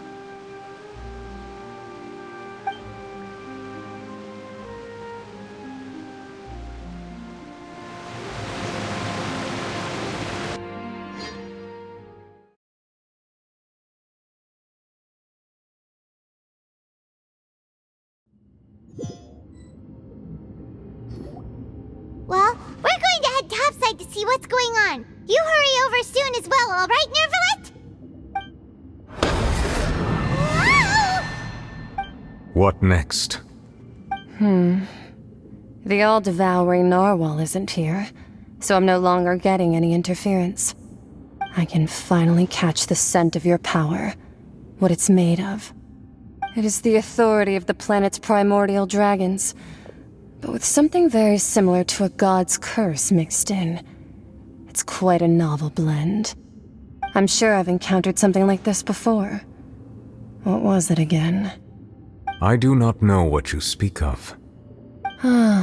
Of course. How could I forget? You should have the remains of the third descender on your person, yes? Remains? I've never heard of any such thing. According to your parlance, I believe it may be called a gnosis. Well, that much is true. After Focalor's divinity faded, she handed her gnosis to me. But I fear I have never heard of it described in the manner that you just did. I've been training with my master, the Foul, ever since I was young, and I have never returned to the surface since. So most of the information I possess, I got from him. It is only natural for those who are greater than humanity to possess a different sort of common sense, which is why there are so many problems in our attempts to communicate with humans. Regardless, you should probably get rid of objects of misfortune to prevent any disasters from befalling you. To live in itself is a blessing. But once a person dies, the bonds he once had with this world shall all turn to curses. What do you mean by that? No need to fret. These are just my personal thoughts, and my reason for no longer wishing to return to the surface. This third descender you refer to, who are they? And when did they die? Master never mentioned them to me. Perhaps it just wasn't that important for me to know. If you're interested, though, I could ask him. I'll be sure to pass the answer on to you next time. Next time? You believe we will meet again? I do. Wait. I have a disciple of my own, don't I? He can be the messenger then.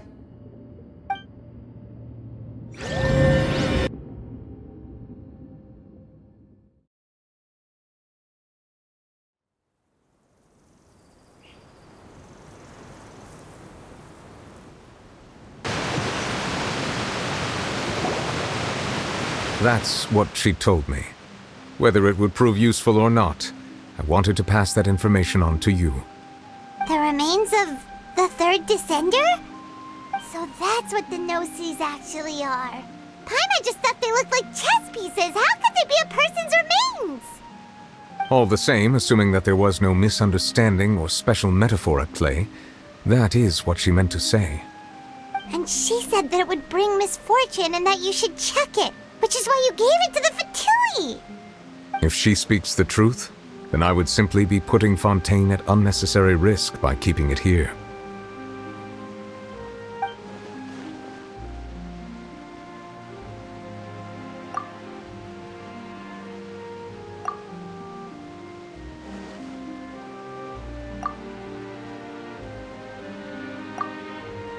I had guessed that you might already be familiar with this concept, but I did not expect you to be one of them.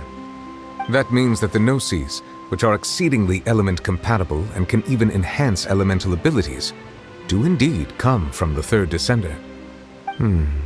I wonder, does your body also possess similar properties? Like being able to use elemental powers without a vision! That does sort of count as special compatibility, right? No, let's not think about this stuff right now. It just feels creepy. Comparing the Traveler to the dead third descender and all. That's what you say, but this topic still feels like bad luck. Once Child recovers, let's get some more answers out of him. Or go look for his master and get the answers that way. I too believe it unwise to make too many blind guesses when information is lacking. The same is true of being at court. Alright. Whatever the case, it seems like the crisis here in Fontaine's over for now. Yes.